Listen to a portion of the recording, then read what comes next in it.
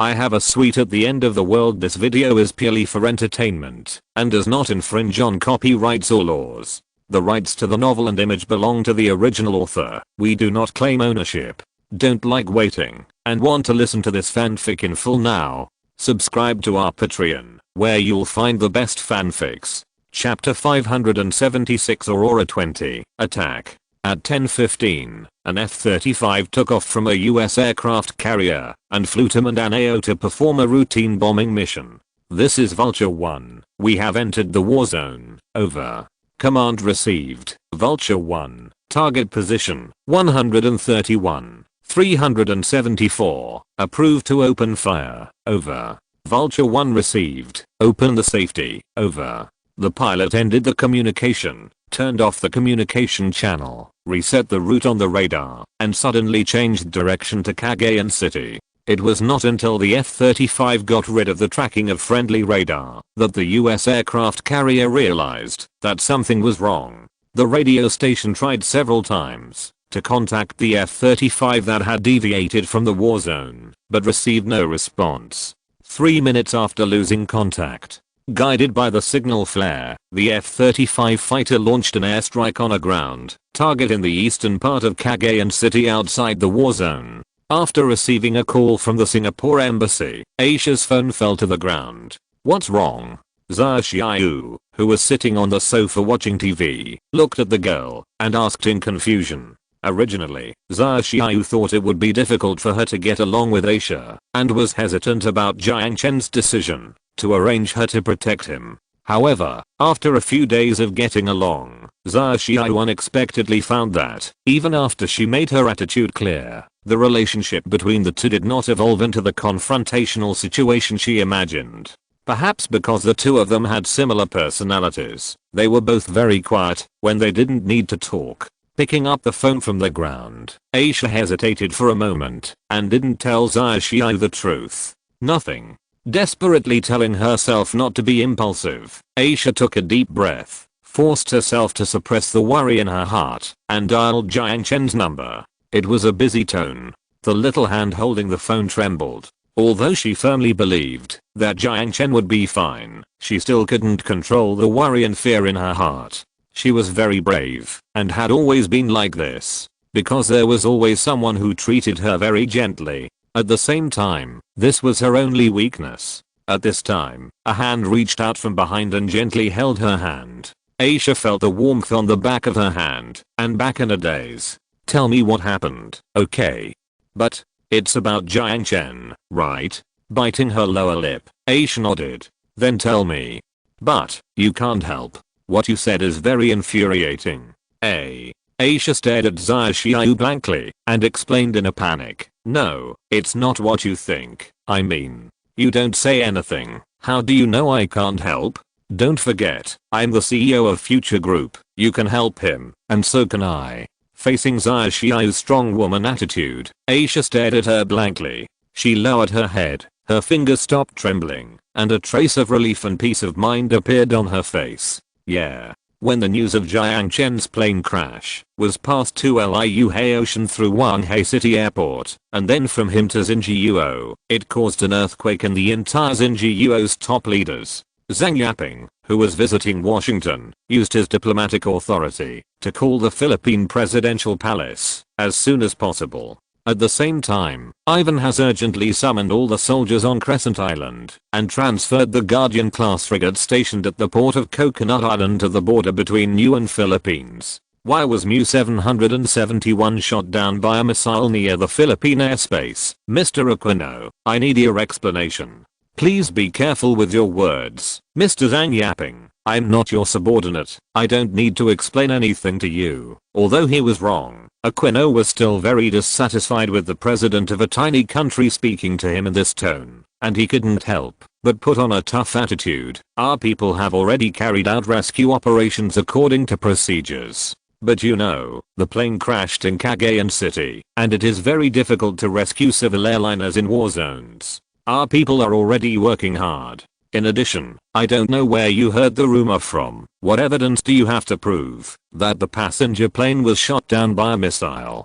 At the same time as the aircraft cup was hit, the captain of Flight Mu 771 reported the situation to Wanghei City Airport. And Wanghei City Airport has handed over the recording to our embassy and consulate. Oh, God, it's just a recording. Let's not talk about whether Wanghei Airport's actions are in accordance with procedures. You can determine that the plane was hit by a missile based on a recording. Who can guarantee that it was not a seagull that hit the plane? We also have evidence here. At the time of the incident, no warship equipped with air defense equipment was sailing in the sea area where the incident occurred. Before the black box is found, any statement you make will be regarded as a provocation to the Philippines. Zhang Yaping gritted his teeth and tried to restrain the urge to get angry. I don't want to discuss with you who is responsible now. Half an hour has passed. Where is your rescue team? This is still in your city. There should be 1 or 2 firefighters. If you really don't want to move, let our people go. No way. Aquino rejected without hesitation. Let the neighboring country's army enter the territory of their own country. The relationship between the Philippines and Singapore is not yet that strong. What's more, the virus crisis in Cagayan City made Aquino feel instinctive panic.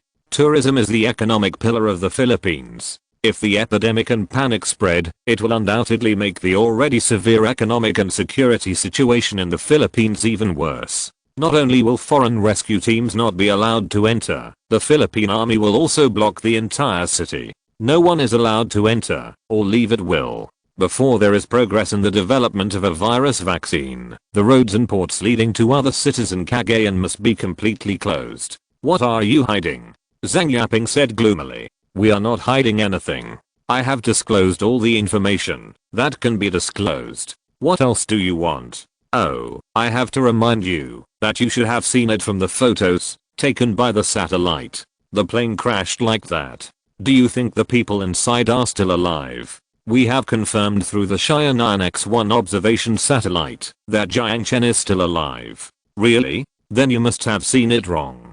After all, you said that thing is a meteorological observation satellite. Aquino argued shamelessly. You are playing with fire. Zhang Yaping warned. Ha. Aquino sneered at Zhang Yaping's threat. The call was rudely hung up.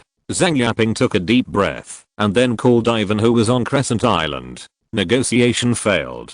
As if he was not surprised at the result, Ivan said, "It doesn't matter.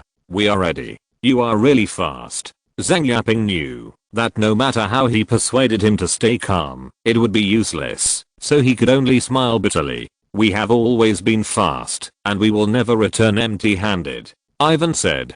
Don't start a fight. Zhang Yaping finally pleaded. I'll try my best. Soldiers wearing mechanical exoskeletons boarded 4 Black Hawk helicopters and flew to the helipad on the frigate. They crossed the New Philippines border with the frigate and sailed towards Mindanao. Although there was no declaration of war and the mission briefing stated only rescue, everyone was ready for war, especially the guys on the helicopters, who were eager to try and fiddle with their rifles. At the same time, the airport on Crescent Island was brightly lit.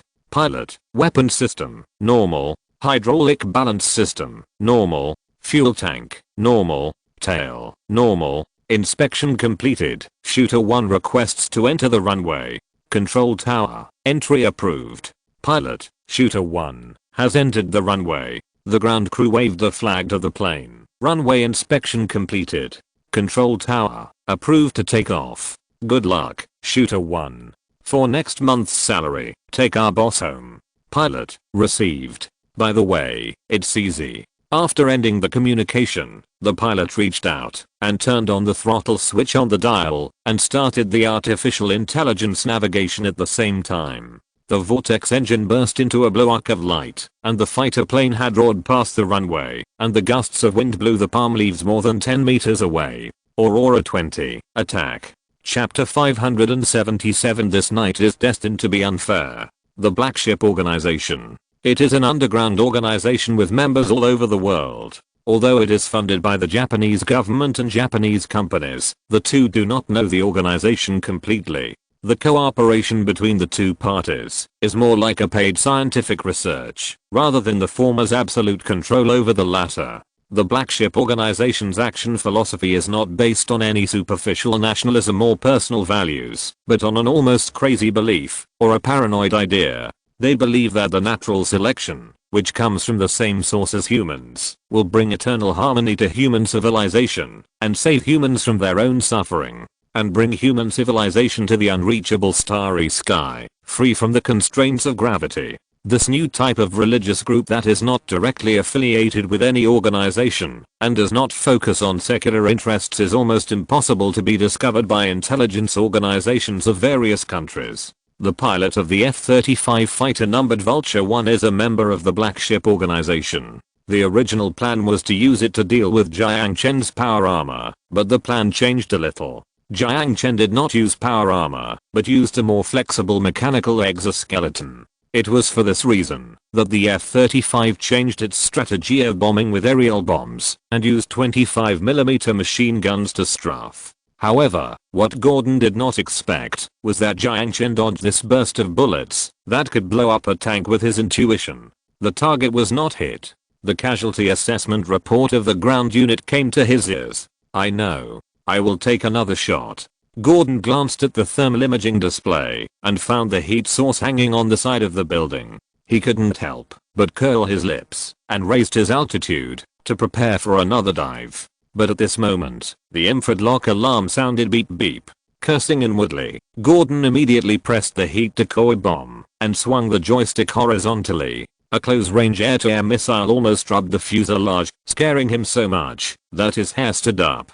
Gordon, who dodged the attack, immediately increased the engine power to the maximum, trying to get rid of the opponent's fighter's lock. Among all the 4th generation aircraft, the F-35 can be said to be one of the most expensive fighters in the world. Because of the enhancement of ground attack, it gave up some air superiority, so although its combat effectiveness is good, its maneuverability is not outstanding.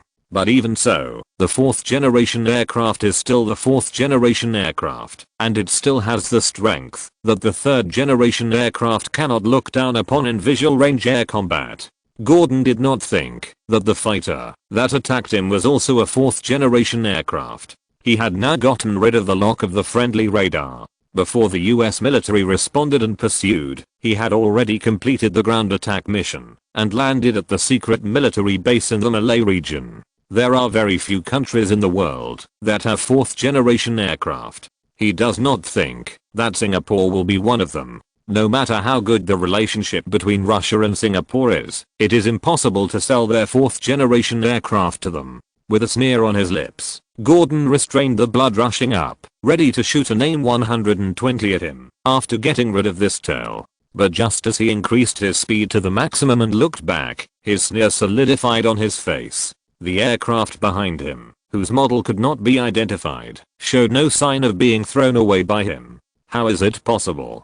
Gordon gritted his teeth, glanced at the speedometer close to the red label, and pulled up the joystick suddenly. The nose of the F-35 suddenly lifted up, and it made an emergency stop similar to the Cobra maneuver in the air, reducing the speed straightly. The upwelling blood almost made him dizzy, but Gordon raised a smug smile at the corner of his mouth.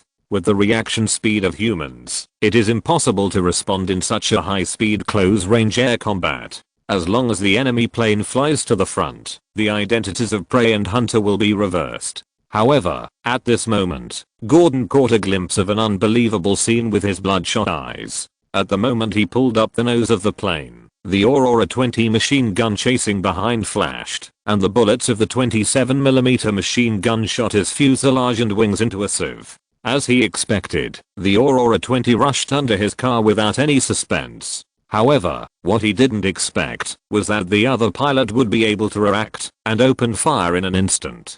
With his hands off the joystick, Gordon desperately reached out to open the ejection seat, floating in the cold night sky, watching his plane disintegrate in the air. At the same time, the pilot of the Aurora 20 ended the bullet time state, skillfully turned on the thermal imaging, and entered the ground attack mode.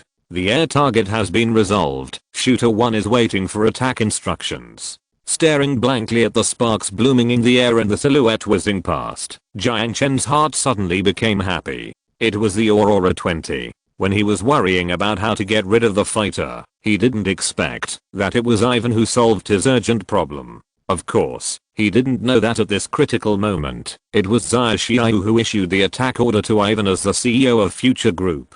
Strictly speaking, this was an act of exceeding authority, because Future Group and Starring Trade are two completely different systems. But in this special period, there is no need to care about whether it is exceeding authority or not. In terms of level, Sun Jiao is the most suitable person to give this order.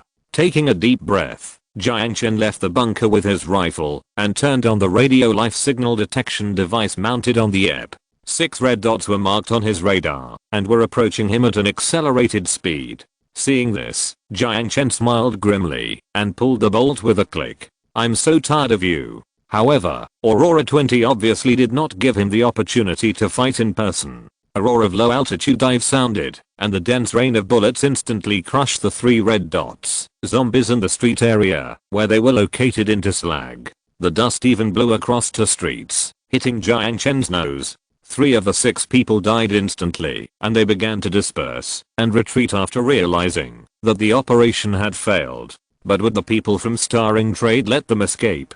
Don't forget Umoro is the younger brother of. The roar of a motorcycle came from afar, knocking away the zombies that gathered. Guerrillas wearing gas masks jumped off the military green trucks one after another and launched a siege against the 3 fleeing unknown armed soldiers. Intensive gunfire resounded throughout the street, and the melee between the guerrillas, zombies and unknown armed forces began. At the same time, a military green Hummer stopped in front of Jiang Chen, and a general with a military cap tilted on his head got off the truck, saluted Jiang Chen, and spoke in English with local characteristics. "Mr. Jiang Chen, we have received a request from your country to take you home. Please get in the car with us, and we will take you to a safe zone." After turning off the ep on his left arm, Jiang Chen looked in the direction of the wreckage, and threw his rifle behind him. "Where are the 3 people? Our people have already started chasing them, and will definitely offer their heads," the general said immediately. As the scale of the civil war expands, Moro has now become heavily dependent on the supply of Starring Trade. Moro's attitude towards Starring Trade has also changed from initial vigilance to today's respect. It is hard to say whether they will still maintain this respect after they become independent, but at least for now, these guerrillas who don't even have a military factory can't survive without Jiang Chen's support. It is precisely because of this that the general's attitude towards Jiang Chen is as humble as a subordinate to a superior. "I don't want a head, I want a living one, at least one living one." After a pause, Jiang Chen pointed to the crashed passenger plane and continued, "Also, I need the black box. Leave it to us." After that, the general called the communicator next to him and gave him a few instructions. Then, Jiang Chen got on his Hummer and evacuated to the guerrilla camp on the outskirts of Cagayan City. Radicev and Giles fought and retreated, but they were ultimately defeated by the guerrillas' human wave tactics. Giles and another team member died in the stubborn resistance, while Radicev chose to surrender and was pressed onto a truck by the guerrillas and began to evacuate outside the city. The Philippines reinforced 2 divisions of troops and repelled the Moro guerrillas who attacked Cagayan City. At the same time, the 3 divisions that controlled Cagayan City deployed checkpoints at various entrances to Cagayan City and announced a blockade of the entire territory. 1 air crash, 2 planes. Even for the whole world, this night was destined to be unfair. Chapter 578. You will definitely take the blame for this. A lot of things happened last night. Although the Philippines blocked the news at the first time, it is obviously impossible to suppress such a big thing in the information age. First, it was the biochemical crisis incident. The cruel virus turned Cagayan into hell. People killed each other, suspected each other, and were isolated in despair of water and electricity outages. According to statistics from the Philippine Health Organization, a total of 111,000 people died in the riots caused by the virus, and the remaining population was less than 70,000, protected, isolated, by 3 infantry divisions stationed in Cagayan. Although the virus only broke out in this small city, the aftermath has impacted the world. The stock market is always a vein of the market. When the global stock market opened, all medical related stocks rose across the board. Some military-related stocks also saw a local surge because there were rumors that the zombie virus was related to terrorist attacks.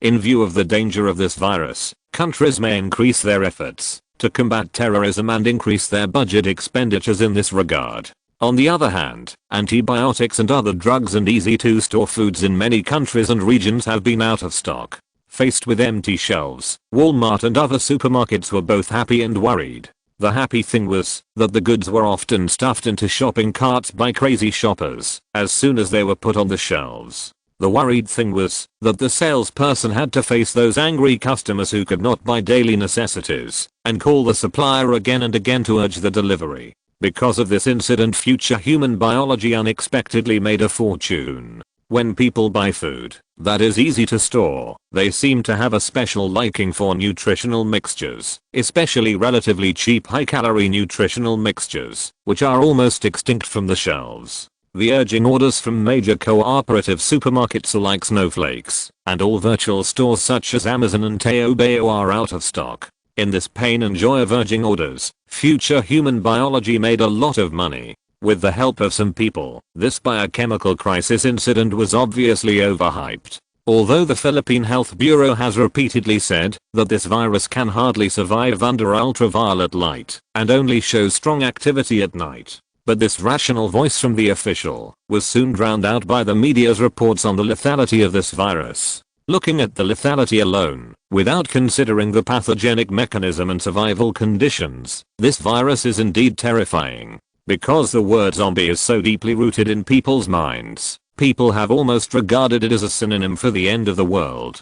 Who is responsible for this buying spree? Perhaps Hollywood directors and those who write doomsday novels are not to blame. In the face of this riot that has spread around the world, the Chinese government has performed very well. After arresting the forum posters who spread false information at the first time, they issued statements on all TV stations and online channels, and controlled the situation with the highest efficiency.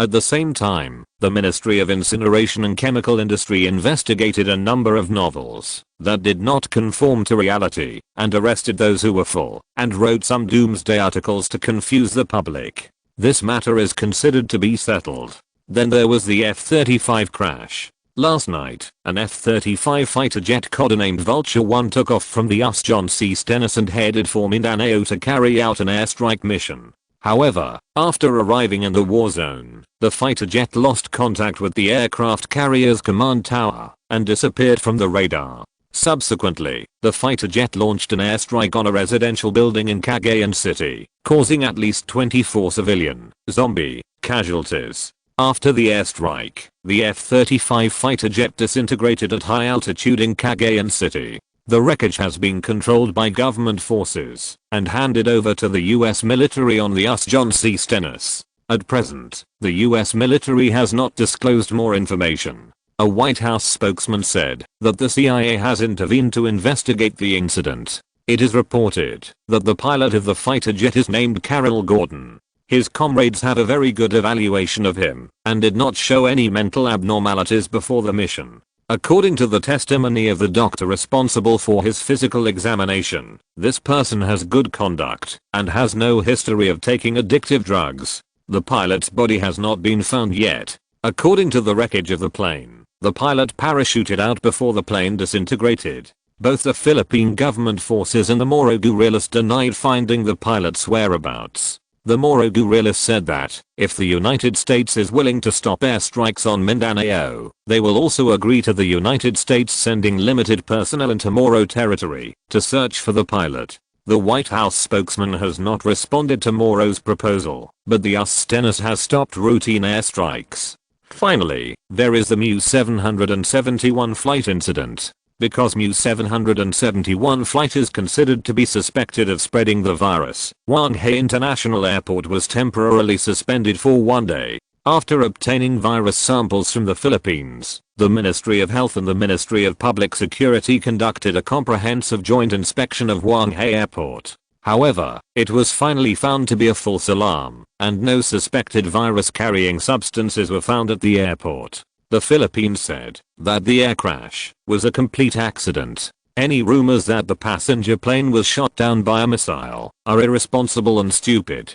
The Philippines did not conduct any military activities in the target waters of the accident. All speculation is meaningless until the black box is found. Aquino was confident that he could get rid of the blame that did not belong to him. Before holding the press conference, he had repeatedly confirmed with his marshals and generals that he had sufficient evidence to prove that the crash of the passenger plane had absolutely nothing to do with the Philippine army. As for why the black box could not be produced, it was not because the Philippine government concealed something, but because the black box was taken away by the guerrillas who arrived at the crash site first. They were right, but someone wanted them to take the blame. Facing the doubts of the international community, Santos did not hide anything and put the black box in front of the camera. He said that the guerrillas immediately searched and rescued the area after arriving at the crash site and rescued the only survivor, Jiang Chen. The black box was handed over to the United Nations observers to retrieve the data under the supervision of the international community. The media also poured a lot of enthusiasm into this lucky survivor. However, Sun Jiao stepped forward to block all media interviews for Jiang Chen. It was just generally stated that his injuries were serious and he was receiving close treatment at the Coral Island hospital. He was no longer in danger of death and had not been infected with the virus. The entrance of the hospital was filled with frangipanis spontaneously presented by the public. This is the national flower of Panu and a specialty of Coral Island. People offered their prayers for recovery and respect for him in the purest way of offering flowers. The Panu Islands prospered because of him, which is obvious to all islanders. The investigation of the black box progressed quickly. After retrieving the data from it, the experts immediately announced the results of the investigation to the international community. The cause of the crash was that the left wing engine was hit by a missile, which coincided with the information revealed in the last communication between the Mu-771 passenger plane and the ground. The international community was in an uproar. Aquino immediately jumped out and denied the authenticity of the black box data. However, no one believed his argument. If a hacker wants to replace the real recorded data with false data, changing one data means changing a series of related data. In addition, some basic data of the passenger plane is transmitted to the ground in real time through ACA's Aircraft Communication Addressing and Reporting System, and China Eastern Airlines has confirmed that the transmission of ACA's is normal. This means that any difference in data can be very obvious. It is not difficult to tamper with the black box data, but it is almost impossible to leave no traces. Those international experts have repeatedly checked the black box, not to mention that there is no trace of data modification. There is no trace of forcibly opening the black box. Now Aquino can be said to be speechless. Various evidences were placed in front of him, but he couldn't produce strong evidence to refute it. The data of the black box has proved that Mu-771 was not only shot down by a missile, but also shot down by a missile launched from the Philippines. Just when the Aquino government was struggling to deal with the accountability of the media and the victims' families, the spokesperson of Starring Trade stood in front of the media. Unfortunately, it is me who is standing here to read out the company's resolution, not our beloved chairman. We cannot reveal more about his injuries. I can only reveal that he woke up once in 3 days, and today I'm standing here to read out his instructions on the company's business. The man took a deep breath, clenched his fist, and gently placed it on the podium. I think you all know what it means to assassinate a country's dignitaries with missiles. Shameless conspiracy? No. This is war. You will definitely bear the blame. Chapter 579, Reasons for Justice. War? War. That sentence was so powerful. Almost all the reporters at the press conference had the first reaction of doubting whether they had heard it wrong. When they confirmed that they had not heard it wrong, the whole audience was in an uproar. Singapore? No. Starring Trading Company declared war on the Philippines? Facing those pairs of unbelievable eyes, the spokesperson standing in front of the podium seemed very calm. When he received the press release, he was also shocked and surprised, but when he finished reading the entire press release, there was only calmness on his face.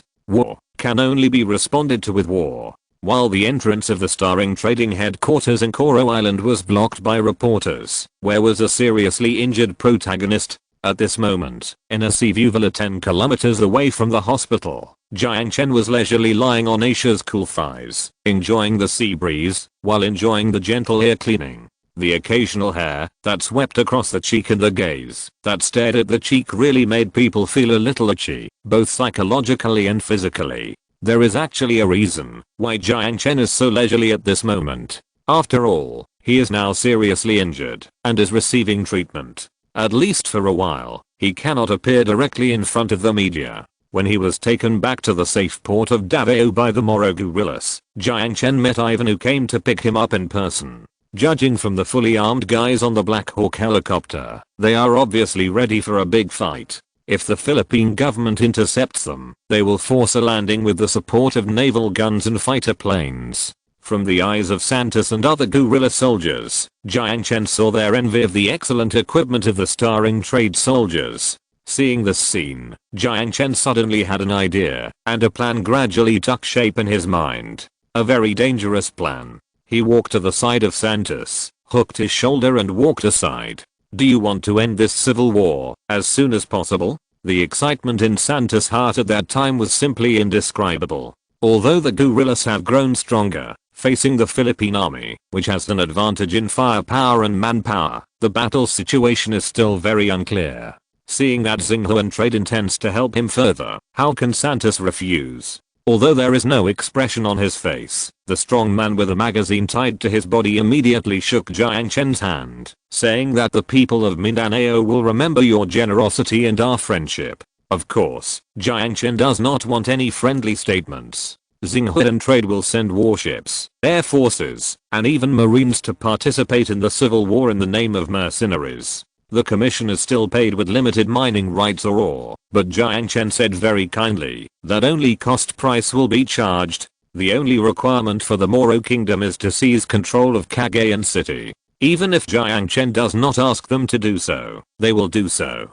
Cagayan City is the northern estuary of the Cagayan River, overlooking the Cagayan Islands. The only disagreement is the time to seize Cagayan City. After all, the city is now experiencing a horrific outbreak, and the guerrilla soldiers are generally reluctant to enter the city. On the other hand, in order to blockade the city, 3 Philippine divisions were tied up.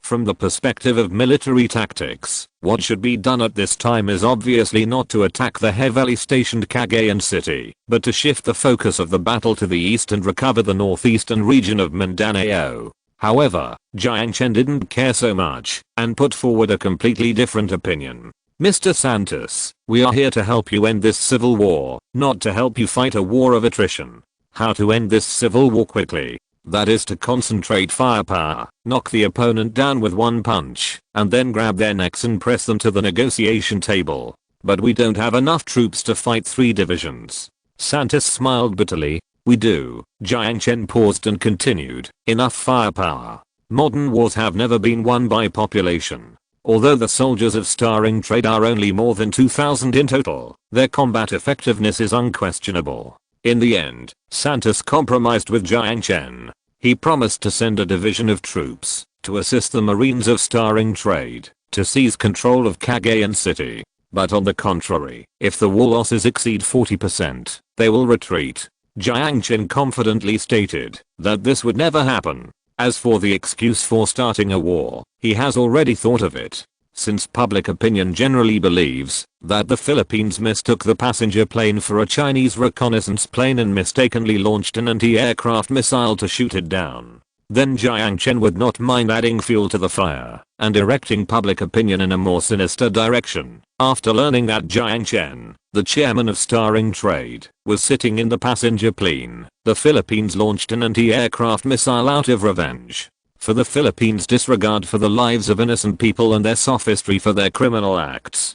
Starring trade will respond with war. In order to find out the truth about the spread of the virus and to develop a vaccine as soon as possible, Jiang Chen must win Cagayan City, where the virus began to spread. He will never allow anyone to turn this place into a second apocalypse, whether for the preservation of his wealth or to fight against the colonial ship on the way. Although I'm very sorry, I can only ask the Philippines to take the blame for shooting down the passenger plane. So Jiang Chen discussed with Santos and Ivan and acted out this drama in front of the media. At this time, 3 days had passed since the plane crash.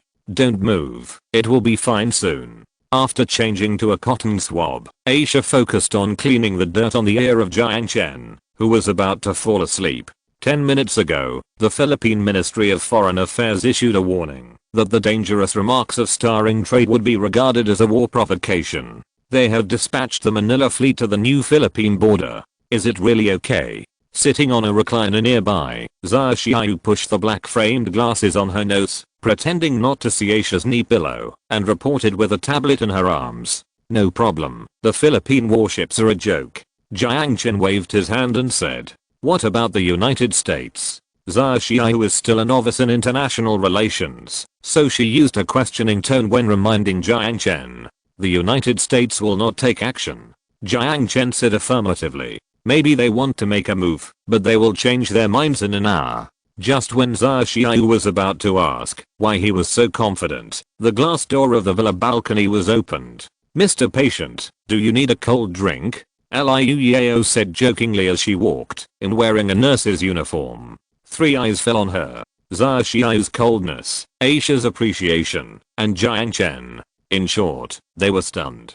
This nurse's uniform belongs to Aisha's collection, and the size is naturally designed according to Aisha's petite figure. At this moment, it is obviously a bit restrained on Liu Yao, who has a proud figure. The rounded hip line fits tightly with the hem, and the bold R that can't be distinguished from Dior G is about to jump out of the shallow fabric. Looking at Liu Yao wearing this nurse's uniform, that is obviously more than one size smaller, Jiang Chen suddenly found that it fits unexpectedly. As if she noticed Sun Jiao's naked gaze, Liu Yao smiled pretending to be unaware, and hooked the collar with her fingers. "It's a little small. HMM. Sun Jiao glanced at Liu Yao's breasts, and her thin lips pursed into a wave shape in frustration. However, it seemed that it was not only Sun Jiao who was hit, even the innocent Aisha showed a frustrated expression. As for why Liu Yao was here, it had to start from yesterday. This girl had just learned from the news that Jiang Chen was seriously injured in a plane crash, and she immediately rushed to Xingguo by plane. Because she looked so pitiful standing at the door of the hospital crying, Aisha brought her here. After seeing Jiang Chen, who was safe and sound, although she was annoyed that she was foolishly worried about being kept in the dark, she was smart and immediately understood the reason and offered to stay here to take care of this patient who was temporarily inconvenient to show up. At the same time, keep this secret in front of the media. Although Jiang Chen did not say anything about Liu Yao's concern for him, he was still very touched in his heart. However, Sun Jiao seemed to be very dissatisfied with the fact that there was another competitor facing this strong woman who is not good at expressing her feelings. Liu Yao does not seem to care about her vague jealousy towards her, but is very interested in teasing her.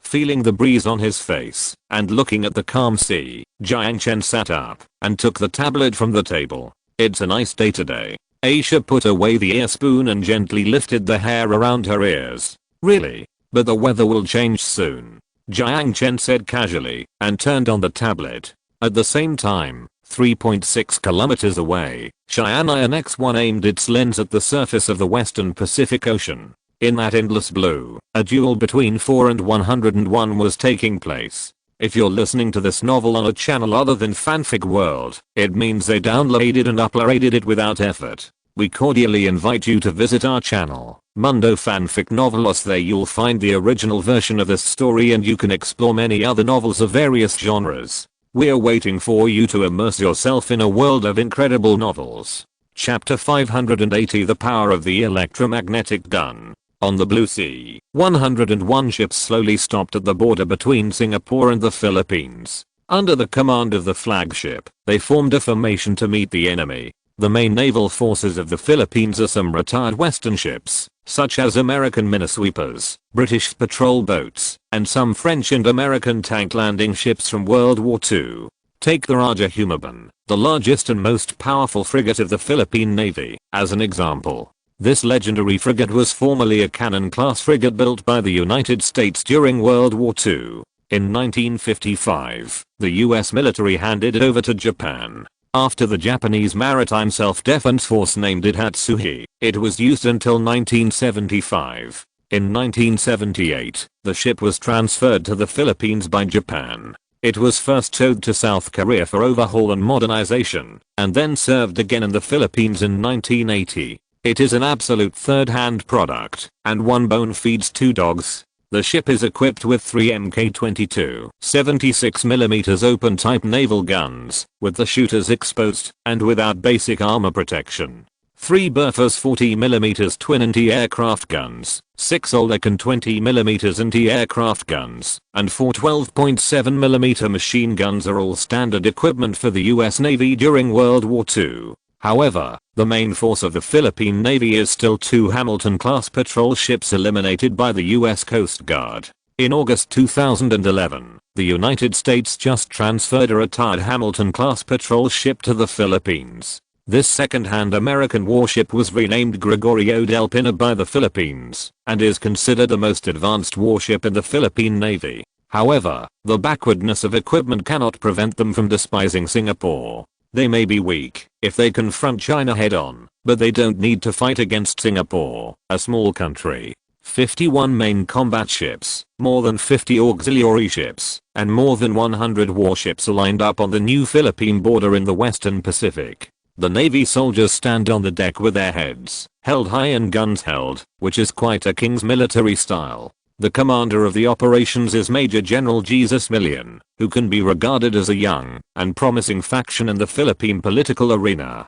During his tenure as the commander of the Philippine Navy, he sent the Marine Corps to conduct a joint landing assault exercise with the US military, proposed a frontline first strategy, the rogue strategy of beaching, held the 116th anniversary celebration of the founding of the Army in Ulugan Bay, which is only more than 100 nautical miles away from the disputed islands, and planned to build a naval base there.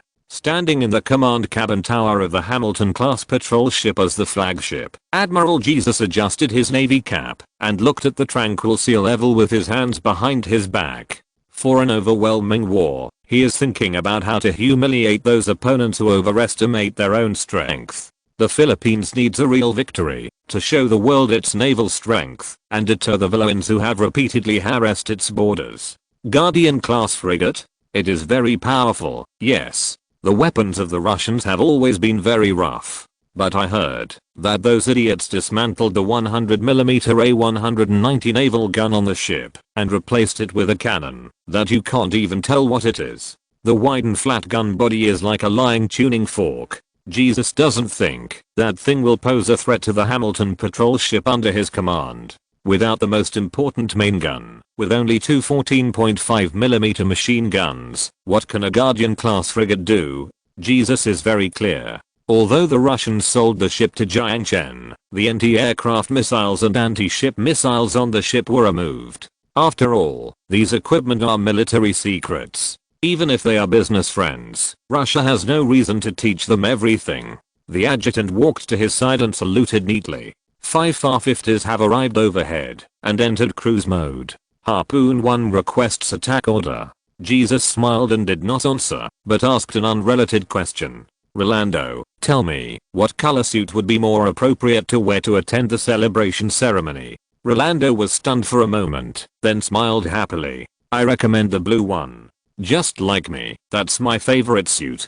As he spoke, Jesus squinted his eyes and looked at the distant horizon, reciting a limerick in ancient Tagalog. Our warriors are eager to try, while the other side is still dawdling on the way. However, the admiral obviously had no literary talent, and he got stuck before he finished 2 sentences. The captain and the first mate next to him were watching, and Jesus' expression was a little embarrassed. Seeing this, Rolando, who was standing by, immediately bowed and nodded to relieve his superior. You are so slow, just like going to the execution ground. That's right. Just like going to the execution ground. Jesus patted Rolando's shoulder with a laugh, very happy that his subordinate was so tactful. No more waiting. Pass my order down. All ships move forward, speed 6 knots. If they don't come, we will attack them. And our air fleet, approved to fight. Yes. Rolando straightened his back, his face flushed with excitement, and opened his voice into the intercom. This is the control tower. Harpoon 1. Target the opponent's flagship. Approved to fight. Harpoon 1. There was a busy tone on the other end of the intercom. Rolando's face gradually changed, and he suddenly had a bad premonition. At this moment, on the deck outside the control tower, someone screamed and pointed to the clear sky. What is that? A fighter plane roared through the white clouds, and then two sparks bloomed in the air. The words "fire" were engraved on the flying debris, and they crashed into the ocean in front of the astonished eyes. Like a tiger entering a flock of sheep, the Aurora 20 machine guns tore apart the fragile armor and faith of the FAR 50 like sharp claws, repeating this cycle with high mobility. Two were shot down in the instant of the exchange of fire. The remaining 3 FAR 50s had already realized the gap in equipment and tried to get rid of the lock of infrared missiles. However, the two Aurora 20s did not give them a chance to escape. 5 tail flames rotated and intertwined in the air, and in an instant they clashed, and 3 groups of sparks exploded in the clear sky again. The Philippine fleet reacted, and immediately released orange-yellow bullet rain into the sky, but the Aurora 20 dodged it as nimbly as a petrel, dropping 2 bombs and quickly rising above the clouds. The heat-seeking bombs danced in the air, confusing the anti-aircraft missiles that were chasing them. The frigate Raja Humaban was it. The ammunition depot caught fire. The Camilla anti-submarine ship was it. The deck was broken. Jesus' face turned pale because the amount of information was too much and he couldn't accept it at all. The previous seas had been shattered. With trembling fingers raised, he adjusted his crooked navy hat, but he couldn't put it on properly. "Sir." The captain looked at Jesus with the same pale face, and the ominous premonition in his heart became stronger and stronger. However, no matter what, he couldn't say the word retreat. At this moment, the change happened again. An orange-yellow arc of light cut through the silent waves and passed through the side of the Hamilton patrol ship sailing at the front of the fleet without warning, leaving a hideous gap. The hull was torn apart by the huge kinetic energy of the shells and pushed to the sea. The seawater rushed in frantically, instantly submerging this imported ship that the Philippines regarded as proud. Jesus' face had turned waxy white, and his previous arrogance could no longer be seen on his face. His adjutant Rolando had forgotten his words, and his pupils stared at the calm sea with dull eyes. They couldn't even see the shadow of the other ship, and they were hit by the shells flying from the side. Yes, this is an asymmetric war. However, the identity of the asymmetric party does not belong to them, but to the other side. Run. The false pride was shattered, and Jesus shouted this sentence into the intercom with his last courage. The Philippine Navy began to disperse, and then turned around to flee. However, the 2 Guardian-class frigates that had arrived at the battlefield would not let them succeed. The Type 50 Jules-type shipborne electromagnetic guns raised high kept charging and firing repeatedly. The orange-yellow trajectory drew a large curvature arc under the pull of the Earth's gravity. Under the observation of the Sky IX-1 satellite, it harvested the Philippine ships that fled in panic. 2 Kilo-class submarines cruised on the edge of a battlefield, shooting torpedoes at the ships that tried to escape, like fishing boats driving away schools of fish. The nightmare of the Philippine Navy has just begun. Fragments of steel were looming in the waves, and wailing and prayers were drowned in the waves of explosions. The flames bloomed on the sea, reflecting the bright red sky. For a moment, it was hard to tell where the sunset was. I went to the hospital for a checkup yesterday. Fortunately, it was not a serious problem. Thank you for the concern of my fellow book friends. The doctor told me not to sit too much, to exercise more, and to be careful not to stay up late, and then prescribed some medicine for me. By the way, I want to complain that hospitals nowadays are really bad. They require people to be hospitalized for 4th drips if they don't agree with each other. There are so many readers waiting for my updates. How can I find the time to be hospitalized? Ahem, just kidding. In addition, brothers and sisters, please subscribe. There are more than 60,000 collections, not counting the free coins, and only 1,600 subscriptions. The pirated clicks have exceeded the main site by who knows how much. I think I'm very strong for not crying. If I were rich, it would be fine. Reading pirated copies would at most be considered robbing the rich to help the poor, but the problem is that I'm very poor. Chapter 581 Cagayan under blockade. The fear of the city-wide quarantine spread like a plague in people's hearts. Although the Philippines sent 2 additional divisions to control the situation, the shadow of death still lingered in people's hearts. There were only 70,000 people left in a city of hundreds of thousands. The East District had been completely occupied, and most of the West District had also been occupied. Government soldiers spent one night repelling the attacking guerrillas, and spent another day using barbed wire to pull out a quarantine belt near the Southern District of the West District to establish a safe zone. The day after the plane crash, the government army opened a quarantine net throughout the city, limiting the zombies to the scope of Cagayan City. At the same time, Black Hawk helicopters circled the city, sticking to the front line of the battle, to search for fish that slipped through the net. At the same time, the Philippine government sent transport planes to airdrop humanitarian relief supplies to the zombie-occupied areas, and pamphlets printed by the Ministry of Health to guide survivors on how to survive in zombie-occupied areas, to maintain confidence in the face of disasters, and so on. It is estimated that there are still more than 10,000 people struggling in the occupied area. They are either uninfected or lucky people who are naturally immune to the virus. In any case, their situation is very dangerous. However, the Philippine government can no longer allocate more helicopters for rescue. Because of the danger of the virus and the impact of the civil war, even people from international rescue organizations are not allowed to enter. People living in the safe zone are also not feeling well. More than 70,000 people live in an isolation zone of only a few square kilometers and are not allowed to leave the city. The living space is extremely crowded, and the lack of living supplies has led to chaotic public security. In desperation, the ugly side of human beings is exposed vividly. People break their heads for a box of antibiotics and sell their bodies for a piece of bread. The cleaners responsible for health inspections hold the power of life and death of everyone, and the logistics soldiers who distribute relief supplies can freely decide who will starve. Except for those soldiers, who are generally not close to the residents, they are the local emperors in the safe zone. No media is allowed to enter the quarantine area, and no one knows what is happening here. No one knows how long the quarantine will last. They all have zombie viruses lurking in their bodies to a greater or lesser extent, but they have not erupted. Compared to the whole society, they are dangerous. At least until the vaccine is developed, they cannot return to society. This is the source of despair. This place is no different from a concentration camp. It took only 2 days for the situation to deteriorate to this point. On the 3rd day, the situation in Cagayan City was under control, and the 21st Infantry Division began to advance the defense line southward.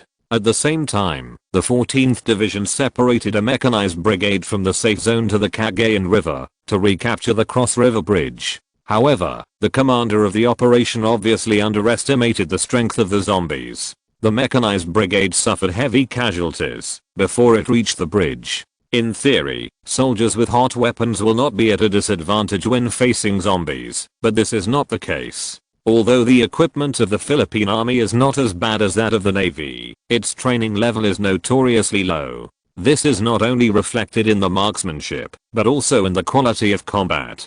Shooting at unarmed civilians, even if there is an order from a superior, the person who executes the order will suffer tremendous psychological pressure. This pressure comes from the long-established moral values and the constraints of a society ruled by law. They knew it was wrong, but they had to do it. Many people couldn't bear the bloody pressure, so they pulled the trigger and shot the zombies, venting their fear in the firepower, and forgetting the order to shoot the head. When facing zombies, making such a mistake is fatal. What made these soldiers collapse the most was that they had to pull the trigger on their comrades, who were bitten by zombies. There was no drug that could suppress the infection, and the only way to end their pain was death, at least for now. Why not use supporting artillery to assist in the advancement? Because of that damn humanitarianism. As long as there is a civilian in the city, as long as the outside world is still a civilized society, the Philippine government forces cannot fire at their own city.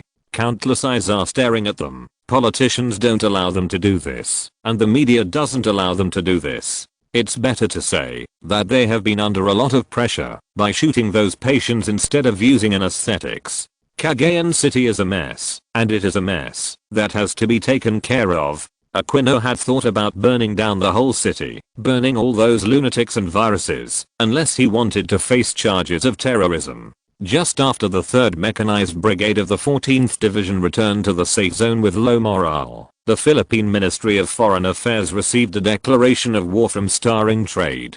3 hours ago, the naval formation that was deployed on the border between New Philippines and China was completely destroyed. 2.5 hours ago, the Philippine Presidential Palace repeatedly confirmed the authenticity of the news to the Navy Command. 2 hours later, the news reached the 2nd Army Command in Cagayan City. At the same time, the Starring Marine Corps began to land in Davao Port. At this moment, Lieutenant General Ellie Bailey was standing in the temporary command post, holding a simple combat meeting. At this moment, an officer walked into the barracks and interrupted the ongoing meeting. "What's wrong, Sergeant Cole?" Sergeant Cole saluted, stood at attention and reported. According to the images taken by the US satellite, after breaking through the naval blockade, the Marines of Starring Trade have landed in Davao Port, and heavy weapons such as rocket launchers are suspected to have landed. What about the US military? This is the issue that Aribali is most concerned about. The US Stennis has not made any movement for the time being. The White House said that it will provide intelligence support to our operations through satellites and provide assistance in diplomatic mediation to solve the problem. Cole replied, "This bunch of treacherous cowards." Irabali cursed and threw the marker on the map.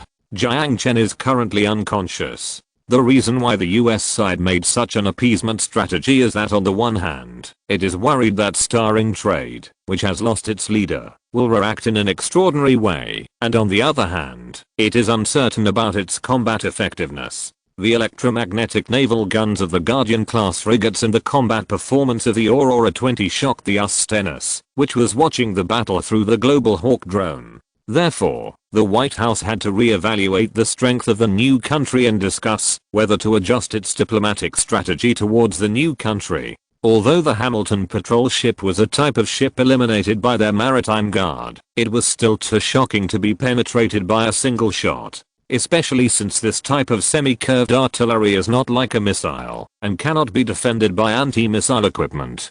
Before they were sure that the US Stennis could take a single shot, they did not intend to take the risk. After all, their real opponent in the South China Sea was China. Even if they eliminated the navy of the new country, if the aircraft carrier battle group deployed around the South China Sea was damaged, it would be a loss for them. Yes, they did not think that the 2 Guardian-class frigates were the opponents of the US Stennis aircraft carrier battle group. After all, no matter how powerful they were just 2 frigates.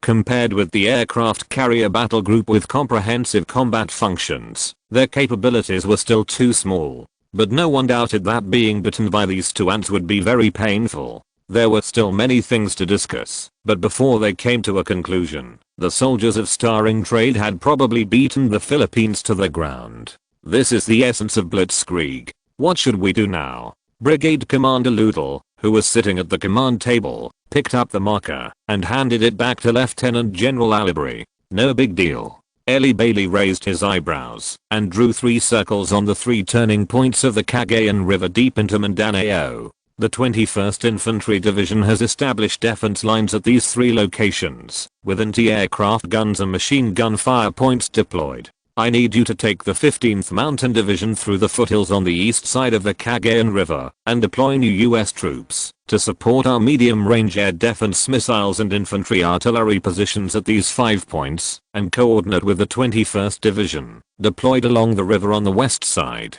In addition, transfer the 101st Armored Brigade of the Northeast Theater to the suburbs of Cagayan City. Once the enemy concentrates its forces to attack our defense line along the Cagayan River, the 101st Armored Brigade will advance southward and cooperate with the 19th Airborne Brigade to attack Davao Port and drive those arrogant new people into the sea. Let those cowardly Navy see the strength of our army. In this way, the road from Davao Port to Cagayan City will be completely blocked by the firepower of the 2 divisions. Any troops that try to break in will pay a heavy price.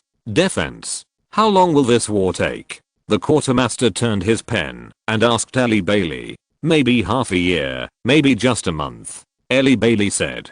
If those laymen rush into our defense line, maybe it will only take 10 days. Seeing that the meeting was almost over, a rough-looking officer joked. Ellie Bailey's mouth curled up with a proud smile. He agreed very much with his subordinate's speech, although he didn't think the other party would be so stupid to die. After all, the Philippines' military strength ranks 25th in the world, and this is still under the condition of being dragged down by those useless people in the Navy. Although this ranking is not something to be proud of, facing the new country that has not even touched the list, they are not at all inferior. While the Philippines was making defensive deployments, 2 Guardian-class frigates had arrived in the waters near Davao Port. The Type 50 Joules type electromagnetic gun has been set up, waiting for the order to shoot. A night of rest. More than 1,000 Ring Star trade soldiers wearing mechanical exoskeletons have entered Davao City on landing craft and stationed in the garrison area designated for them by the Moro Kingdom to rest. Dozens of large and medium-sized transport helicopters have also been on standby in the open space, awaiting orders to attack. Mindanao Island is mostly mountainous and jungle, which makes it inconvenient to use armored units for combat.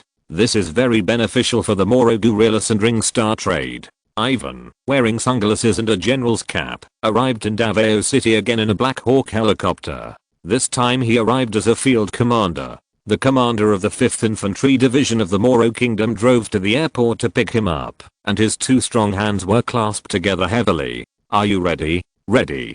Taking off his sunglasses, Ivan put them in the pocket under his collar. Then, the battle begins. Chapter 582 Reign of Death. In the jungle, 2 soldiers holding rifles were leaning against a tree, alert to the surrounding movements. Behind them was a quadruple anti-aircraft cannon, which was powerless against fighter jets, but once a large number of them were formed, even the 4th generation aircraft would not dare to easily dive into the dense firepower network. Next to the anti-aircraft cannon was a box of shoulder-fired Stinger missiles, which were provided to them by the US military as a supplement to the Philippine Army's close-range air defense capabilities. The surroundings were very quiet, with only the chirping of insects unique to the subtropical jungle. The hot temperature easily made people sleepy, and in order not to doze off, the 2 soldiers chatted in a low voice. "How long do you think the battle will last?" "I don't know, maybe 2 months. Or 3 months. What a hassle. Why am I not from the 14th Division?" The bearded man muttered irritably, driving away the butterfly perched on the rifle. 14th Division? Is it fun to stay with the infected? I remember that everyone who went there had to sign a voluntary form, and until the vaccine came out, they couldn't get out once they got in. Another young-looking man carried the rifle on his shoulder, and said with a smile, "You don't understand." The bearded man grinned, leaned in and whispered, "The cleaners are the local tyrants in there, but it's still a bit dangerous to be a cleaner, because they have to deal with the infected frequently. The most popular ones are the ones who do logistics, the women in the safe zone. You can play however you want. Come on, what if you can never get out? Then don't come out." The bearded man said simply, "I still have a girlfriend."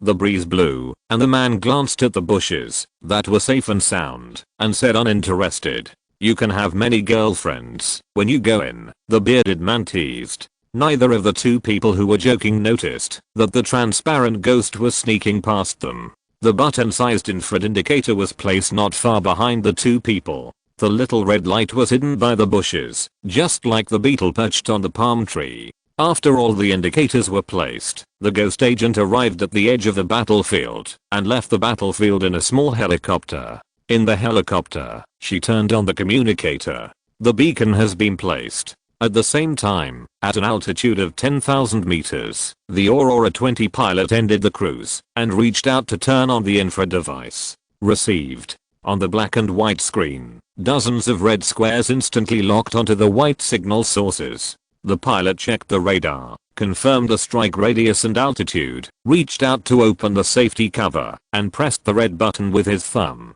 "This is a Shooter 2, model MXJ-11, start dropping bombs." The bottom of the cabin opened, and the bomb with the red paint ring separated from the bomb rack.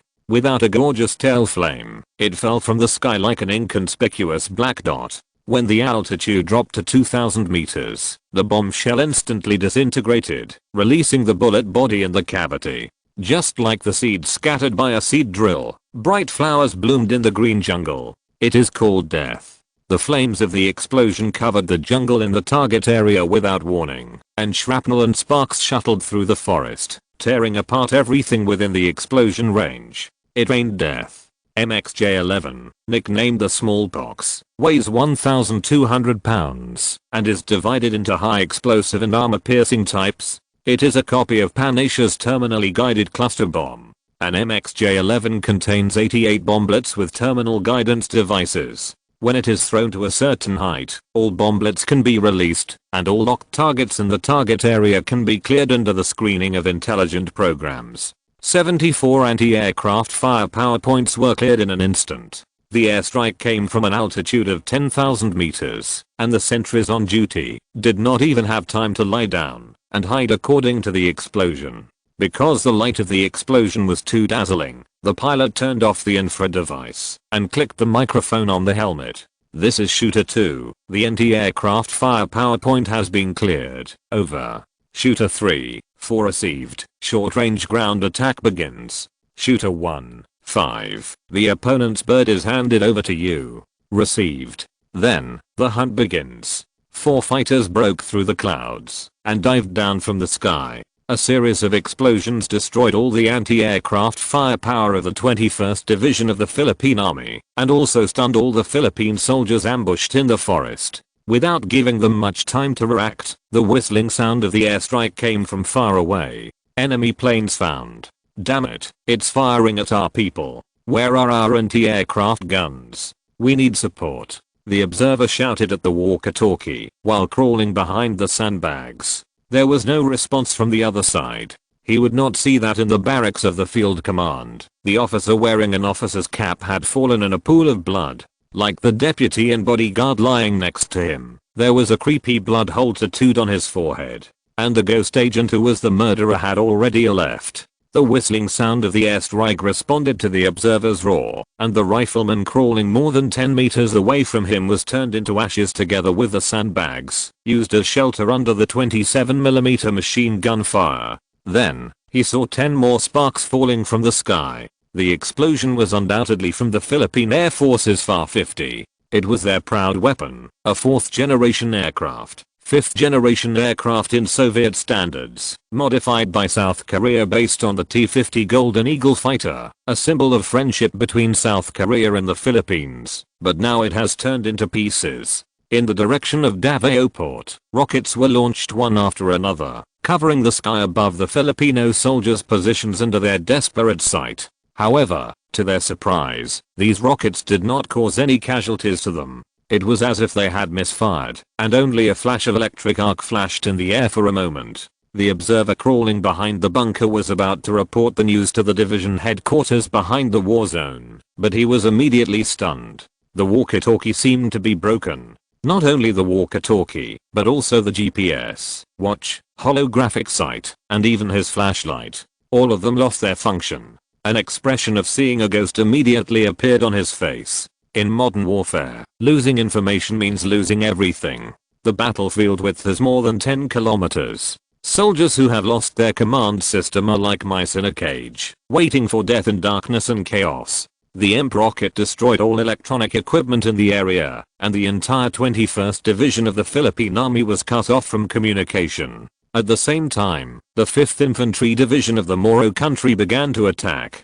These guerrillas had never fought such an easy battle. Stimulated by their own firepower, they charged forward with rifles, as if they were on stimulants. The Filipino soldiers who lost contact fled like headless flies. Facing the attack of thousands of guerrilla soldiers, they fought hard on their own. Under the roar of the Aurora 20, the rocket launchers and infantry guns that were the focus of airstrikes became nightmares that the Filipino soldiers were afraid to avoid. The flames raged in the subtropical jungle, thirsting for blood. Under the assault of the 5th Division of the Moro Kingdom, the 21st Division of the Philippine Army was defeated.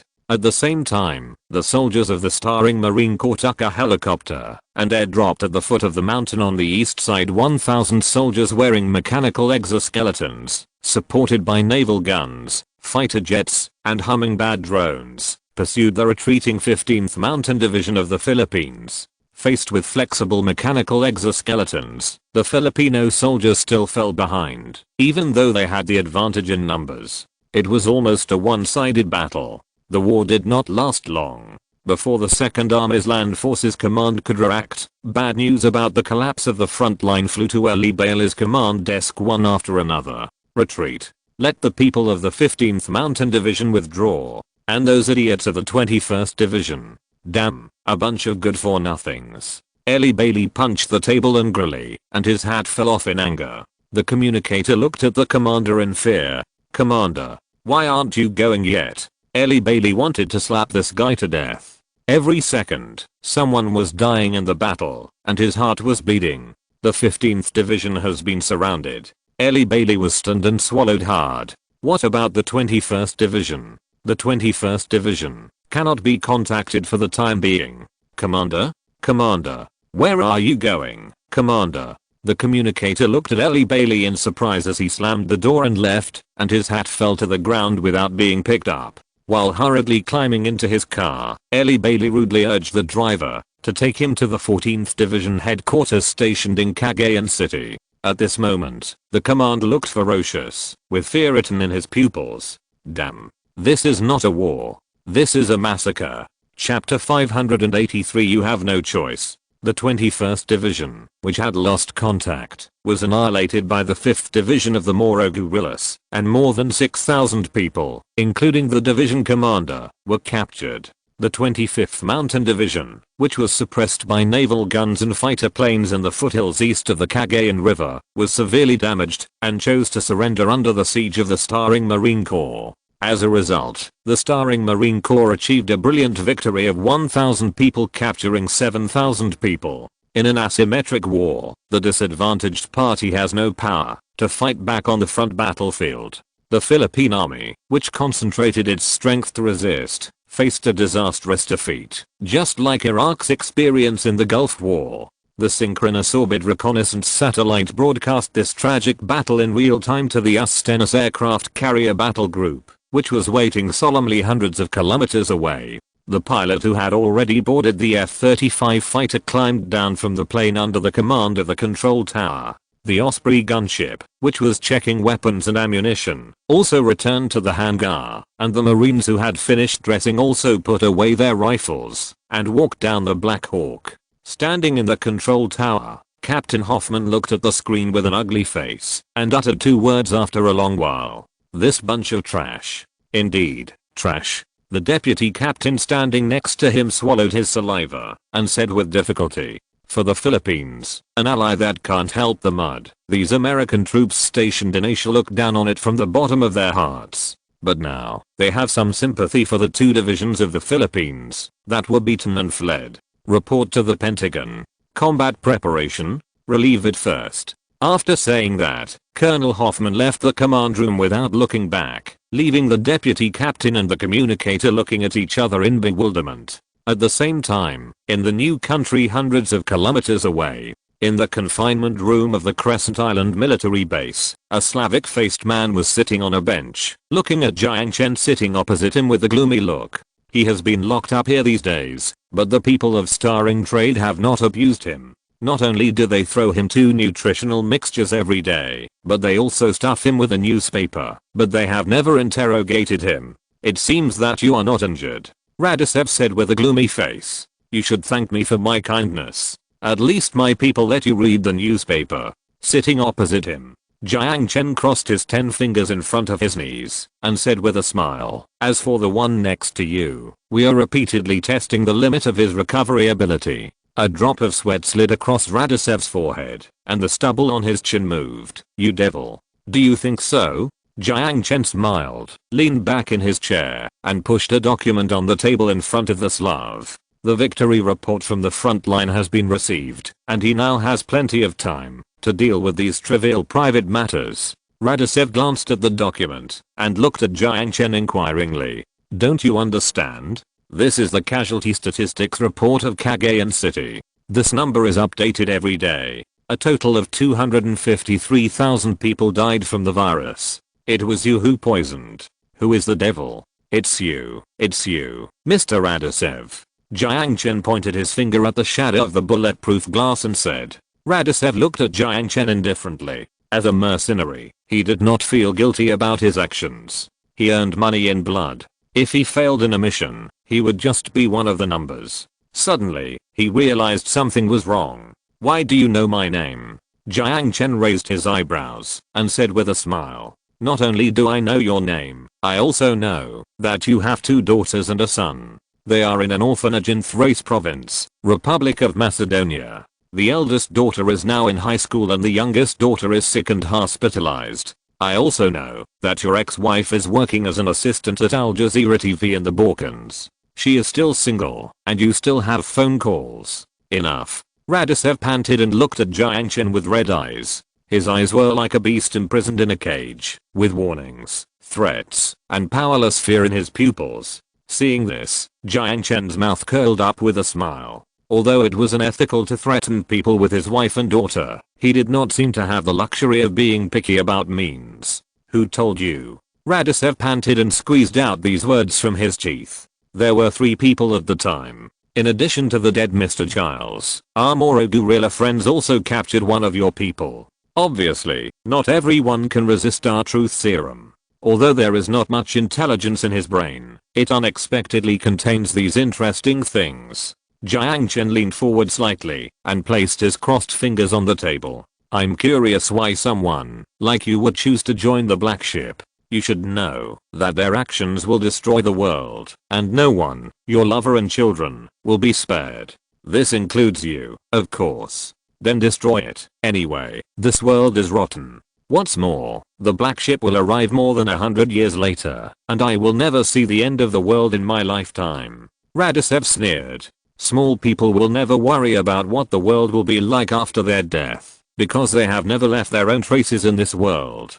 Jiang Chen understands that he would have such an idea, because if he did not have such a huge family business, he would not worry about the colonial ship. This is incredible news. The Black Ship you mentioned will arrive in 100 years, Jiang Chen wrote down in his notebook, and then looked at him. What next? I want to know your motive. Money. Radicev, who was seen through, no longer concealed it and said frankly, how about I give you money to buy the information you mentioned?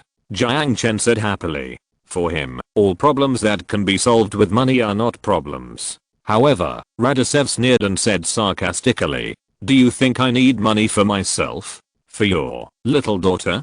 Jiang Chen looked through his information and asked casually. For my family, Radicev said lightly, if I tell them, they will kill them. Believe me, their infiltration of this world is far more terrifying than you think. Really?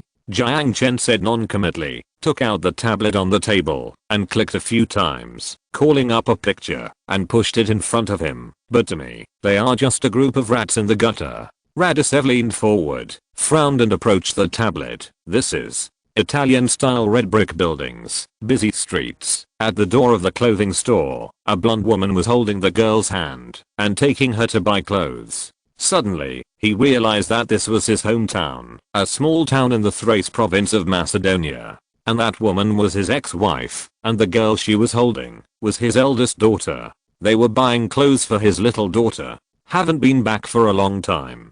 Jiang Chen asked. Your people followed her. Radicev lowered his voice. They were protecting them. You should have noticed that after you were captured, several men of unknown origin appeared around them. If they were sure that you leaked the secret, they would. Jiang Chen smiled and made a shooting gesture. Don't you want to save them? Radicev's Adam's apple moved, and there was hesitation in his eyes. Sharply noticing this, Jiang Chen hid the smug arc of his mouth and stared at his pupils intently. Will you save them? Of course. Jiang Chen said. How can you guarantee it? The continuous questions have exposed Radicev's inner hesitation. At this time, in order to get his compromise, you only need to be a little tough. You have no choice. Watch them die, or join us and save them. The choice is yours, Mr. Radicev. Yes, he has no choice but to believe in Jiang Chen. Radicev stared at the woman on the tablet and muttered in a gloomy voice. If you break your promise, I will wait for you in hell.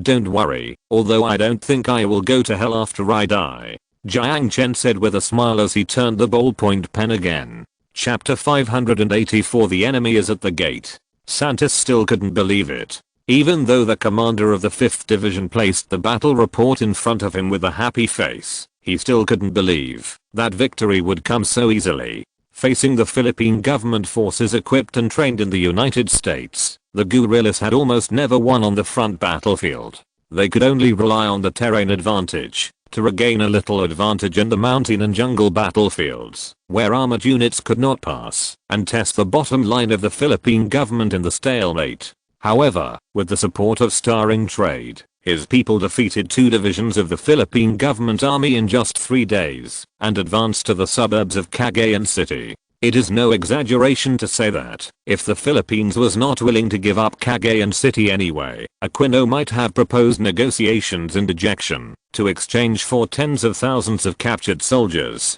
2 division commanders and admirals. The disastrous defeat in Mindanao has far exceeded the Philippines' ability to bear, and also exceeded the Aquino authorities' ability to bear. The United States has been reluctant to take action, and I'm afraid that there must be a dirty pie deal behind this. Originally, the commander of the army and the commander of the navy had sworn to him that they would win the battle, but now, one of them has been beaten into a coward.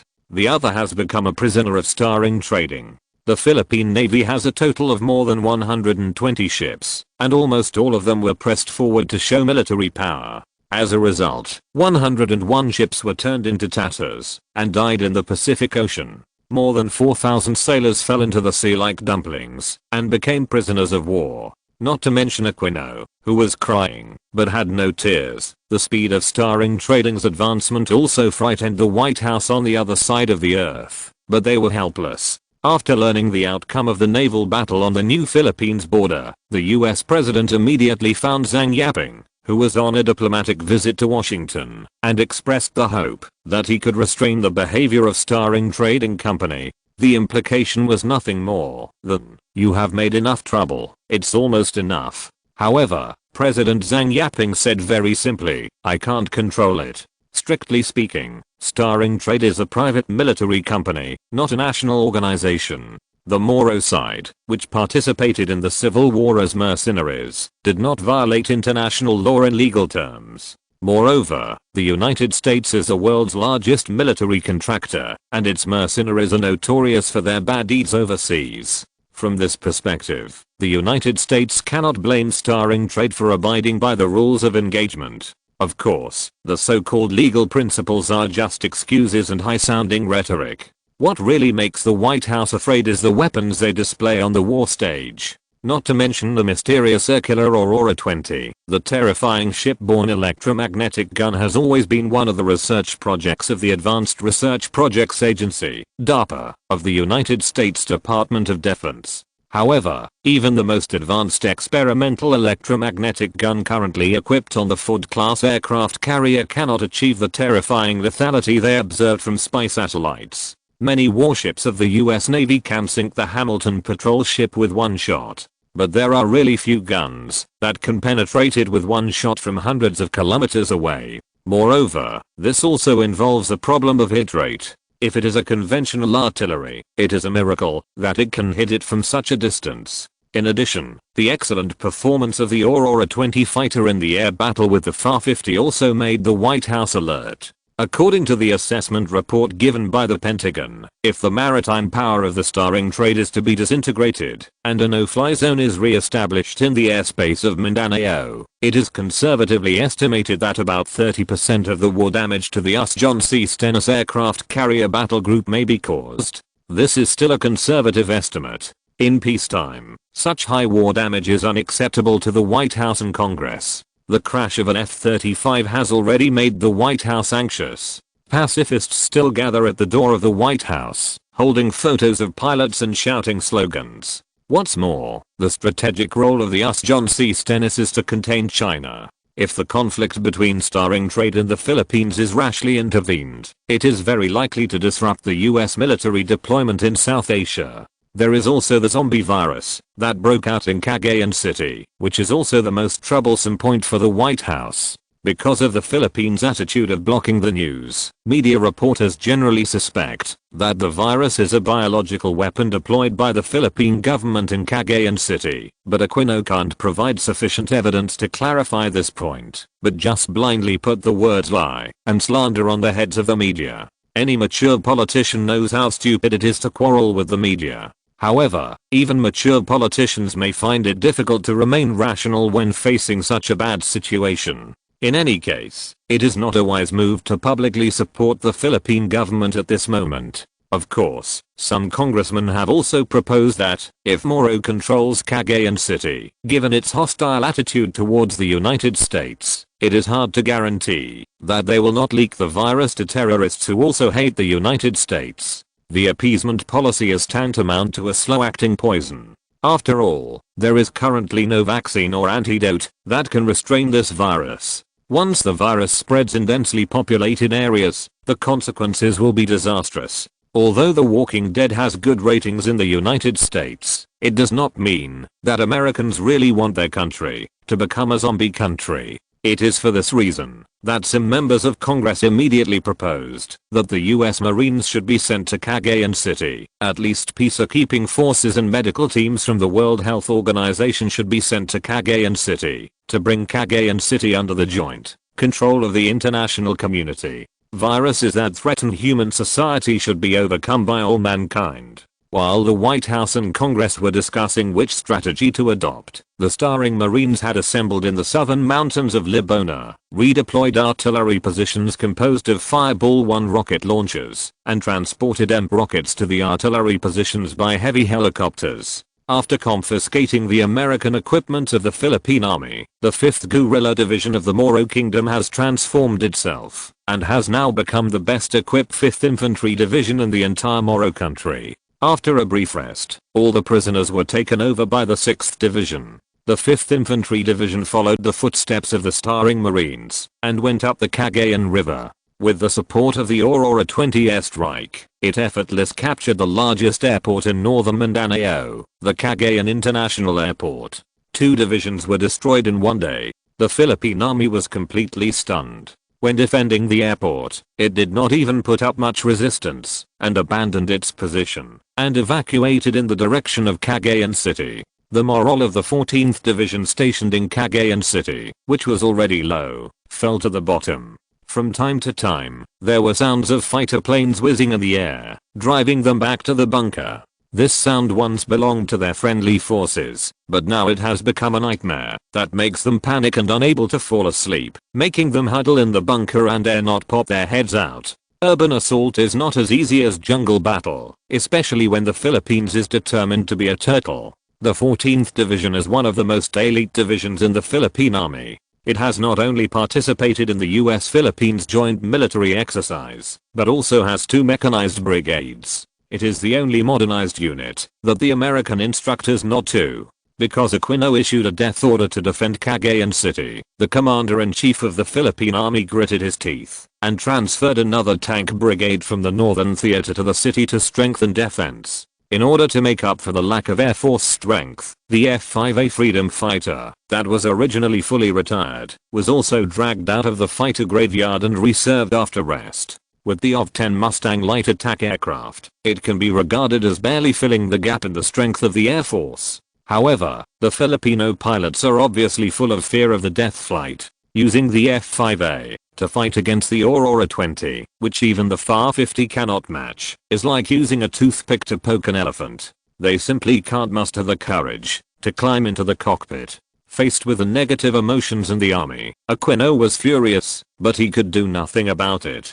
He had to visit the barracks again and again, trying to awaken the morale of the army with passionate speeches. However, the grassroots officers and soldiers in the audience responded mediocrely. Not only was the applause sparse, but the eye rolls were one after another. In order not to make the leader sad, the Philippine officers who were good at observing words and expressions had to give each soldier a pair of sunglasses, so that they could write to their heart's content. While the Philippines was in crisis, at the Tequila Pharmaceutical headquarters in Tokyo, Japan, Tanaka was facing questions from Japanese politicians. The impact of the spread of the virus far exceeded the expectations of the Japanese Prime Minister. Not only did Jiang Chen not die, but Singapore also took advantage of the situation to put the blame on the Philippines and sent troops to Mindanao. The Philippines is one of Japan's strategic allies. Japan is not happy to see the little friend who is trying to contain China in the South China Sea being beaten by Singapore, especially since Singapore has been getting close to China recently.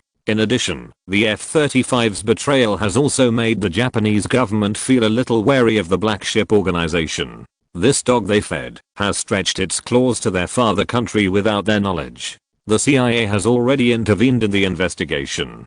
Japanese politicians know very well how sensitive the hounds fed by the US Congress are to conspiracy. In order not to bring disaster to themselves, it is necessary to knock down this disobedient dog. Chapter 585 The Origin of the Black Ship. Mr. Tanaka, don't you think you should explain what happened 3 days ago? The long table with 12 seats was full of Japanese parliamentarians. Tanaka sat in the second seat of the conference table and faced the accountability of all the parliamentarians present with a smile. Explain? I don't think I need to explain anything, Mr. Akasaka. Tanaka said with a smile. Nothing to explain? Our strategic ally in the South China Sea has been hit hard. You actually said there is no need to explain? Mr. Tanaka, we give you so much freedom of action. Have you forgotten your identity? Councillor Akasaka tapped the table with his fingers and said aggressively. The most important thing is that Jiang Chen is not dead. Councillor Nishio pushed the rimless glasses on his nose. In this way, our plan to expand our influence in New Zealand and acquire Futureman technology will not start. The board of directors of Tequila Pharmaceuticals also means the same thing. Although the early exposure of the danger of the virus before the vaccine results are produced has raised the company's stock price in the short term, it has not expanded our profit margins. Facing the joint accusations of Japanese parliamentarians and representatives of the sponsor's board of directors, Tanaka behaved very calmly. Didn't you all agree to test the virus in the Philippines? Tanaka's words left all the members speechless. As Tanaka said, testing the virus in the Philippines was the decision of the Japanese members. Although Tanaka proposed to test the virus in Wanghai City at the beginning, it was rejected by the parliament. Although this virus is prepared for China, it is definitely not now. Japan hopes to produce a sufficient number of finished virus products and spread them in major cities at the same time to give this annoying enemy a fatal blow. So the vest got on the plane and was finally shot down near the Philippine waters. It was just that it was originally scheduled to fall on Bayo Island or Cebu, which was easy to control the spread range, but it landed in Cagayan, northern Mindanao. At this time, the Minister of Defense Jen Nakatani, who was sitting in the first seat and had been silent, spoke. I just want to ask one thing. Why did you take the initiative to infiltrate the US Navy? We have not taken the initiative to send undercovers to infiltrate anyone, but the advanced ideas of the Black Ship Organization attracted Mr. Gordon. 2 years ago, when he was traveling in Tokyo, he took the initiative to find me and asked to join our organization. Tanaka said, it's not wise to rashly attract the attention of the United States. Nakatani Jen stared into Tanaka's eyes and spoke word by word. I will keep your advice in mind. Tanaka nodded slightly and said modestly. Radicev confessed everything without hiding anything, and the polygraph proved it.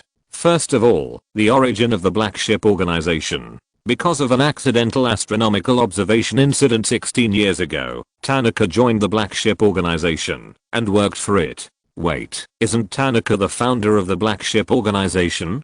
Jiang Chen asked, after recording the relevant details of the Black Ship Organization. Before the interrogation began, Jiang Chen had told Radicev that Tanaka and the professor were the same person. No, the Black Ship Organization can be traced back to before World War II. At that time, Emperor Shao was the honorary leader of the Black Ship Organization, and that was also the peak period of the Black Ship Organization. But it has never appeared in history, because it is not convenient to appear. After a pause, Radicev continued, I only know a little bit. In 1921, Shao visited Europe and met Philite, who was engaged in astronomy and biology research in Belgium. When he returned to Japan, he brought him to Japan and funded his research in the field of extraterrestrial civilization exploration. Thus, the Black Ship Organization was established. At that time, the concept of the Black Ship Organization was to borrow heavenly soldiers to repel the four barbarians, but after getting in touch with extraterrestrial civilizations, the content of the organization gradually deteriorated.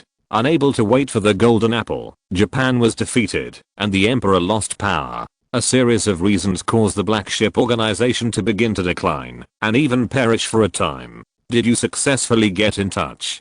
Jiang Chen asked. He was not surprised by this. After all, Tanaka knew his ability, and had proved this. Yes, I don't know exactly when, but it seems to be in the late 1990s. After all, it was not something he was interested in, and Radicev spent some time to recall it. At that time, Japan was facing an unprecedented economic crisis, and the whole country was shrouded in the despair of bankruptcy. At the same time, China, which was moving towards openness, began to rise. Perhaps at that time, someone's idea and persistence of destroying the world was responded to by the natural selection. Another question. I noticed that you mentioned the golden apple, so have you heard of the Willy Society? During World War II, we were allies. But now, we are mortal enemies. Why? According to Tanaka, we have a fundamental disagreement on the communication channel. Radicev said. Jiang Chen narrowed his eyes slightly, and did not speak for a while. The amount of information contained in Radicev's words was a bit large, and he needed time to digest it. Disagreement on the communication channel? Did they contact different people separately? The relationship between the two is mortal enemies. Is the disagreement in interests or beliefs? Let's put this question aside for now. I have almost understood the Black Ship Organization. So, Jiang Chen looked at his watch, tapped the notebook with his ballpoint pen, and then asked, "Why are you immune to truth serum?" Radicev shook his head. "I don't know. I'm not a doctor. I'm just a mercenary who helped him do a lot of dirty work. I don't even know what truth serum is." "Is that so?" Jiang Chen tapped on the notebook thoughtfully. Radicev spoke as if he remembered something. "But our core members will be injected with a special drug, which is said to increase brain cell activity and muscle strength. Maybe it's related to that. Gene medicine." Jiang Chen's pupils shrank slightly. "I don't know." Radicev shook his head. "I only know that it is one of the few technologies that the Black Ship has given to the Black Ship Organization. In terms of imparting technology, they are very conservative, even stingy. Moreover, their technology seems to be heavily inclined towards the field of biotechnology, which is also the most incredible point. Can interstellar travel be achieved by biotechnology alone? Even the uneducated Radicev expressed doubts about this. However, Jiang Chen, who had seen the behemoth with his own eyes, had no doubts about whether the natural selection could reach the Earth. If it is a gene medicine, then it can explain the abnormal recovery ability of the captive.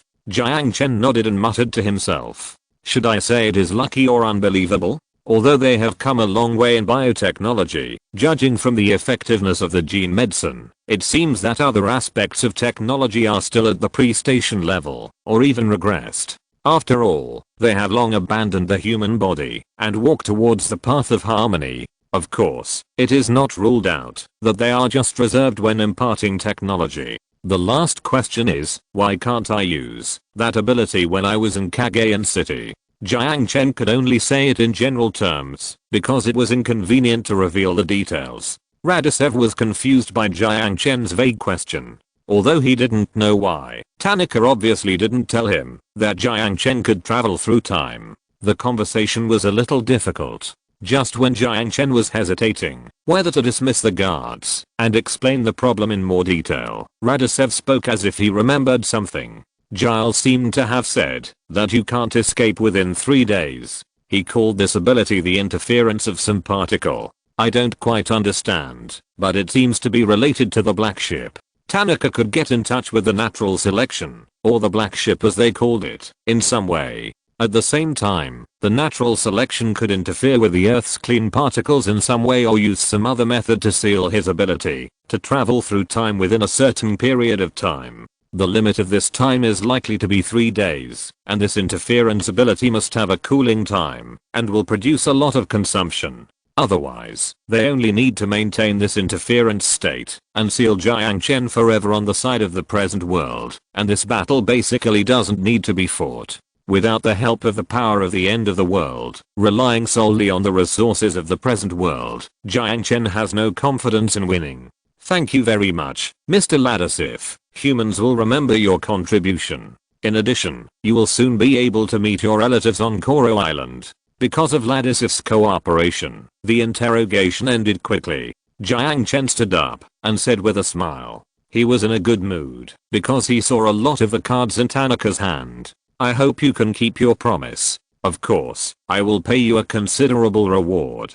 But in the next 5 years, you and your relatives will not be allowed to leave the country. You will live safely in the new country, and the ghost agents and the starring trade army will guarantee this. Jiang Chen said happily. When he is in a good mood, he doesn't mind sharing his good mood. Chapter 586 Battle of Cagayan City. The suburbs of Cagayan City, 3 kilometers away from the front line. Although it is in the real world, the cold north wind is tinged with a bit of the end of the world. Scattered in the street corners and alleys, Cagayan City has never snowed, and it has never been so cold. In the dark corners, you can occasionally see homeless people living with stray dogs. The supermarkets on the street have long been closed, and hungry people are repeatedly searching for food to eat. If they return with a full load, those who feel guilty may leave money on the empty cash register, but most people will choose to turn off the flashlight and leave as if nothing happened. It doesn't matter anymore. Anyway, the Philippine peso has become waste paper, and the rich and the poor are equally hungry. Foreign currencies such as the US dollar and RMB still have some purchasing power, but no one is willing to sell food and precious medicines. Yesterday, the Moro guerrillas had advanced here again, and this time they came more aggressively than before. But whether they come or not, there will be no trucks carrying food and goods driving here. After all, a terrifying biochemical crisis is erupting just a few kilometers away. The civilians had long since given up their original political stance. No matter who they were, they wanted to end this stupid war quickly. Neither the 14th Division of the Philippine Army that blocked Cagayan City nor the Moro guerrillas were good people in the eyes of the locals. As for the starring trade, they rarely appeared in the sight of ordinary people, so the locals had no intuitive feeling about these mercenaries whose equipment was comparable to that of the regular army. Invaders? Maybe. But who cares? In order to stop the advance of the Moro guerrillas, the 14th Division sent a large number of snipers to the city and buried anti-personnel mines in some key locations. This did cause a lot of trouble for the advancement of the Moro 5th Division. After all, Moro lacked tanks and armored vehicles, and its troops were almost all riflemen and machine gunners. They had only recently seized a batch of precious things like sniper rifles from the 21st Division. But it was not only the guerrillas who died under the mines and sniper rifles, but more of them were civilians who had no combat experience. This is a blind spot for humanitarianism. In order to deal with these troublesome snipers, starring trade chose airstrikes. The stealthed ghost agent aimed the laser locator at the target, and then the Aurora 20 fired a burst of machine guns, turning the sniper and the building he was squatting into a sieve. In order to avoid causing civilian casualties, Jiang Chen ordered to avoid using aerial bombs in the city. It was not because of mercy, but to avoid being criticized by the international community. But even so, these snipers still delayed 2 days. But this situation will soon end. On the evening of December 31st, the Starring Trade Operations Command issued a general offensive operation order, launching an attack on Cagayan City on New Year's Eve, annihilating the 14th Modern Division of the Philippine Army and the tank brigade that came to reinforce, and striving to seize control of Cagayan City before 0000 hours on January 2nd. The attack was first started by the rocket launcher of Starring Trade. The EMP rocket exploded over the western part of Cagayan City, completely destroying the electronic equipment of the 14th Division. However, the 14th Division was the elite of the Philippine Army after all. As soon as the rocket launcher was launched, it launched a counterattack against the artillery positions of the Starring Trade.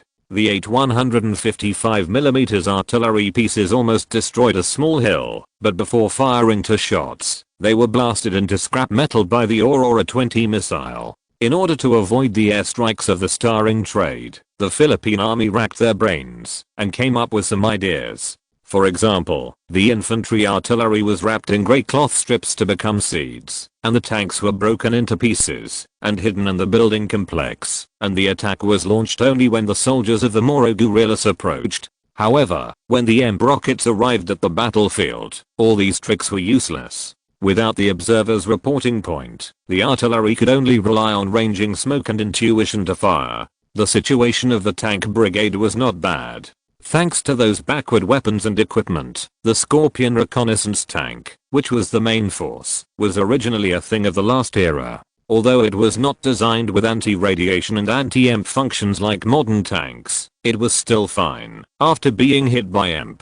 After all, there were no advanced electronic products on the tank except for a communication device that could be destroyed. The 14th Division faced the same situation as the defeated 21st Division. All electronic equipment collapsed, and the command system was completely paralyzed. At the same time, flares were launched, lighting up the dark night sky in the southwest of the city. With the cooperation of the vehicle-mounted machine guns, the high-spirited infantry of the 5th Division of Moro began to attack, like a straight punch in the face of the elite of the 14th Division. On the other side, the southeast of the city, supported by the southwest, was as dark as death. 500 starring Marines, transported by dozens of heavy transport aircraft, landed at the edge of the zombie-occupied area. Because they had been injected with E-level gene drugs, these soldiers were completely immune to the zombie virus, so even if they did not wear protective clothing, they did not need to worry about infection. With the help of night vision goggles, these 500 soldiers and thousands of hummingbird drones were like a sharp blade in the dark, stabbing fiercely into the hinterland of the 14th Division's defense zone. Under the guidance of Sky IX-1, the artillery and MT machine guns scattered throughout the city were eliminated. That night, the soldiers of the 14th Division deeply felt the fear of asymmetric warfare. The F-5A and Mustang attack aircraft on standby at the Manila Air Force Base refused to take off, and the FA-50 fighters could not defeat the fighters. Everyone knew that this would be a death flight with no return. Santos was a little regretful about this, because he had seen the terrifying harvesting ability of the Aurora 20. In addition to the F-35 and other 5th generation aircraft on the US John C. Stennis, which could still pose a limited threat to it, the paper planes of the Philippines, no matter how many they came, would also be doomed to fail. At 6 o'clock in the morning, before dawn, the battle in Cagayan City had basically ended. The defeat of the 14th Division was a foregone conclusion. Both the tank brigade and the mechanized brigade surrendered to the Moro country. Only a dozen snipers fighting on their own were still resisting in the city. Abandoning the 11th Infantry Brigade resisting near the safe zone, Ellie Bailey boarded the transport freighter docked at the port. Because of the blockade of Cagayan City, these freighters were detained in the port and were prohibited from going out to sea before the blockade order ended. This order was signed by Aquino himself, but at this moment, the war was burning to the edge of his eyebrows, and Ellie Bailey could no longer care so much. Leading more than 30 guards and several trusted officers, he awakened the crew detained in the port and urged them to board the freighter and set sail. The flames of the war soon found the vicinity of the safe zone. Sailing on the surface of the Bohol Sea, looking at Cagayan City, which had turned into a black dot on the horizon, Ellie Bailey slowly breathed a sigh of relief. Although the accountability from the presidential palace and the media might make the next 6 months difficult for him, at least he didn't have to be captured by the guerrillas, which still gave him some comfort. How long will it take to get to Cebu? About an hour. Damn it, I understand why the 21st Division lost contact. Standing beside him, the frightened Sergeant Cole swallowed his saliva and said, "That weird rocket."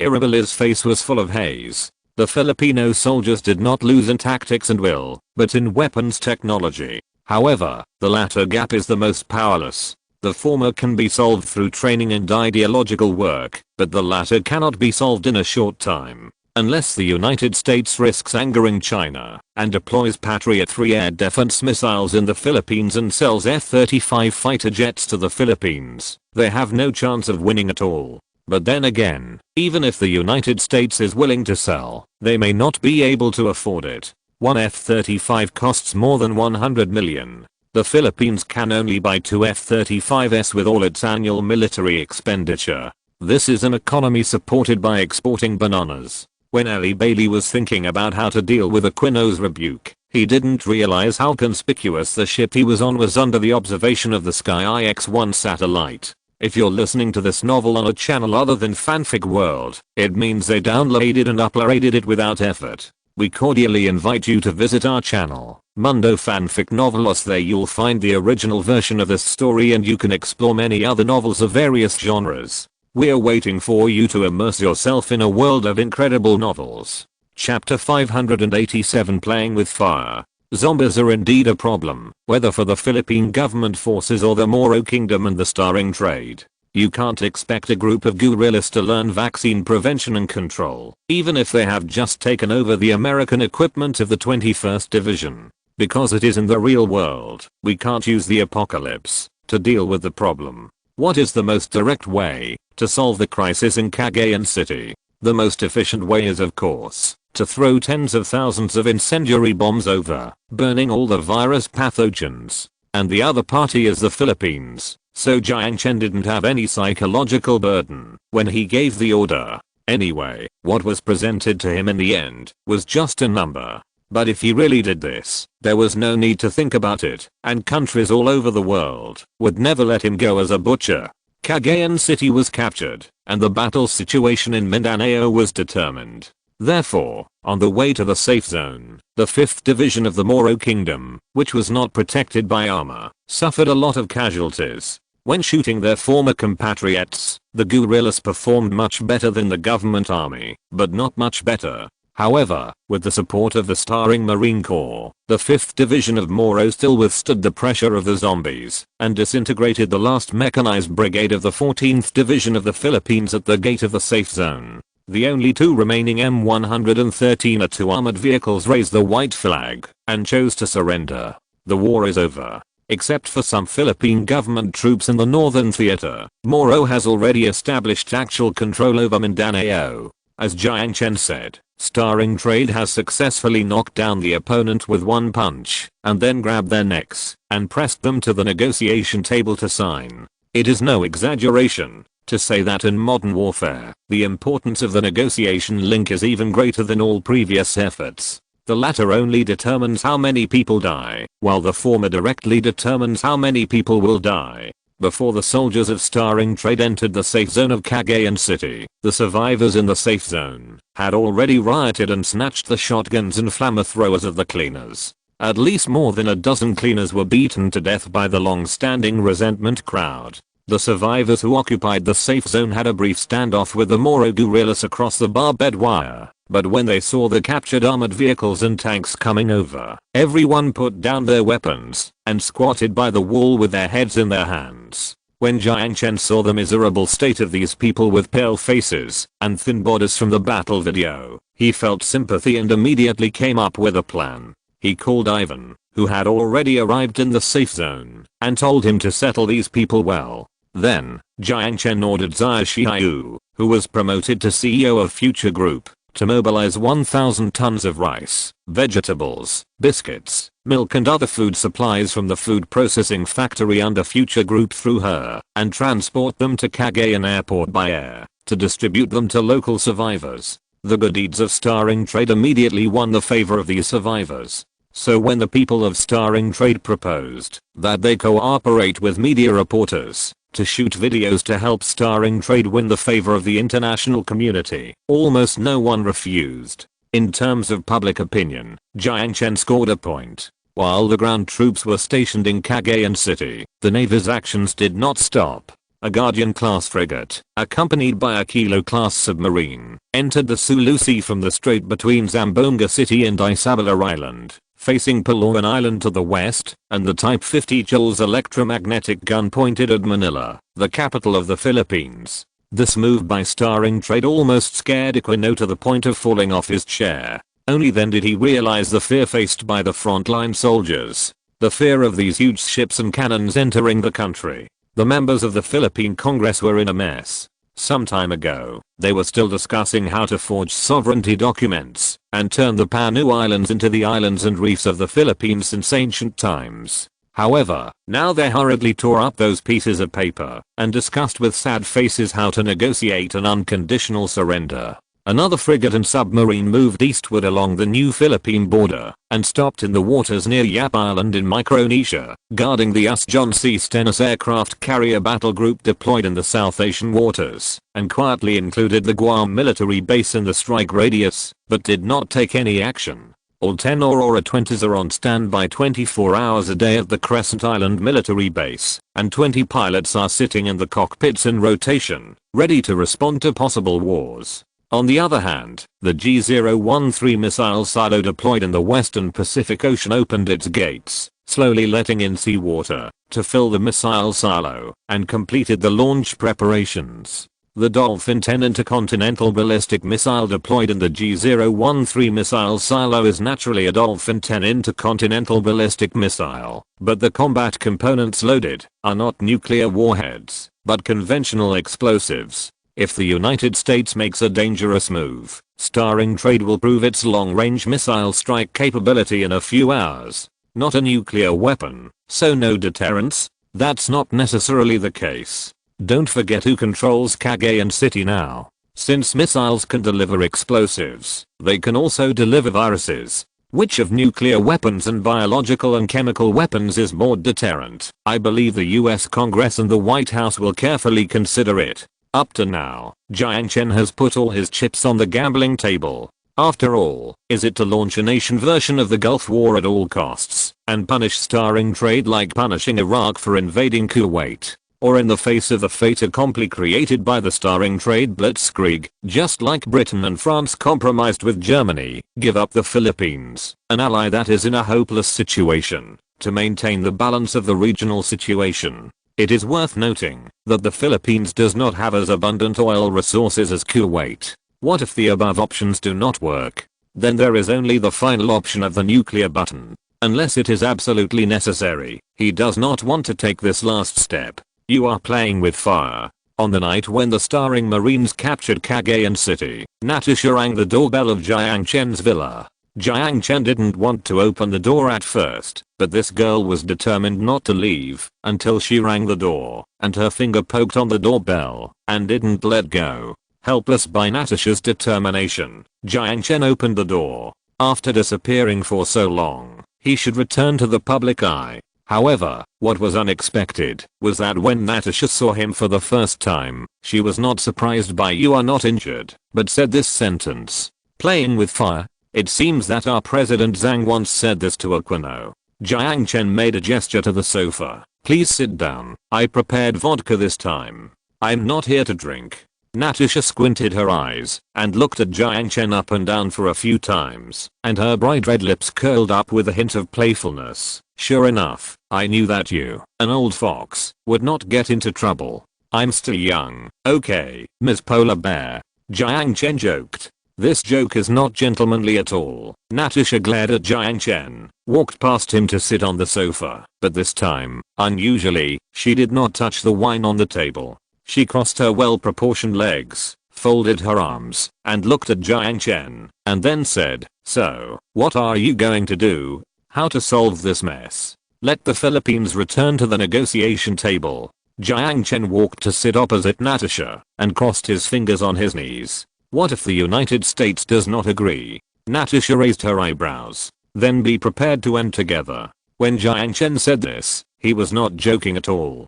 Chapter 588, Things returning to the negotiation table. The John C. Stennis carrier battle group moved toward the western Pacific Ocean of New Zealand, and F-35 fighters frequently took off and landed on the deck, increasing the reconnaissance of the high seas in the western Pacific Ocean. At the same time, a B-52 bomber was deployed at the Guam military base. The two sea fortresses approached the territorial waters of New Zealand in a corner, but Jiang Chen was relieved. They took an offensive posture, which showed that they did not intend to really do it. Otherwise, it would not be the carrier battle group and B-52 bombers that were dispatched, but the cruise missiles deployed on the Virginia-class nuclear-powered attack submarines. Jiang Chen knew very well that only two Guardian-class ships equipped with electromagnetic guns and the high-speed cruising Aurora 20 could not help Starring Trade defeat one of the five gangsters. At most, they would be afraid to act rashly.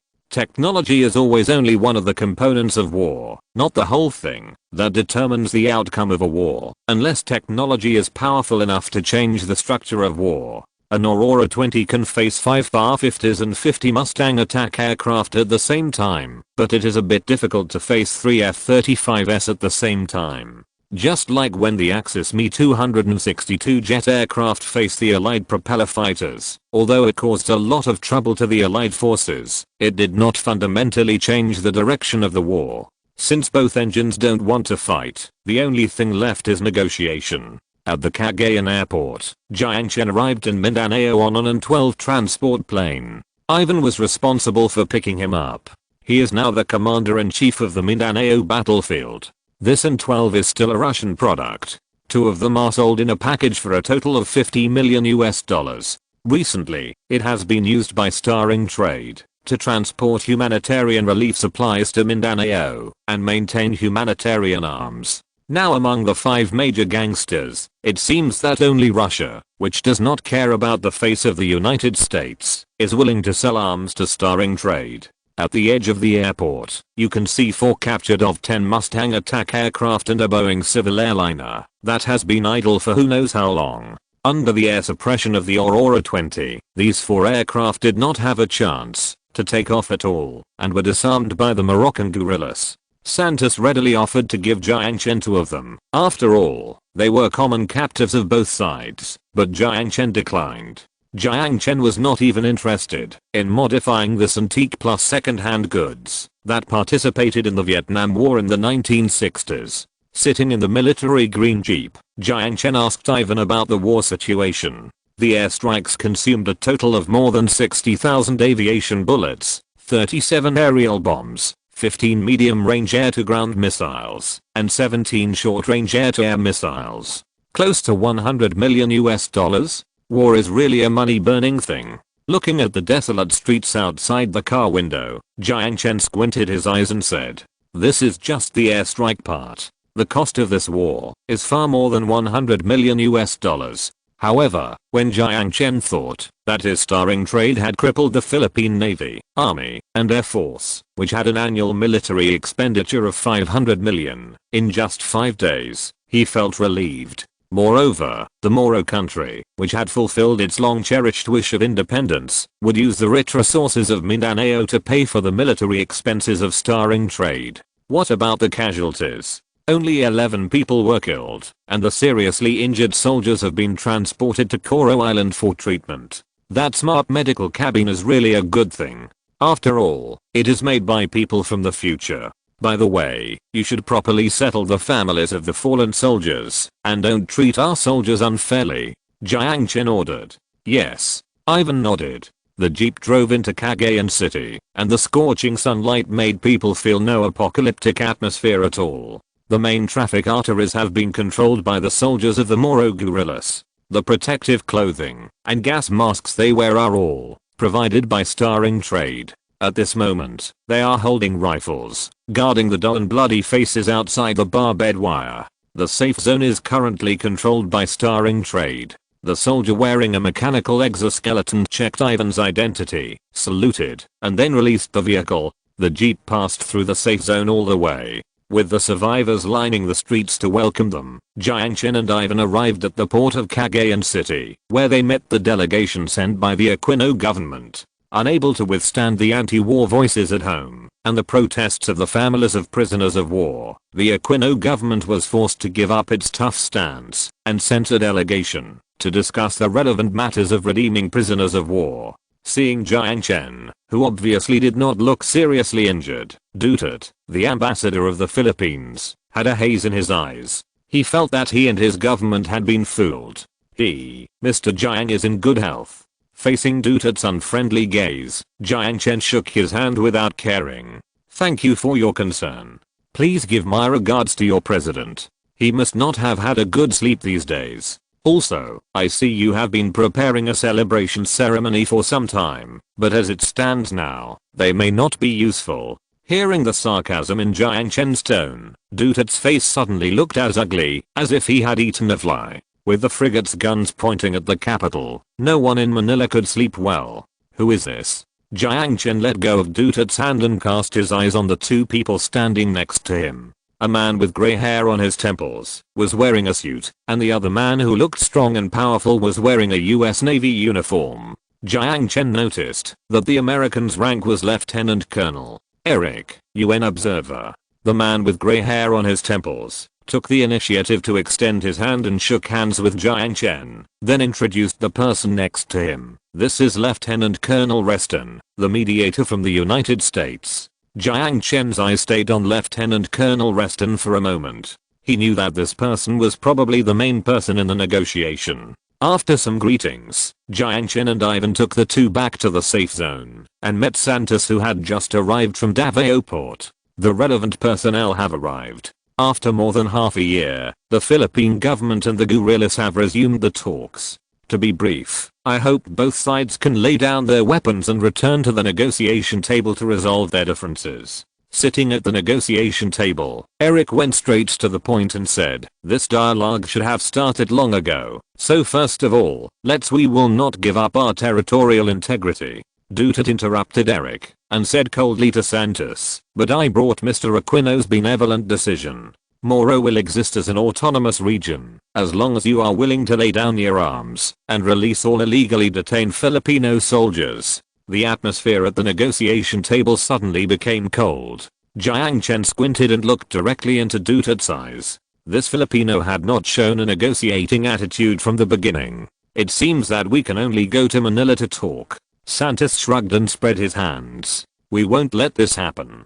Lieutenant Colonel Reston, who had been silent all the time, suddenly spoke up, slightly raised his hooked nose, and stared at Santos's face. That was more than the sky and the earth. "The Ustenas Carrier Battle Group will not allow it. If you step out of Mindanao, then we have to judge that the situation has deteriorated to the point where we have to take action. We promise that our soldiers will not stay on the deck of the aircraft carrier all the time." As he said that, Reston looked at Jiang Chen with a warning look. After all, he was born a bandit. Santos immediately sneered and said disdainfully, "Then my guerrillas will make Mindanao the second Vietnam." The negotiations were deadlocked at the beginning. Jiang Chen's eyes quietly changed between the smiling UN observer, the gloomy Dutat, and the poker-faced Reston. Just when the two sides were about to part ways unhappily, Jiang Chen suddenly coughed lightly, took out a small bottle the size of a fingernail from his pocket, and gently placed it on the table. The bottle was stuffed with a pocket-sized cork, and there was a crystal clear liquid inside. It exuded a faint oily sheen under the sunlight outside the window. "What is this?" Dutat glanced at the bottle, picked it up with his hand, and looked at it close to his nose. "Something that brings us back to the negotiation table." As he spoke, Jiang Chen placed his mobile phone on the table and looked at Reston with a smile. "It's already the end of the month, and it will be a waste if you don't vote for the monthly ticket. So brothers and sisters who have monthly tickets, please vote for me quickly. Please. I will have time on May Day soon, and I promise not to play unlimited firepower." Crying, "The burst is perfect. In addition, the cold is finally healed, so the official account has also resumed updating. Today's theme is walking into the earth, the zombies around us. Please follow the Morning Star Line's WeChat official account, which will be updated every day at noon." Chapter 589, Within the Strike Radius. Unsure of what Jiang Chen was up to, Reston and Eric exchanged glances, then looked at Jiang Chen, waiting for his next words. The representative sent by the Philippines, Dutat, narrowed his eyes and repeatedly looked at the bottle in his hand, hoping to find some clues. Just as he was pinching the cork and preparing to open the bottle to smell it, Jiang Chen spoke again. "I advise you not to do this." Dutat stopped his actions and looked at Jiang Chen with squinted eyes. "What is this?" "The pathogen extract from zombies. We call it T-virus." As soon as Jiang Chen finished speaking, Dutat was so scared that he quickly threw away the bottle in his hand. The bottle the size of a fingernail fell on the table with a bang and circled around the bottle mouth twice. Reston and Eric's faces changed at the same time, and they subconsciously shrank back. "Mr. Jiang Chen, I need an explanation."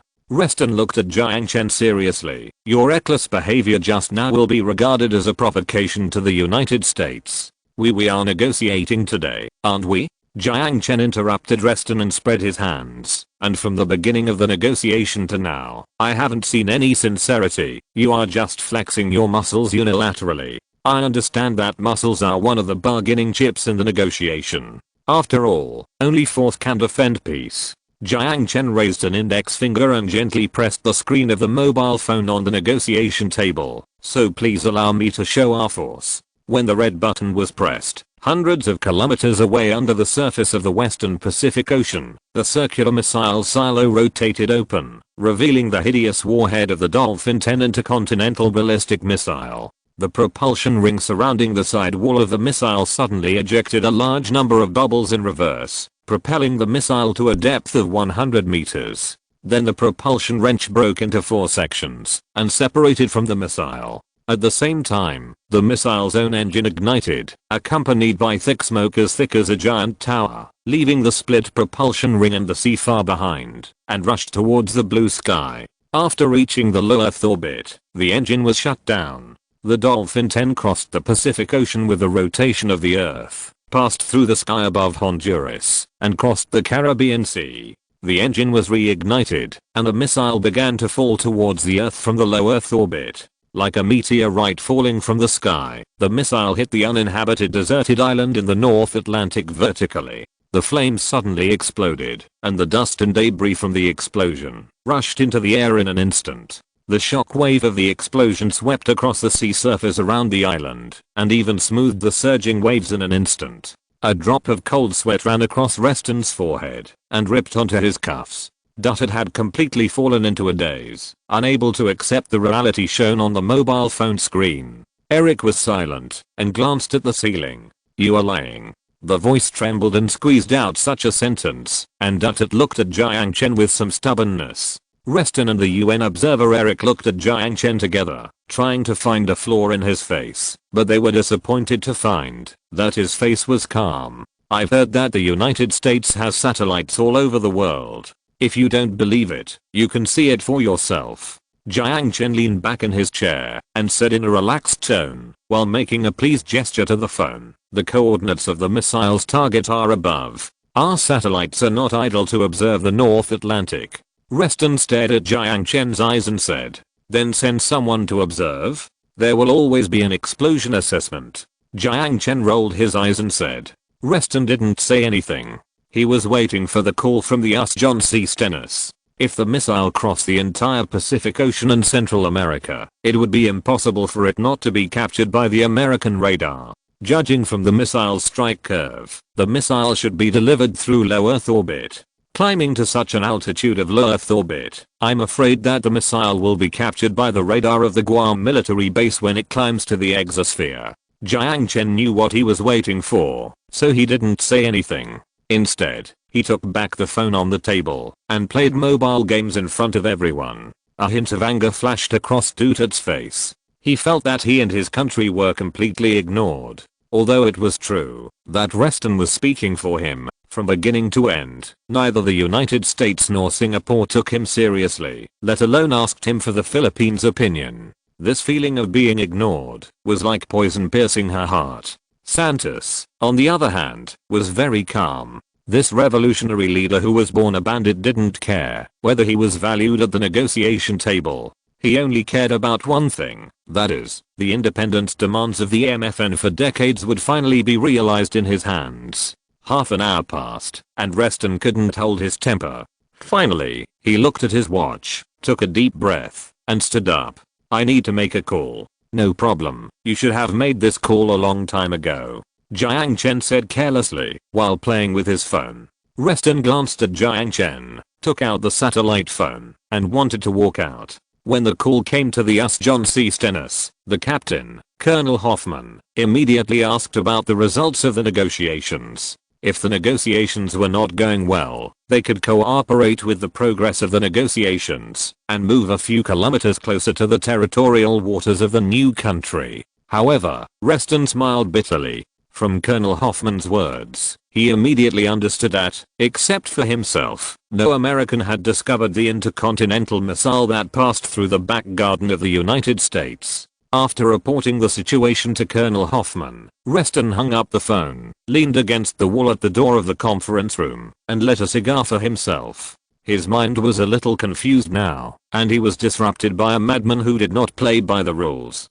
At this moment, he just wanted to be quiet and readjust his thoughts in his mind while smoking. After half an hour of waiting, the call came from the White House in Washington instead of the US John C. Stennis. A few minutes ago, an F-22 with a reconnaissance pod took off from a US mainland military base and arrived at the target airspace of the island in the North Atlantic.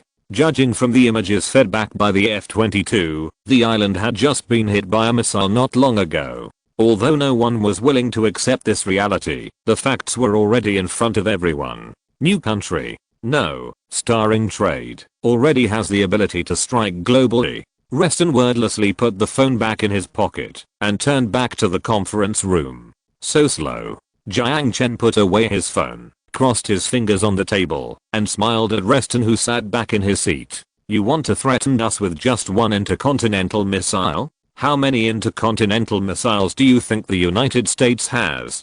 Reston said with a gloomy face. What about this? It's not difficult to get it off the zombie. Jiang Chen reached out and picked up the bottle that dropped on the table and put it on the table in a straight position.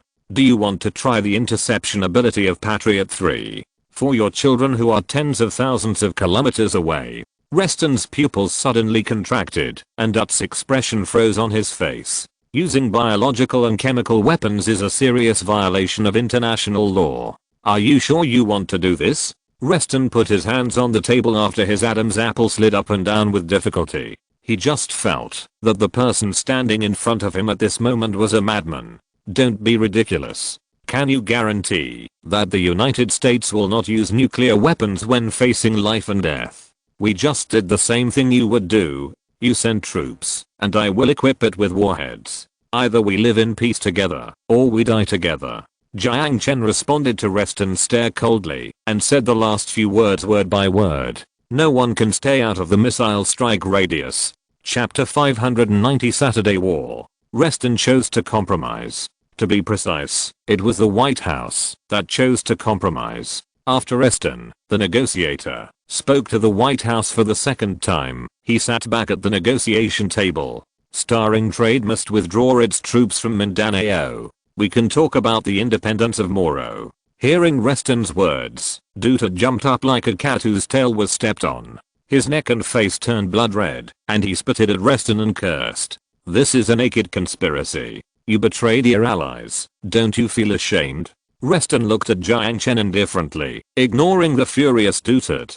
Eric, who was sitting next to him, couldn't stand it anymore. He coughed softly, played the role of a peacemaker, and began to appease Dutat's emotions. Withdrawal is fine, but we will keep 100 Marines in Cagayan City. We are going to set up a rescue station here to fulfill our humanitarian rescue obligations. Jiang Chen said righteously. Eric, who was standing by, almost choked by this sentence. It was the first time he saw a garrison being established under the guise of humanitarianism. No more than 50 people, and no fighter jets can be deployed, Reston said. 100 people.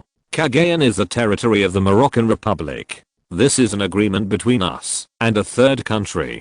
Do you have the right to interfere? Jiang Chen said. Reston looked at Santos. Santos smiled, revealing a mouthful of white teeth and a cunningness that did not match his muscular body. We have no objection. We welcome starring trade to support the reconstruction of Cagayan and invest in industries in Mindanao.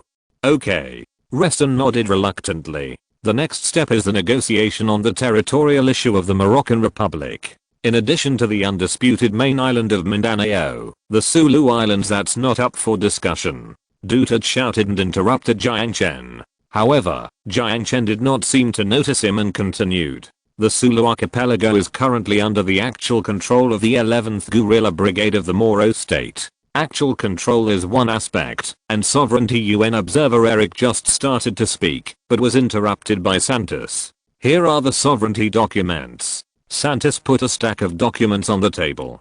It takes time to verify the legitimacy of the sovereignty documents, Reston said in a deep voice. Moreover, don't you think that the opinions of the people of the Sulu archipelago should be paid more attention to than sovereignty? After all, in our view, human rights are higher than sovereignty. Really? Your standards seem to always change unpredictably. For example, in Ukraine, human rights are higher than sovereignty in the western states, and sovereignty is higher than human rights in the eastern states. Jiang Chen mocked. Reston's expression was a little embarrassed, and he coughed lightly. We are discussing the Sulu archipelago issue now. I propose a full referendum, which is the fairest. Jiang Chen said. No. Unless all Filipino people participate in the vote together, the territory of the Philippines should be decided by all Filipinos together.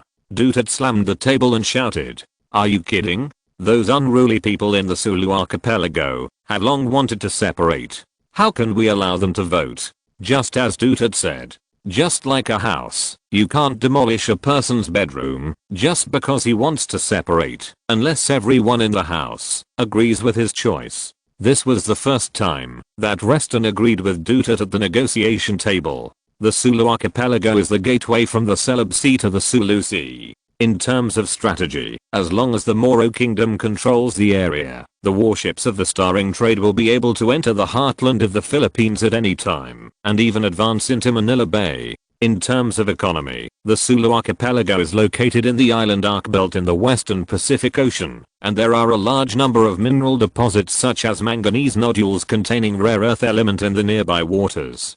Controlled by the Moro Kingdom is equivalent to control by the Starring Trade. So Jiang Chen will never give in to the ownership of the Sulu archipelago. The first day of negotiations collapsed because of the territorial issue. The two sides just reached a ceasefire agreement by taking a step back and then agreed to continue discussing the peace talks tomorrow. Territorial disputes are not so easy to resolve, especially when the Aquino government is unwilling to give in anyway. Jiang Chen's approach is very sinister. While negotiating, he instructed Santos to open a visit channel for 34,000 families of Philippine government prisoners of war in Zamboanga City in the western part of Mindanao. Relatives are allowed to enter the country and stay for up to 2 days and visit their detained relatives under the guidance of Moroccan soldiers. This is good. When they are not meeting, these prisoners' families can still remain rational. When they see their sons, husbands, and boyfriends being held in prisoner of war camps, they can't hold back their tears and sadness.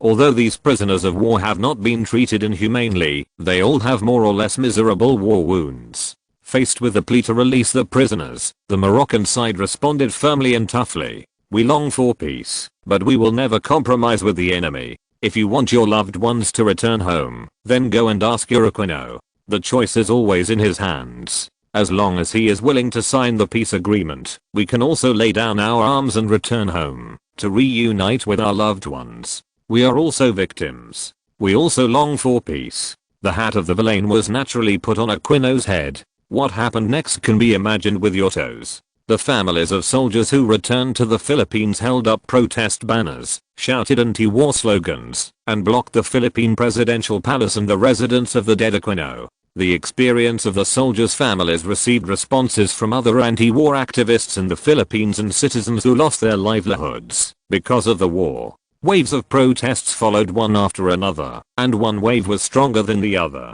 Jiang Chen's warmth card achieved extraordinary results in the Philippines, where the economy had long been overwhelmed. Only a small number of nationalists shouted slogans of never compromising, fighting to the end, and dragging the father country into the water, firmly opposing Aquino's compromise on the territorial issue. But these calls are already thunder and raindrops. People are always fickle. In peacetime, they may clamor for war because of their pride, but in wartime, most of them will change their previous ideas as their quality of life declines.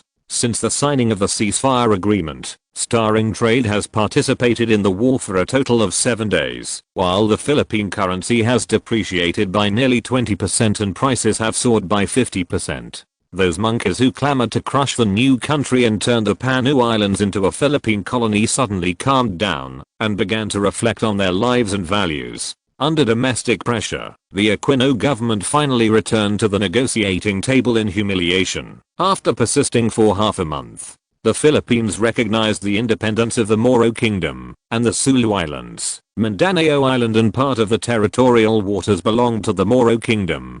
5 Philippine divisions withdrew from Surigao del Norte province on Mindanao Island. In contrast, the frigates and submarines of the Starring Trade withdrew from the Sulu Sea.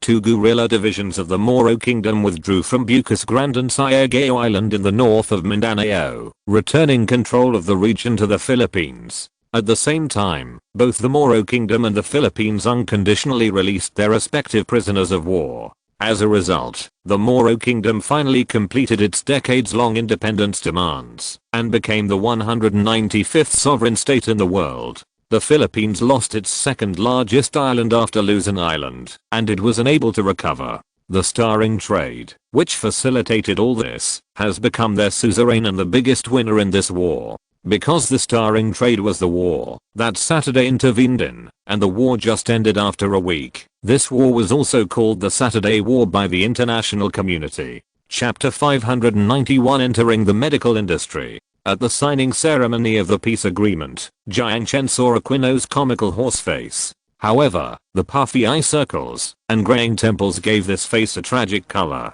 Under the camera of the reporter, Aquino walked up and shook the hand of the muscular Santos. Santos grinned at him, and he could only respond with a smile that was uglier than crying.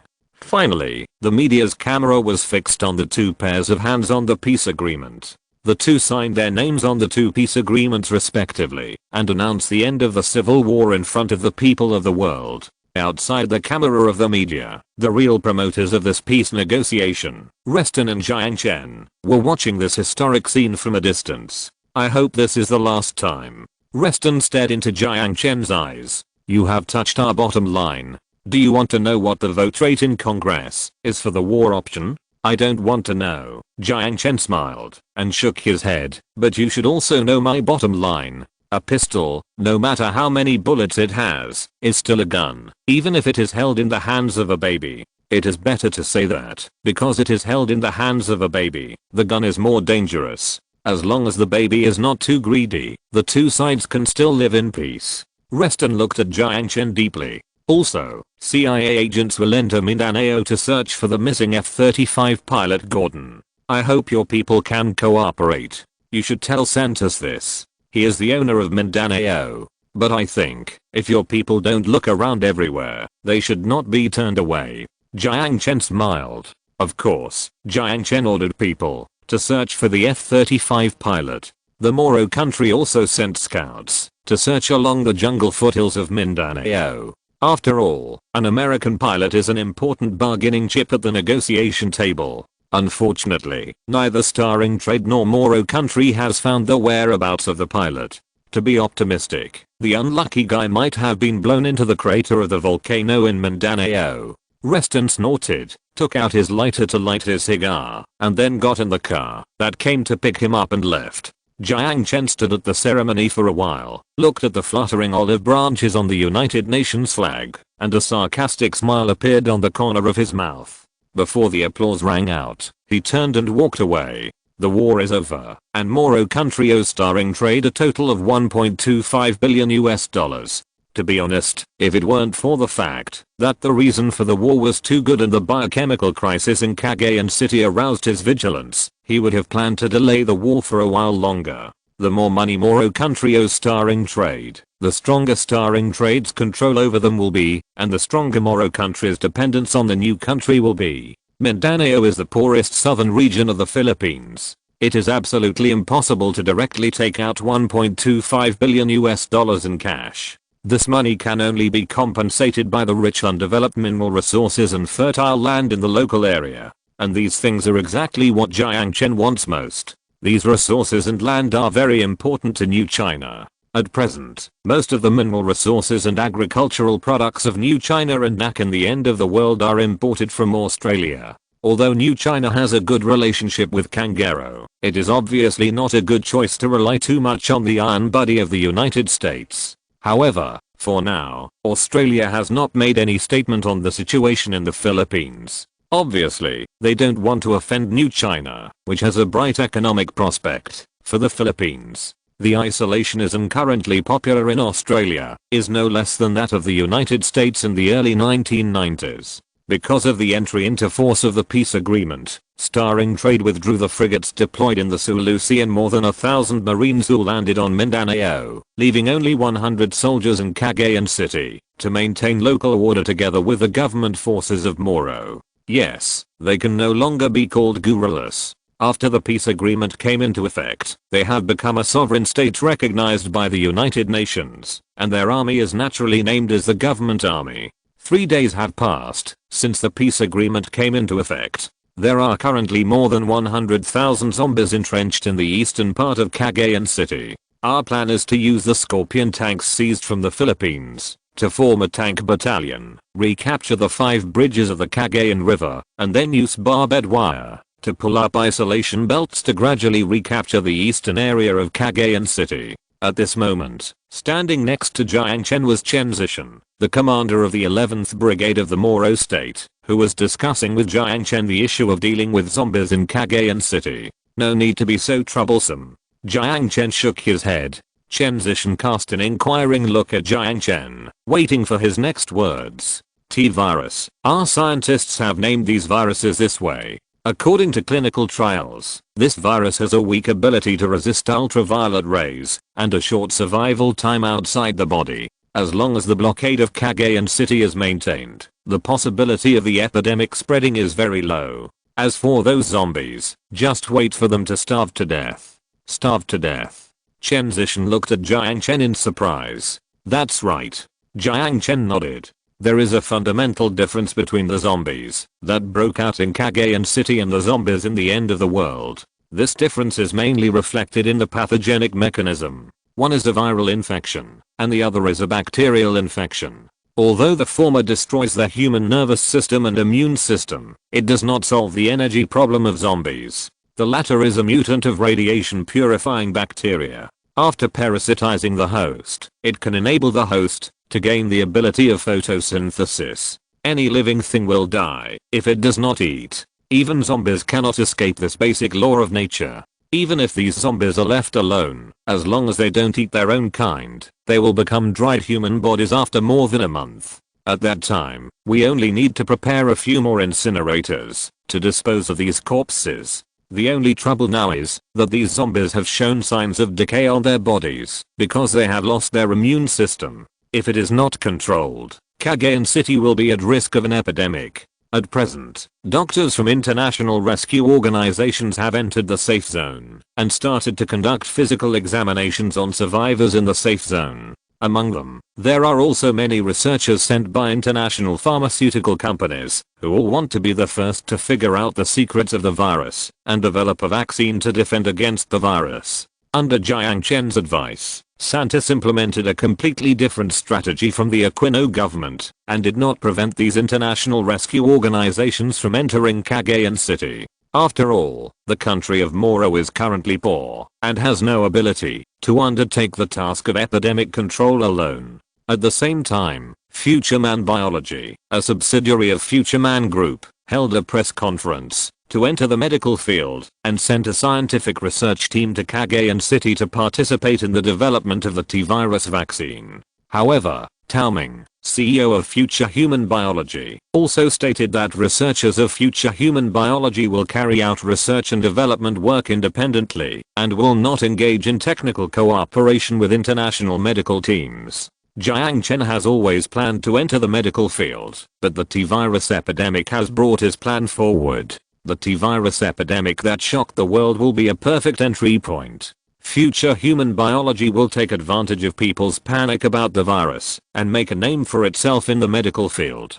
At the same time, in order to prevent the outbreak of this virus in their own countries, there is no doubt that countries will rush to pay for this vaccine. After the researchers in the present world scanned the DNA information of the virus into data, Jiang Chen took it directly to the end of the world and handed it over to Linling, who had nothing to do because of the heavy snow. According to Linling, it should not be difficult to solve this virus. In this way, time quickly came to mid to late January.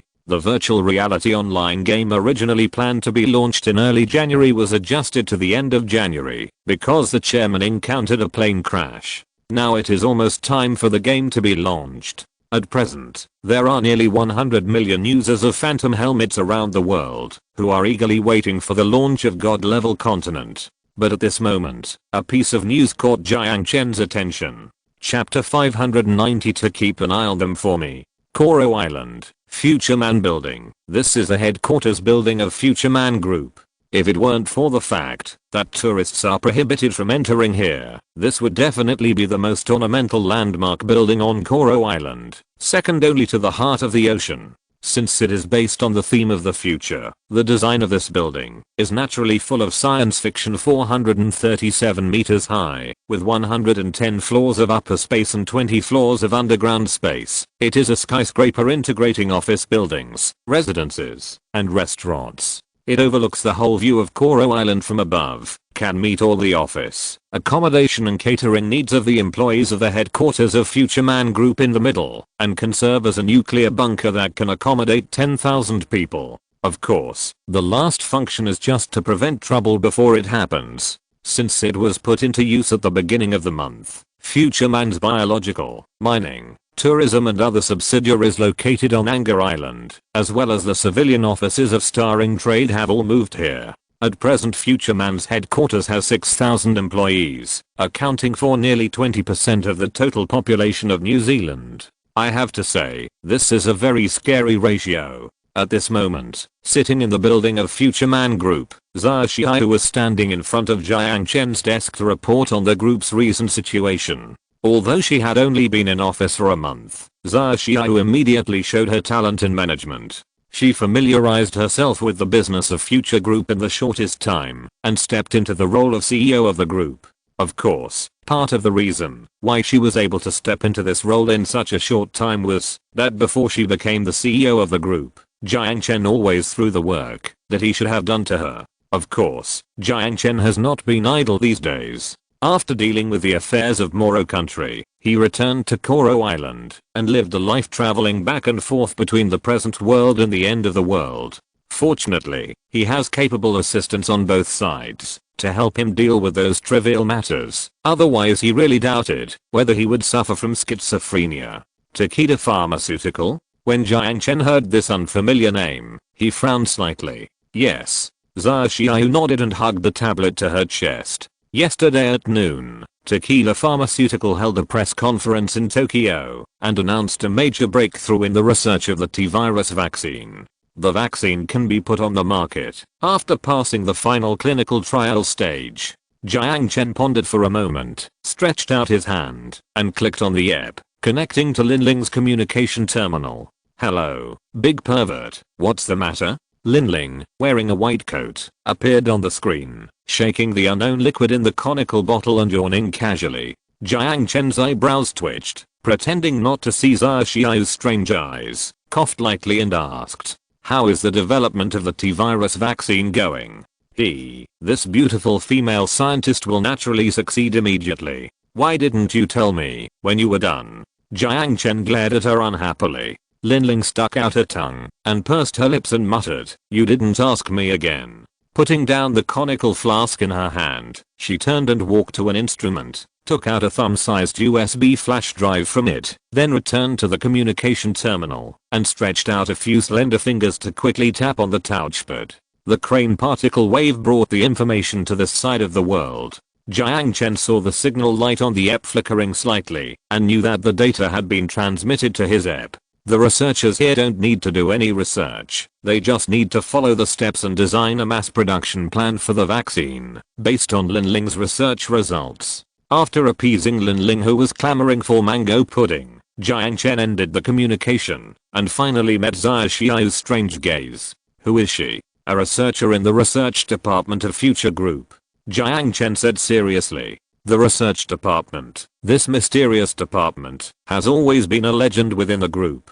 No one knows where it is, but through the low-level artificial intelligence program designed by Yao, it obtains data reviewed by Jiang Chen from over there. Even Xia Xiao, the CEO of the group, didn't know much about this special department. Is her age really okay?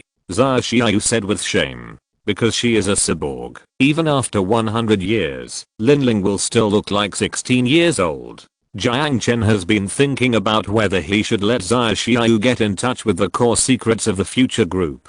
But judging from her surprised expression at this moment, perhaps this time should be postponed a little later. The relevant data of the vaccine was transferred from the EP to the USB flash drive. After taking the USB flash drive from Jiang Chen, Xia Xiao then reported on the preparations for the launch of the god-level continent and other related matters, and then left the office. Leaning back on the office chair, Jiang Chen closed his eyes and repeatedly thought about the news Xia Xiao had just reported to him. There was one piece of news that he cared about the most. Takeda Pharmaceuticals' T-virus vaccine has entered the clinical trial stage. The vaccine was developed so quickly that Jiang Chen felt a little unusual.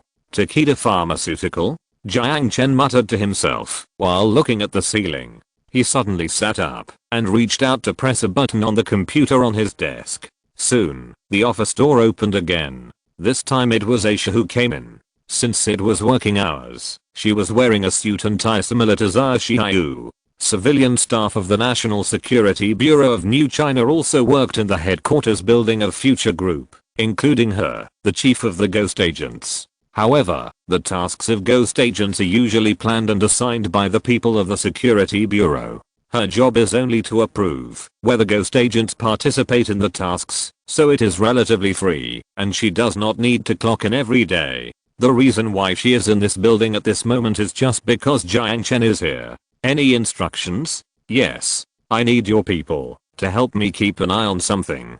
Aisha nodded slightly and responded to Jiang Chen's please tell me with her eyes. Takeda Pharmaceutical and Black Ship are the only two keywords. I need you to collect as much information as possible from these two keywords. Keep an eye on them for me.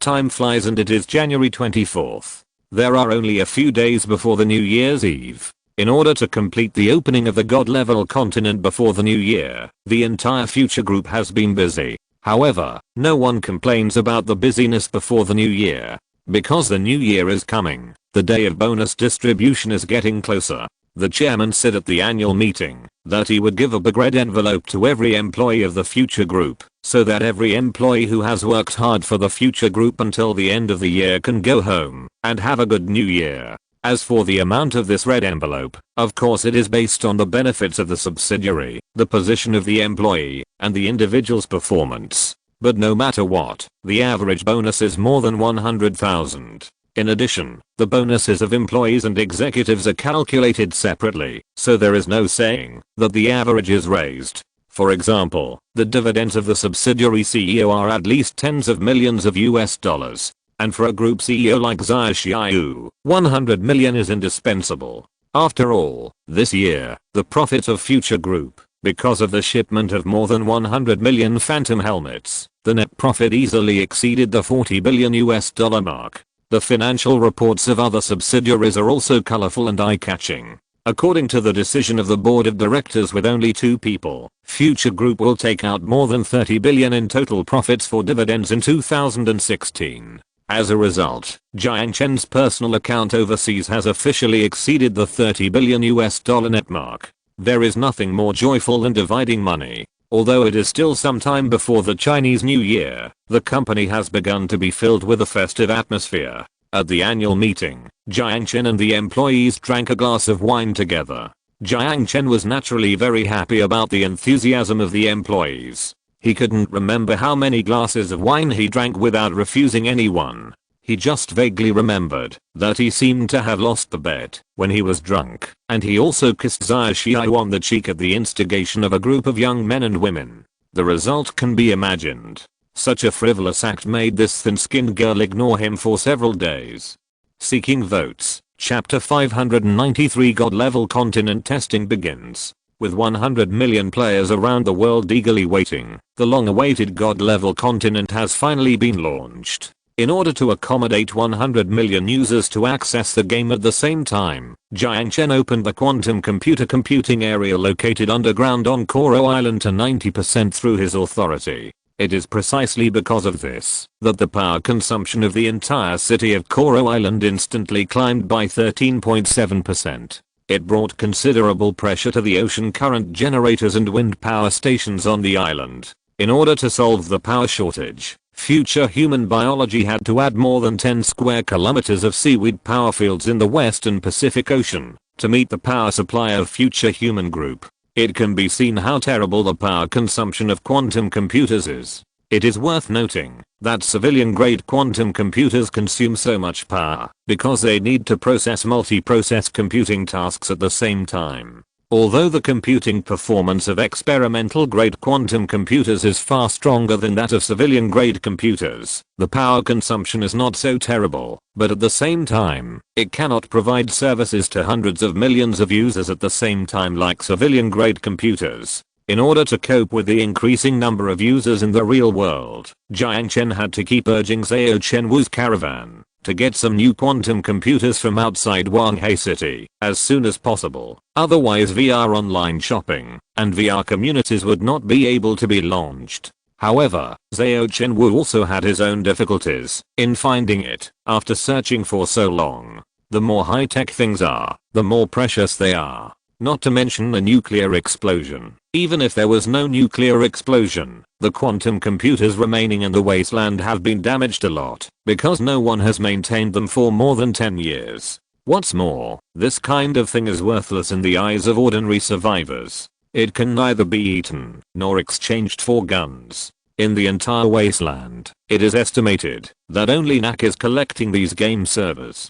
In an ordinary apartment building in Wanghai City, China, a young man wearing plain glasses is holding a mouse and browsing the web on a laptop. His name is Wei Wendang, nicknamed Shadow King, a former professional player of League of Legends and a member of the Royal Esports Club. After retiring, he became the anchor of the New Era mobile game. Of course, because he got the internal test qualification of the God level continent, he was signed back by the Royal Club for 20 million RMB, so his current identity has become a member of the Royal Union again. These days, Wei Wendang has been paying attention to the development of future technology. The postponement of the God level continent disrupted his live broadcast plan, but to his surprise, this not only did not affect his popularity, but unexpectedly whetted the appetite of his audience. Every day he receives hundreds of private messages from viewers, asking him when he will start live broadcasting VR online games. In response, he can only smile bitterly and tell those fans that they have to ask Jiang Chen, the boss of the future group.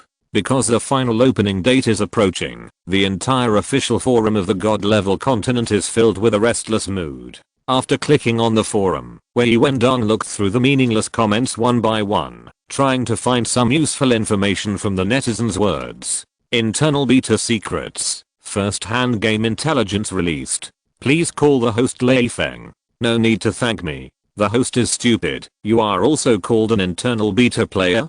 Fuck, the server is not open yet. Is it open or not? If not, I will sell my helmet and play something else. The internet is so big. There are so many fun games. The host above. Don't run away. I will give you 10,000. Sell me the helmet. Contact information. Get lost. I have paid more than 4,000 in taxes. I went to the duty-free shop in Xingguo to buy it, but I didn't expect that my pen would be scratched when I got off the plane after returning. Hahaha. Please allow 4L to make a sad expression. By the way, if the host is willing to sell it, I will give you 11,000. Sister, please take me, main priest. Enough healing. Muah. It was no different from yesterday's forum, all meaningless things. Although it was a bit regretful, Wei Wendang, sitting in front of the computer, was relieved. Being an internal beta player was his only advantage. In addition to some basic game operations, regular mission locations, monster spawn points and other basic information, he also discovered a hidden job inauguration mission. Most of these hidden professions are unique, or have a limited number. What he is most worried about is that other internal test players have also discovered these secrets and put them online. But now it seems that his worries are completely unnecessary. Every player who tries to make a big splash in this next generation global online game is selfish, and no one will expose their cards at will. Finally, the day of the server opening came. Wei Wendang adjusted a comfortable posture, lay flat on the bed with a helmet, and silently recited the startup command. It was a sense of release that the soul floated to another world. With a brief interruption of consciousness, when he opened his eyes again, he had appeared in the grey cube. When he went on couldn't wait to call out the menu bar, and was pleasantly surprised to find that the icon of the god level continent had lit up. It was login permission. As explained by the official Futureman technology, after the character was created, he found the floating cursor of the video button in the menu. Then he confirmed the icon to log out of the game. Well, that's good. The sign to log out of the game is also on. Before entering the game, he thought about what to do if the plot in the movie happened and he was locked in the game and couldn't get out. But now it seems that this worry is completely unnecessary. Although it is an open world, the novice village still appears in the form of a copy, which makes it convenient for novices to check guides and exchange experiences to get started quickly. However, even so, the novice village numbered 00001 is also crowded with people, and it looks dark. Ignoring the long list of team requests, Wei Wendong skillfully opened the map, set the coordinates in the center of the village, and walked quickly over there. Unlike other rookies who wandered around the novice village and ran around the map to see the sights, these internal test players have already experienced the freshness of this open virtual world. They immediately walked towards the direction of the village office, found the village chief, and received the first novice task in their career, hunting 10 demon toads and obtaining the novice title of demon toad killer, as well as 3 silver coins and a soul renewing candle. However, in the center of the novice village, he saw a strange player. He was clearly standing next to the village chief, but he did not receive the task or talk to the village chief. He just touched his chin and muttered something inexplicable like, "Is the house of this village office a little small? The street is still too narrow. The skirt of the novice guide is not short enough," etc. Suddenly, Wei Wendong noticed the impatient expression on the face of the village elder and suddenly realized it. Could it be? This is a hidden task. After a while, the strange player chatted with the village chief for a few words and then left. It seems that he has accepted some task. Having made up his mind, Wei Wendong also followed suit and walked forward, imitating the suspected internal test player, and pointed at the door of the village office. Although the village chief's eyes were disdainful, he was indifferent. The eyes seemed to say, "Tu Yang, Tu Seng Pio." Seeing this, Wei Wendong gritted his teeth, and the voice of criticism gradually became louder, and the questions he asked became more and more tricky. For example, the feng shui of this door is not right, the lighting of this window is not good, and the ability of this village chief is probably not very good. The village chief's face was also like a mask, starting with a disdainful smile, then looking aside and ignoring, and finally gradually became cold. Just when Wei Wendong was about to give up, the village chief jumped up and pointed at Wei Wendong's nose and cursed. "I'm angry. This person can actually speak English?" However, the village chief did not give him any hidden tasks. Not only that, what made Wei Wendong want to cry was that no matter how much he begged the village chief to give him the novice task, the village chief no longer paid attention to him. Without that candle, the follow-up of the novice task could not be completed. The NPC would also throw a tantrum. This game is too smart, so smart that it makes people feel annoyed. It seems that he is really angry. Playing a little joke, rejecting the water meter. If you're listening to this novel on a channel other than Fanfic World, it means they downloaded and uploaded it without effort. We cordially invite you to visit our channel, Mundo Fanfic Novelos. There you'll find the original version of this story and you can explore many other novels of various genres. We're waiting for you to immerse yourself in a world of incredible novels. Chapter 594, Hug Until Your Hands Are Weak. HU. Jiang Chen took off his helmet and sneezed. He rubbed his nose and muttered, "Who is scolding me?" He just logged into the god level continent and personally experienced the virtual reality online game designed by Futureman Technology. In high school and college, Jiang Chen, like most students, was also a half-internet addict. Because he had no girlfriend, he often played games with his roommates when he didn't have classes. At that time, he had imagined what it would be like if he had the luck to see the kind of virtual reality online game described in the novel in his life.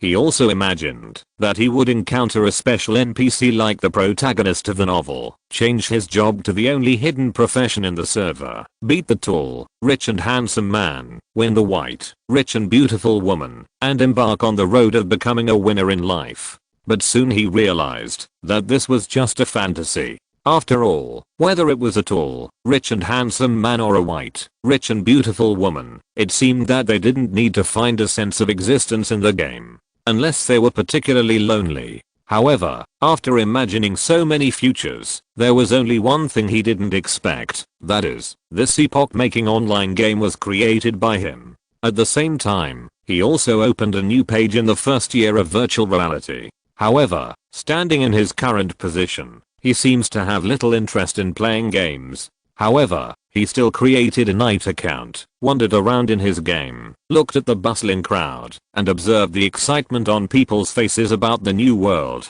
It can be regarded as a dream come true. After logging off, Jiang Chen put the helmet aside and opened the web page through the computer.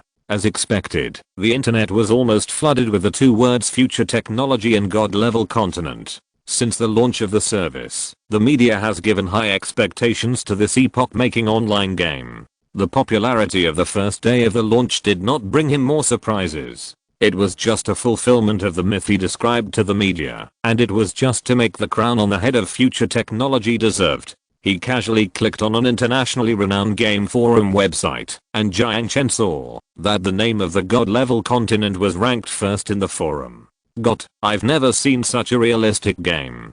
Goodbye Gabe, Steam has been removed from my hard drive. I think I won't be interested in those small games on consoles and PCs for a while. Unbelievable, that real feeling of time travel. It's like traveling to another world. Bad review. You can't create a female character. The gender recognition function is going to die. Are the NPCs in it artificial intelligence? I heard that there will be a harmony patch in the future. Can it overthrow those NPCs? I seem to have fallen in love with the novice guide. XD it seems that if you lift a girl's skirt casually, you will be locked up in a small dark room. Who knows how long you will be locked up? Urgent. After reading the above comments, Jiang Chen's mouth corners slightly raised. The market has given a very high evaluation to this game, so there is no need to make a big adjustment to the production capacity of helmets for the time being. According to this market enthusiasm, it should be no problem to produce another 100 million helmets. However, in order to ensure that the market is not oversaturated and indigestion, it is better to control the monthly shipment volume to 20 million pieces. These days, Jiang Chen basically keeps a 9-to-5 schedule, appearing in the office on the top floor of the Future Group headquarters building. Most of the time he doesn't go to work, but only makes a general deployment for the company's development, and then calls the managers of various departments to the office to ask questions like a supervisor. This regular life is still quite new to Jiang Chen. However, with the arrival of New Year's Eve, this fresh and short period of time has come to an end. Last year, for various reasons, Jiang Chen was unable to spend the new year with his parents in China, but spent the new year in the end of the world. But now his parents are around, and he doesn't have as many troubles as last year, so naturally he will not give up the opportunity to spend the new year with his parents. Although it may make Sun Jiao and the others feel a little regretful, Jiang Chen still plans to spend the new year in the present world this year. Speaking of the new year, Aisha also made a joke, because she mistakenly understood New Year as Chinese Christmas. In order to give Jiang Chen a surprise, the little girl filled the house with Christmas trees, ribbons, and bells in advance, while Jiang Chen was away, and put on a red short skirt, dressed up as a Santa Claus girl. Later, it was Xiao who corrected her mistake and helped her put away the small decorations, restored the house to the way it should be during the Chinese New Year, and taught her the little knowledge that Chinese New Year is usually celebrated at the parents' home instead of your own home. On the night of New Year's Eve, Jiang Chen took Aisha to his parents' home. Because they lived very close, he would occasionally come here with Aisha to have dinner with his parents, so he also had a copy of the door key to his parents' villa. After parking the car in the garage, she took Aisha's little hand and walked in. When Jiang Chen walked into the house, the two old people were preparing the New Year's dinner. The nanny who was responsible for taking care of the two old people was also on vacation, so at this moment, there were only the two of them at home. In fact, at the beginning, Jiang Chen's idea was to hire a chef to cook the New Year's dinner. But according to Jiang's mother, the New Year's Eve dinner is better to be made by hand. So he followed his parents' wishes and helped Aisha to prepare the sumptuous New Year's Eve dinner. Life in New China is good in every way, except that there are fewer relatives and friends, no firecrackers, and it never snows. As for the Spring Festival Gala, that is indispensable in previous years, it is still there. In New China, you can also watch Chinese TV stations, but this year's Spring Festival Gala is still full of complaints like last year. However, no one cares about the content of the Spring Festival Gala. After all, at this moment, what is important is not what is being broadcasted, but who is watching it with. When the New Year's Eve dinner was in the second half, there was a knock on the door. After Jiang Chen opened the door, he unexpectedly saw Xia Xiao holding a package of gifts in both hands, standing at the door a little stiffly. When she met Jiang Chen's eyes, she immediately looked away in a subtle way. The light red on her cheeks, was not sure whether it was the blush of light makeup or the joy of celebrating the new year. "Yes, my mother asked me to come to pay New Year's greetings," she said softly while standing at the door. "You are the daughter of the old Xia family. Haha, why are you being so polite? Come in." Before Jiang Chen could even speak, his father's loud voice rang out. It was rare to meet fellow villagers in this foreign country. Since Xia Xiao's family moved here, the two families have been particularly close and often visit each other. The old man of the Xia family and Jiang are even a pair of fishing friends. When the weather is good, the two often go out to sea together on a yacht. It is precisely because of this that the familiar smell of seafood is indispensable on the Jiang Chen family's dining table every day. Occasionally, Jiang Chen would bring two fish to the end of the world to taste the seafood with Sun Jiao and the others. Jiang's mother enthusiastically pulled Xia Xiao to the dining table and frequently put food into her bowl. Although she repeatedly said that she had eaten, she couldn't resist Jiang's mother's enthusiasm and ate a few bites. Jiang Chen smiled bitterly and pretended not to see his father's ambiguous eyes. The kiss at the last annual meeting seemed to have a great impact on Xia Xiao, so that her attitude towards him has been a little subtle these days.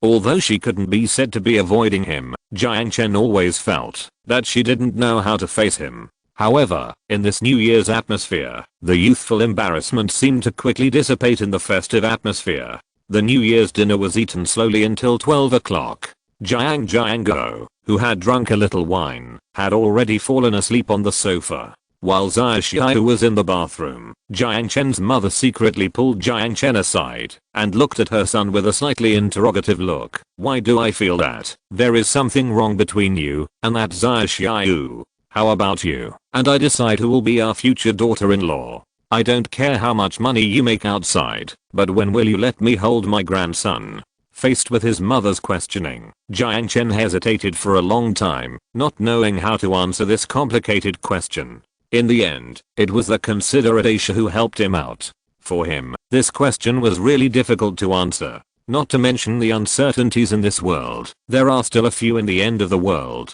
But one thing is certain, if mom really wants to hold her grandson, she may have to hold her grandson until her hands are tired. I woke up and found that the monthly ticket list was blown up. Gentlemen, let's fight back. It's only a difference of 200 or 300 votes. I've blown up Xiana Long's chrysanthemum flower. In the last 2 days, I'll fight back to 4th place. On May Day, I'll burst out 10 times, climb to 3rd place, and burst out on the 15th day.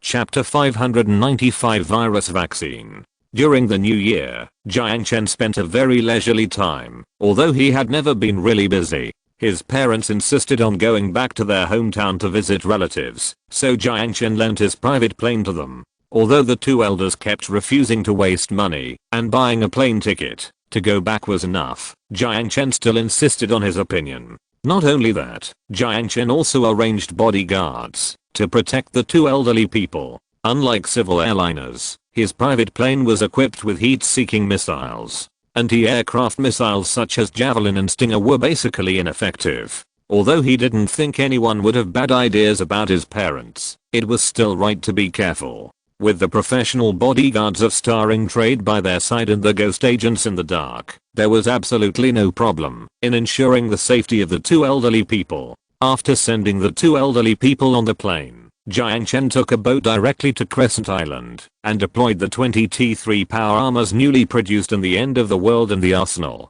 The soldiers who received power armor operation training in the virtual reality training cabin have basically completed their training tasks. On the issue of Mindanao, Singapore has already had friction with the United States. In order to deal with possible threats, starring trade can only prevent them by strengthening its armaments. According to the intelligence sent by Ivan, most of the zombies in Cagayan City have stopped their normal life activities. There are no humans to eat, and these zombies cannot eat their own kind, so it is natural that such a result will occur. After discussing with Ivan on the phone, Chen Zishan, the commander of the 11th Brigade of the Moro State, sent a team of cleaners to Cagayan City. With the cooperation of Scorpion tanks and heavy trucks supported by the United Nations, cleaners wearing chemical protective suits and shotguns set out from the safe zone and gradually recovered the dead bodies scattered in various corners of the city. These bodies will be sent to the incinerator deployed in the suburbs of the city and cremated under the supervision of UN observers. 257,201 people. These are the people who died in this biochemical crisis, and this number was finally counted by the Moro State.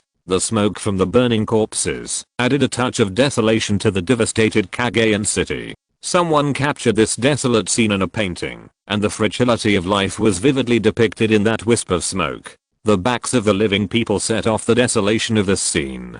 This painting was eventually exhibited at an international art exhibition, and all viewers stopped and stared in silence. On the other hand, with the introduction of the resistance drug by Tequila Pharmaceutical, the so-called mint candy, after the drug was proven to be effective in clinical trials, the survivors in the safe zone finally welcomed the day when the isolation gate was opened. However, this pill also has obvious defects. That is, it cannot make the user gain permanent resistance to the T-virus. At most 3 years, the pill must be taken again to ensure that the virus will not be infected. And the most important thing is that taking this pill multiple times will also cause the user to develop drug resistance to the pill and reduce the self-resistance to the T-virus. As soon as the clinical trial results of this pill came out, it aroused Jiang Chen's vigilance. Radicev had confessed to him that he had taken a mint-flavored drug before carrying out the mission. According to Giles, a member of the Black Ship organization who had died in the battle, that was a drug to fight the zombie virus. There was indeed something strange about Tequila Pharmaceutical being able to come up with the antidote for the T-virus so quickly. However, it is still uncertain whether the Black Ship organization controls Tequila Pharmaceutical, or whether there is some kind of exchange of interests between the two parties. In any case, the behavior of this Japanese company is no different from playing with fire. However, the evidence currently available is not sufficient, and Radicev's one-sided statement cannot prove that Tequila Pharmaceutical has a direct connection with the biochemical crisis that broke out in Cagayan City. The Japanese government will definitely not impose sanctions on its star companies because of Jiang Chen's unilateral warning or accusation. Jiang Chen can only hope that the ghost agent who has already left for Tokyo can bring him good news. After Tequila Pharmaceutical launched the pill, Future Human Biology also came up with the corresponding research results in injectable anti-T-virus vaccine. The vaccine recipients will obtain permanent antibodies to the T-virus that broke out in Cagayan City. At least within 50 years of vaccination, there is no possibility of being infected by the virus. Once the vaccine came out, it received widespread attention from the international community and had a great impact on Tequila Pharmaceutical's business. After all, whether in terms of production cost or clinical effect, the T-virus resistance vaccine developed by Future Human Biology is far superior to Tequila Pharmaceutical, but the output is slightly inferior. For this reason, Tequila Pharmaceutical had to hold an emergency press conference and promised the media that it would develop a more effective antiviral agent or vaccine in the shortest time. Because the vaccine problem was solved, the international medical team stationed in Cagayan City also evacuated one after another. At present, Future Human Biology has invested in a new pharmaceutical factory in Cagayan City, expanding the daily output of vaccines to more than 100,000. Many international and national health organizations have placed vaccine production orders with Future Human Biology. According to Taoming's profit forecast report, due to the gap in the international market for T-virus resistance vaccines, Future Human Biology's profitability is expected to exceed $12 billion in 2017. It was only the beginning of the year, and when making such a profit assessment, his voice was so affirmative. However, even so, the financial report of Future Human Biology is definitely not comparable to that of Future Human Technology. There is no doubt about this. As of early February, God-level continent has been on the right track, and the media response can be said to be widely praised. According to the report of Ninghua Jian, the new CEO of Future Human Technology, God-level continent currently has 110 million active users worldwide. With such a large user base, even if the game itself is free, there is no need to worry about profitability. Futureman Technology has accumulated a lot of operational experience in the new era mobile game. And these experiences, many of which are worth learning from, have also been applied by the project team to the virtual reality online game of God-level continent, such as the auction house system, fashion system, etc. Without affecting the gamma play, the profit channels have been expanded to the greatest extent. However, with the start of the global service, there are still many small problems that were not noticed during the internal test, which were also discovered one by the operation department and improved with the efforts of the technicians on the end of the world. For example, some people are too addicted and spend the whole day in the virtual world, completely forgetting the day and night in the real world. Although the phantom helmet will not cause damage to the user's body, lying in bed for a long time is itself a kind of destruction to the body, not to mention the problem of eating, drinking, defecating, and urinating. In this regard, Jiang Chen and his technicians have designed a status panel in the player's menu bar. According to the body's feedback to the brain's nerve signals, the body's hunger and dehydration status are determined. Once it is determined to be an abnormal state, it will be reminded within the player's field of vision. If the player ignores it for a long time, the forced logout protection mechanism will be activated. On the other hand, in order to prevent players from being overly addicted to the virtual world, Futureman Technology has also imposed certain restrictions on the game time of players. According to the urban time zone of the player's area, the player's experience gold coin income is 100% from 8 PM to 6 AM. After entering the daytime period, more than 8 hours of game time will cause the player to enter a fatigue state, and the income is only 50% of the normal state. Continuous online time exceeds 24 hours. Two online intervals of less than 1 hour are considered continuous online, which will trigger a forced offline protection mechanism. Of course, this protection mechanism only applies to weekdays, and the restrictions on continuous online time will be relaxed on holidays. This is also considering that many people have the habit of playing all night on holidays. In the future, Futureman Technology will also launch a virtual reality hibernation capsule.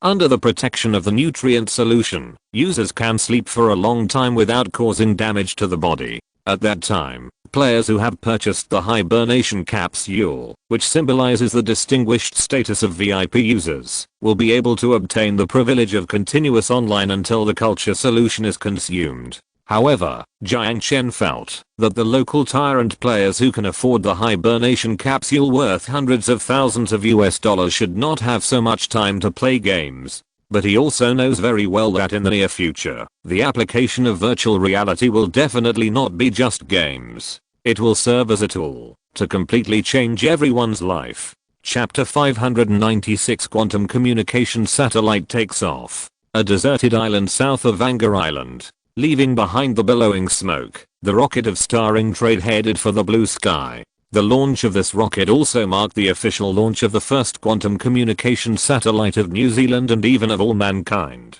Of course, the public does not know the true nature of this satellite, and Starring Trade has not made any explanation about the satellite's use of non-classical information transmission quantum communication technology. It only generally stated that the satellite uses innovative technology so that the delay of accessing Wi-Fi can be controlled below 20 ping. The satellite will provide free Wi-Fi services to the entire New Zealand as part of the welfare of civil society, while improving the evaluation of starring trade by the New Zealand people. It has also greatly improved the tourism rating of the Panu Islands. In addition, due to the wide coverage of the satellite and the large idle service interface, the Aerospace Technology Centre of Starring Trade is currently negotiating cooperation with Telstra, Australia's largest telecommunications operator, to provide paid Wi-Fi services to the eastern region of Australia. I never thought I would be standing in this hellhole again, watching you guys play with rockets. Henry, an observer from the United Nations International Aeronautics Organization, was standing outside the rocket launch site wearing sunglasses, looking at the empty launch pad with boredom. It was clearly February, but the air on Koro Island already had the flavor of the summer solstice, and this heat was particularly evident on this island close to the equator. Seeing that there were no media around, Henry took off his suit and hooked it around his arm. There are 24 launch plans a year. If you think the money is too much, you might as well donate some to the Red Cross. Of course, I'm also doing charity. As for the Red Cross, I don't have that much spare money. Jiang Chen teased. The Red Cross has a bad reputation in China, and it is no secret internationally. Any imported product, whether it is advanced goods or ideas and concepts, will have some good or bad changes in the process of localization. So in response to Jiang Chen's teasing, Henry, a Protestant who would take out part of his salary every month to do good deeds, just snorted and didn't say much on this issue. Every time I step onto this island, I have the illusion that I have been exiled from civilized society. Henry muttered to himself as he watched the rocket take off and the smoke column dissipate. You should feel lucky, because this is the starting point of mankind and the future center of the universe. Right here? Henry pointed to the bare gravel under his feet and said sarcastically, unless the future of mankind is to dry salted fish on the beach. Jiang Chen could understand Henry's resentment. After all, if it weren't for the new country's year-long launch plan, he wouldn't have been transferred from bustling Washington to stay here permanently, staring at the smoke column twice a month. But the idea of drying salted fish somehow hit Jiang Chen's funny spot. So Jiang Chen patted his shoulder and laughed. Then just think of it as a vacation in Hawaii in the Western Pacific, although this vacation may be a bit long. Enjoying the hospitality of a 5-star hotel every day. If I were you, I would definitely not complain so much. Henry glanced at Jiang Chen and turned to walk away in the direction of the port. It has been confirmed that today's launch plan has nothing to do with intercontinental missiles. He has already finished half of his work this month, so there is naturally no need to stay on this island. He just wants to get back to the hotel where he is staying, change into clean clothes, and go to the bar to drink 2 cold beers. The budget for his business trip given by the United Nations is only enough for him to stay in a convenient hotel, but Starring Trade has really treated him well. Not only did they arrange his accommodation in the headquarters building of Future Group, but they also covered his 3 meals and even gave him a bus subsidy of $50,000 per month. $50,000 is enough to buy a nice car. Henry was a little reluctant at first about Jiang Chen's enticement, but later he accepted it calmly. After all, writing 2 reports every month is still very tiring for him. As for the satellites that happened in Starring Trade, he turned a blind eye, skipped the procedure of checking key components, and directly filled in the general project of conventional commercial communication satellite on the form. In his opinion, such a small cube could not carry any dangerous combat components, and the structure of the rocket is indeed done relative to intercontinental missiles. Originally, it was only the Philippines that had some complaints about Singapore's launch plan. Since the Mindanao missile crisis, the United States and its allies have also begun to talk about Singapore's rocket launch plan. The first thing the United States did after the peace agreement came into effect was to put pressure on Singapore through the United Nations, requiring Starring Trade to announce the number of intercontinental missiles and report the number of all submarine missile silos. Jiang Chen certainly would not agree to this, and put forward corresponding conditions. unless the United States announced the deployment coordinates of all its domestic intercontinental missiles. Starring Trade would never disclose any information about submarine missile silos. Are you kidding? Do you think I'm stupid? I've told you everything. How can you play this game?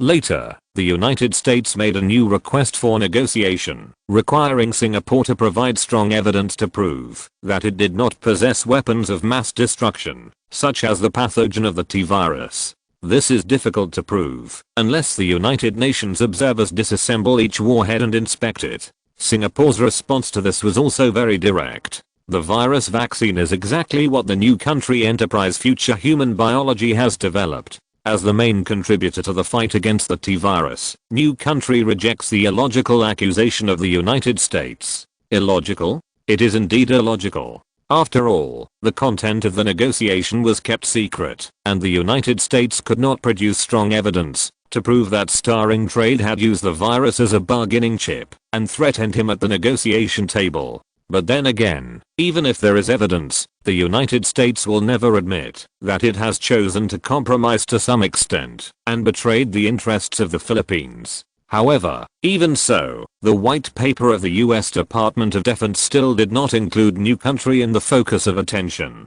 After all, no matter what, this small country with a population of just over 30,000 is still too small. Even if it is a bit noisy in the regional situation, it does not constitute an impact on the hegemony of the United States. What the United States is really worried about is that new country will get closer to China. If this really happens, the island chain they painstakingly built in the South China Sea will no longer exist. But for now, new country does not seem to have any plans in this regard. Although the space activities were extremely ordinary, there was no move to conceal the launch procedures, which made the US Department of Defense feel a lot more at ease. However, despite being relieved, the White House still maintained the most basic vigilance against the new country that possessed the technology to launch intercontinental missiles. The frequency of CIA activities on Koro Island had obviously increased in order to search for weapons of mass destruction that did not exist at all. The second launch mission was a success without any suspense. After saying goodbye to Henry, Jiang Chen saw that it was getting late, so he gave up the idea of returning to the future group.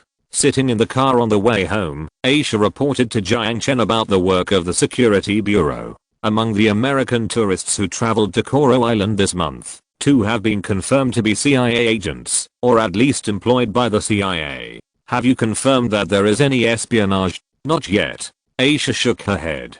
Then keep an eye on them for now. Compared to the CIA people, I'm actually more concerned about the situation in Tokyo. Have the investigations on tequila pharmaceuticals yielded any results? Not yet. Aisha lowered her head with some regret. We did not find the name of Yoshihiro Tanaka in the list of staff. Really? It seems that they have done a good job of keeping secrets.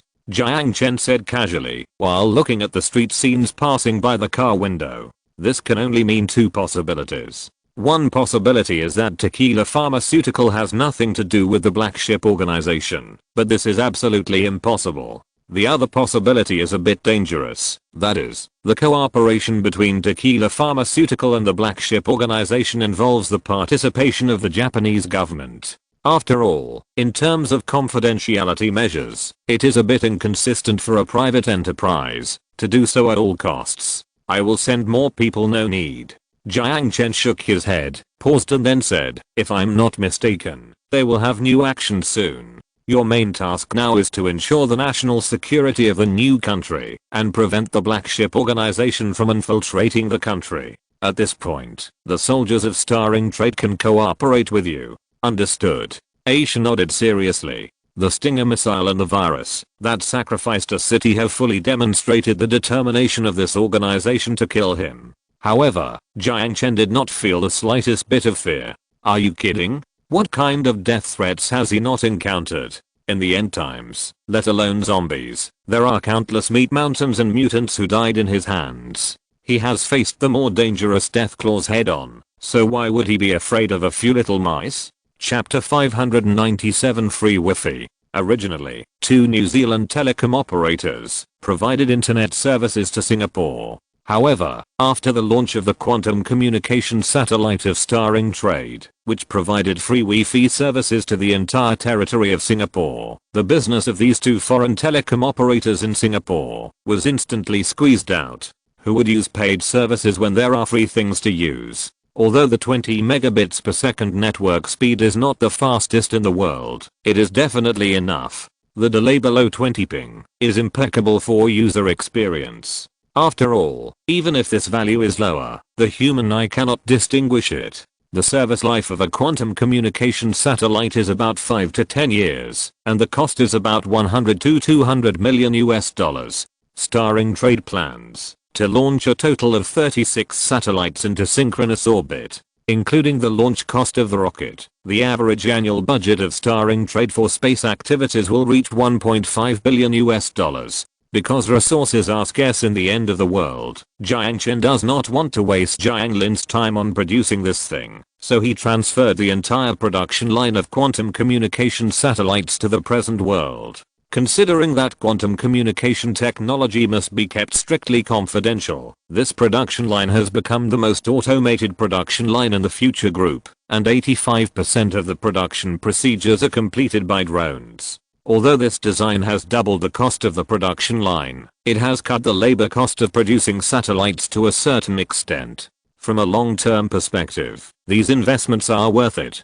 But no matter what, projects involving space are still very expensive. Perhaps the situation will be better after the space elevator is built. Regarding the withdrawal of foreign telecom operators, Jiang Chen, based on the principle of not wasting, acquired the New Zealand telecom branch in New Zealand at a floor price of 210 million US dollars, and took over all its interface equipment and talents. After the business reorganization, it was incorporated into the Starring Trade Network Project Department to provide technical services for New Zealand's internet interface.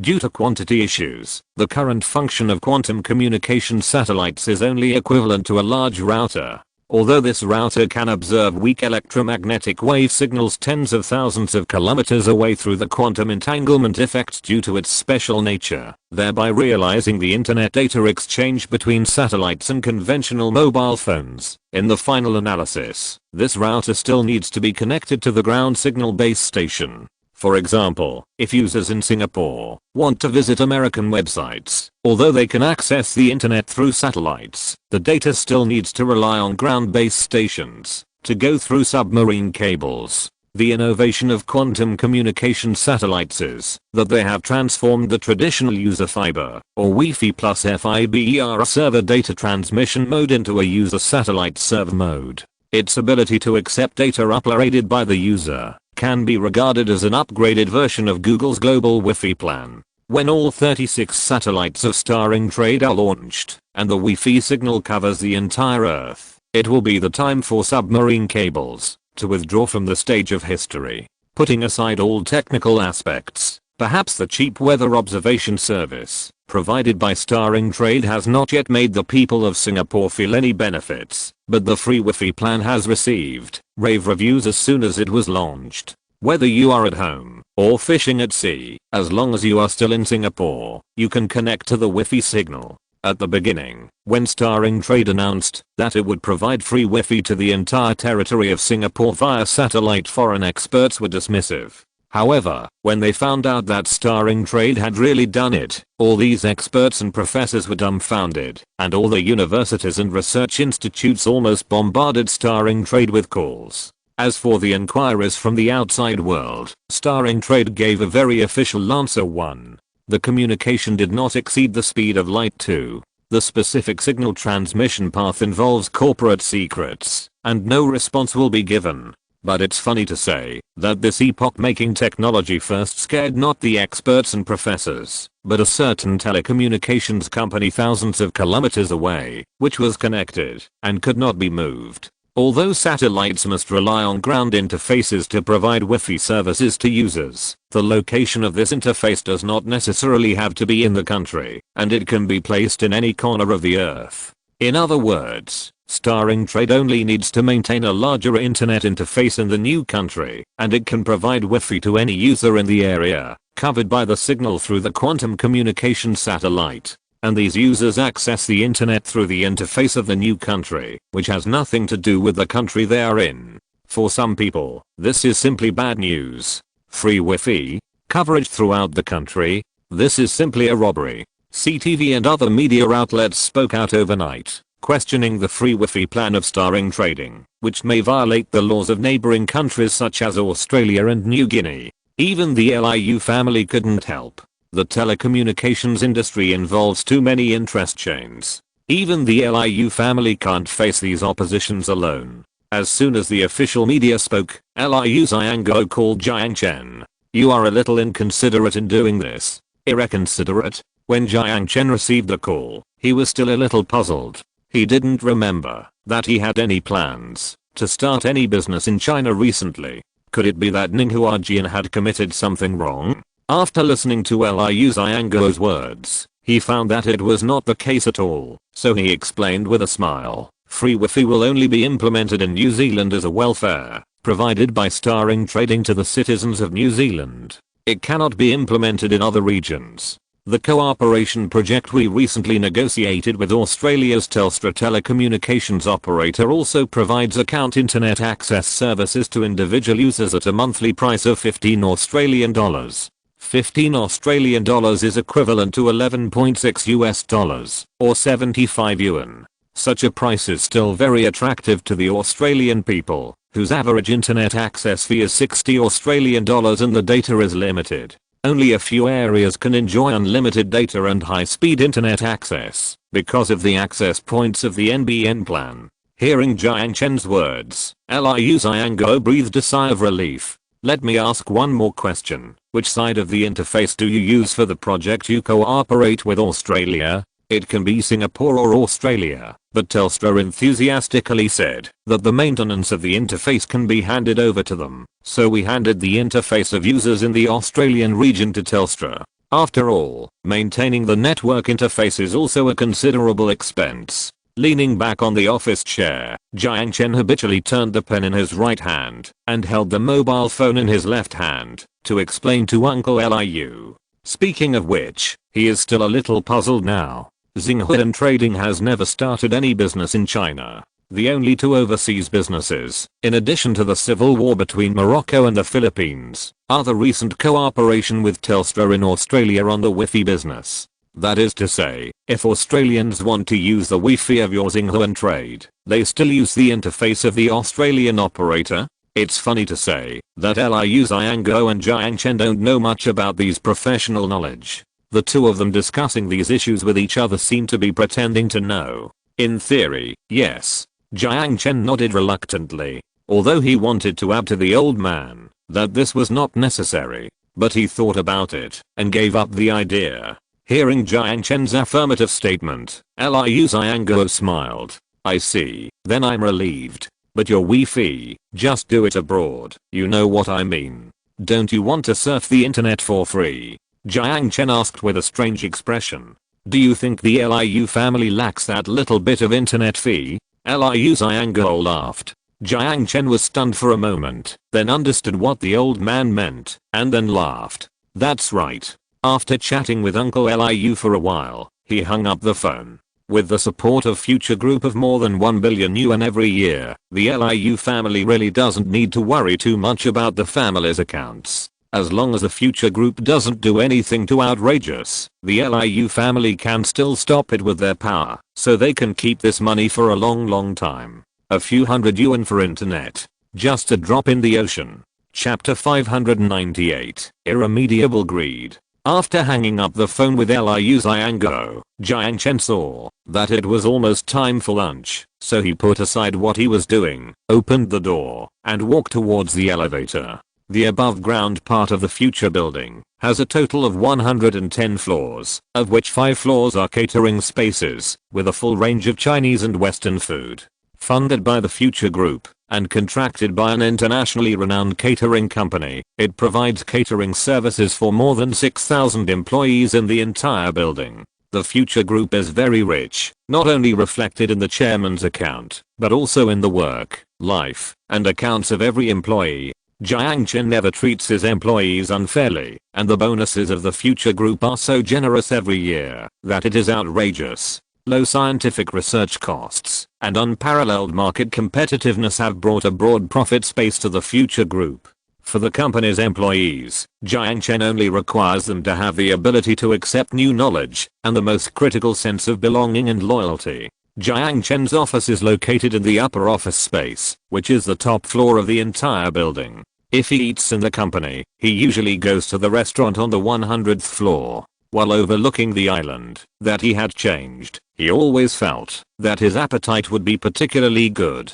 An Australian grilled steak cooked to medium rare, a plate of pasta, mashed potatoes with poached eggs, and a bowl of fragrant chicken and mushroom soup. The seat by the window on the left was his special seat.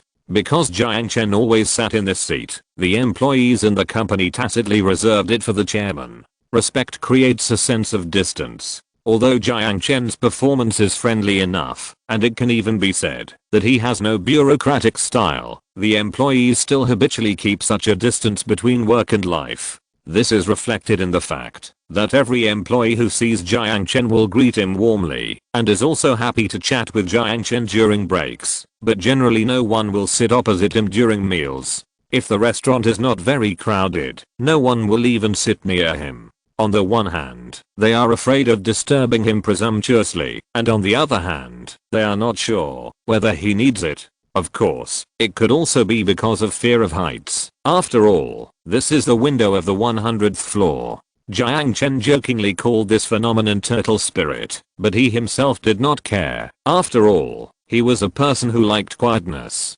Today's steak is good. It's a pity that Aisha is not here. Jiang Chen cut a piece of steak and put it into his mouth and chewed it, nodding with satisfaction.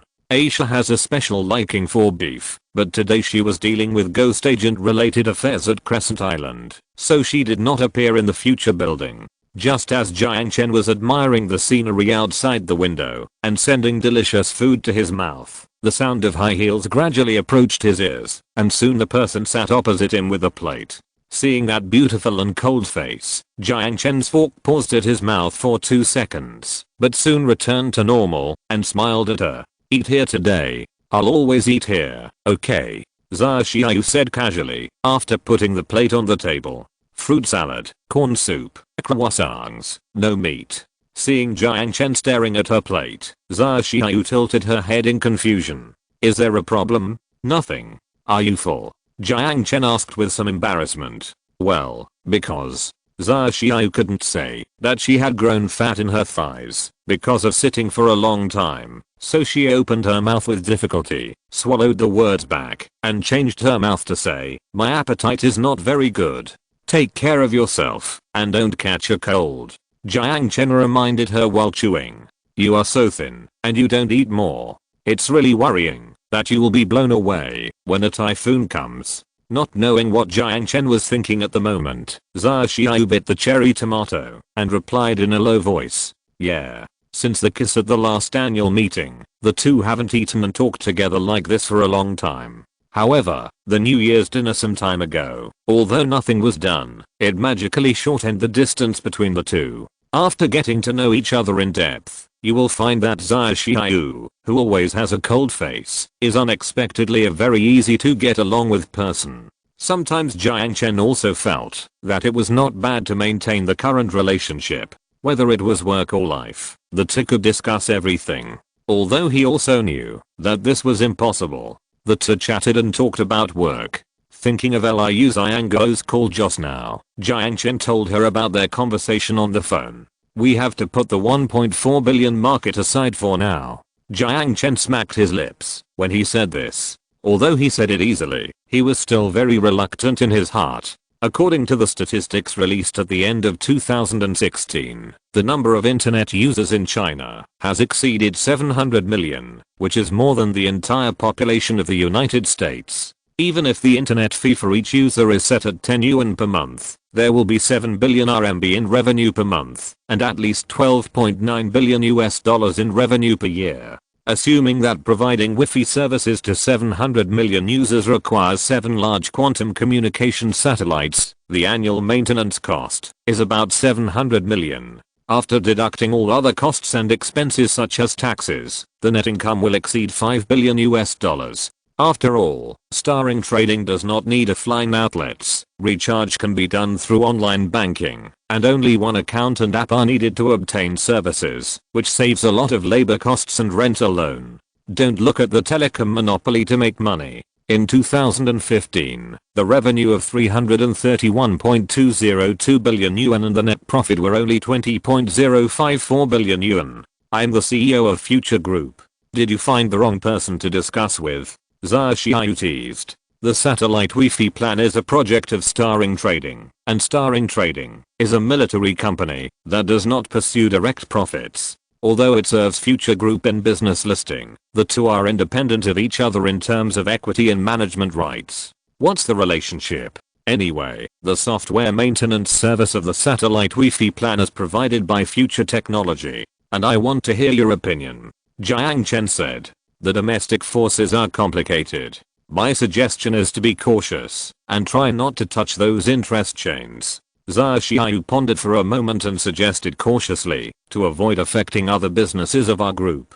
So you're just going to leave the more than $10 billion? Jiang Chen sighed as he stuffed a small tomato into his mouth. Of course not. Zha Xiao's red lips drew a confident arc. If Xinhuan Trades Wi-Fi covers the world and completely overrides the internet service provided by the submarine cable, can they still refuse you? Hearing Zha Xiao's words, Jiang Chen was stunned at first, and then smiled. The two of them unexpectedly thought of the same thing. Reject? Then you have to leave. After finishing the meal, Zha Xiao picked up the napkin and wiped the white salad dressing on her lips delicately. Looking at Jiang Chen, who was still dealing with the steak, she hesitated for a moment and said, "Can I ask you a personal question?"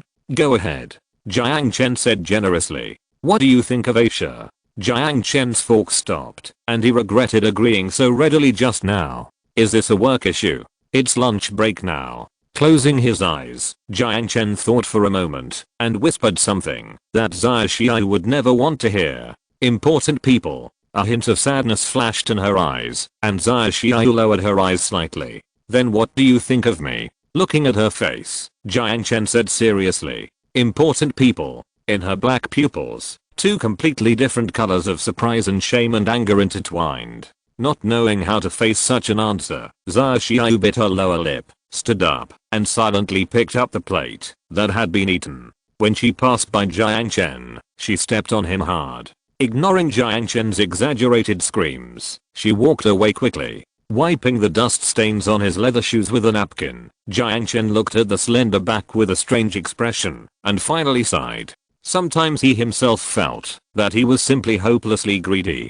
Chapter 599 Global Situation. Although he was stepped on by Zha Xiao, Jiang Chen felt particularly happy. Don't get me wrong, this is not because he is a rem, it's just that seeing Zha Xiao, who has always been serious, occasionally show such a little girl's behavior, he feels a little fresh. Back in the office, Jiang Chen took the sorted documents from the secretary in a good mood and started working this afternoon. Future Group's industry has gradually expanded to the world. As the chairman who makes the general direction of the company's development, reading books and newspapers, and paying attention to the global situation, is also one of Jiang Chen's compulsory courses. In February of 2017, the US Congress officially passed the Department of Defense's plan to permanently deploy the most advanced THAAD system at the Guam military base to replace some of the Patriot 3 air defense missiles that have been in service for a long time. Compared with the well-known Patriot anti-missile interception system, the performance of THAAD is more comprehensive. In particular, the interception altitude of THAAD has reached 40 to 150 kilometers. That is, the upper atmosphere and the lower exosphere, which has almost covered the mid-flight stage of ballistic missiles with a range of less than 3,500 kilometers. That is, the final stage of intercontinental ballistic missiles, thus achieving the interception of missiles outside the atmosphere. At the same time, the US Congress is discussing whether to sell some of the replaced Patriot 3 air defense missiles to the Philippines at a low price, and studying whether this will cause dissatisfaction on the part of China. Jiang Chen is not very worried about the THAAD system. This thing is also available in Hawaii, but it still did not capture the Dolphin 10 flying in low Earth orbit. Although the radar equipped with THAAD has the most advanced active phased array radar today, it can be used for early warning tracking of ballistic missiles launched by the enemy and intercepting them at the final stage of their flight. But it doesn't matter. If you want to capture the Dolphin 10 at the launch stage and conduct anti-missile interception, you still need the world's most advanced passive phased array radar. Of course, the United States will never admit that this is to prevent the starring trade. It only explained to the media that this missile is to curb North Korea's rockets, oh no, intercontinental missiles. On the other hand, the International Energy Summit was held in Guangzhou City, China. At the meeting, the heads of state held a comprehensive exchange of views on shale gas development, research progress in combustible ice mining technology, and new energy applications. This meeting is undoubtedly a great benefit for future heavy industry, which is in the field of pure electric vehicle batteries. A total of 147 patents on electrode materials, membrane components, new electrolytes, high energy additives, etc. for solid-state lithium-air batteries applied through the PCT channel have been recognized by patent offices of various countries. Patent departments of various countries also expressed their welcome to the first registration of patents by Future Group. At the same time, the technicians of the Automotive Battery Project Department of Future Group also digested the technology that Jiang Chen brought from the end of the world, which was only half a step ahead of the present world, and independently developed and designed the first generation of Mix 1 pure electric vehicle batteries. And the size of this Mix series will also exist as the standard for all advanced pure electric vehicles in the next decade. At present, the Mix 1 battery has been produced in New Guinea, and Lucas Automobile Company, which has received investment from Jiang Chen, has also received the first batch of battery orders and launched a new pure electric vehicle, which has entered the French automobile market first. While receiving subsidies from the French New Energy Project Fund, it has won the favor of middle and low-end consumers at a price of €60,000. At the same time, Lucas Automobile Company's application for listing on the second board of the Euronext was approved, and 10 million shares were publicly issued at a price of €15, totaling €150 million, accounting for 20% of the total share capital, and the price-earnings ratio was 11 times. As a result, Jiang Chen, the largest shareholder of Lucas Automobile Company, also changed his shareholding ratio from 80% to 64%. On the day of listing, Lucas' stock price rose from €15 to €18.3 and finally stabilized at around €17. Jiang Chen's shares in Lucas Automobile Company, which he acquired with a financing of $100 million at the Munich Motor Show, became $760 million because of the listing. However, this is just the beginning. When Lucas Automobile goes to France, Europe and even the world, it is only a matter of time before the market value of this automobile company exceeds 10 billion. After all, pure electric vehicles are the future, and fuel vehicles are destined to enter museums like steam locomotives. There is no doubt about this in the face of the wheel of history. Finally, there is news from Europe. From the Paris theater in early 2016, to the Belgian station, to Munich, Germany at the end of the year, the fire of terrorism has completely ignited the panic of the European people, and also ignited the unstoppable fire of nationalism.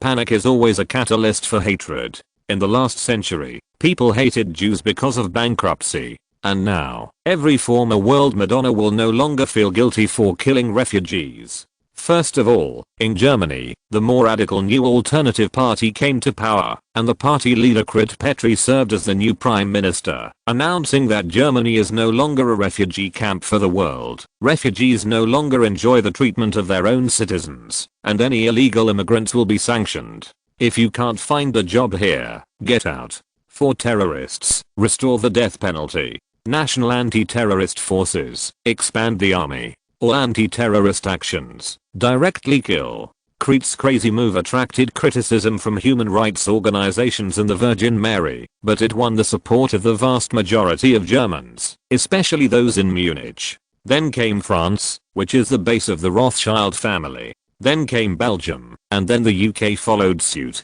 Although not as radical as the New Choice Party, it was not much less.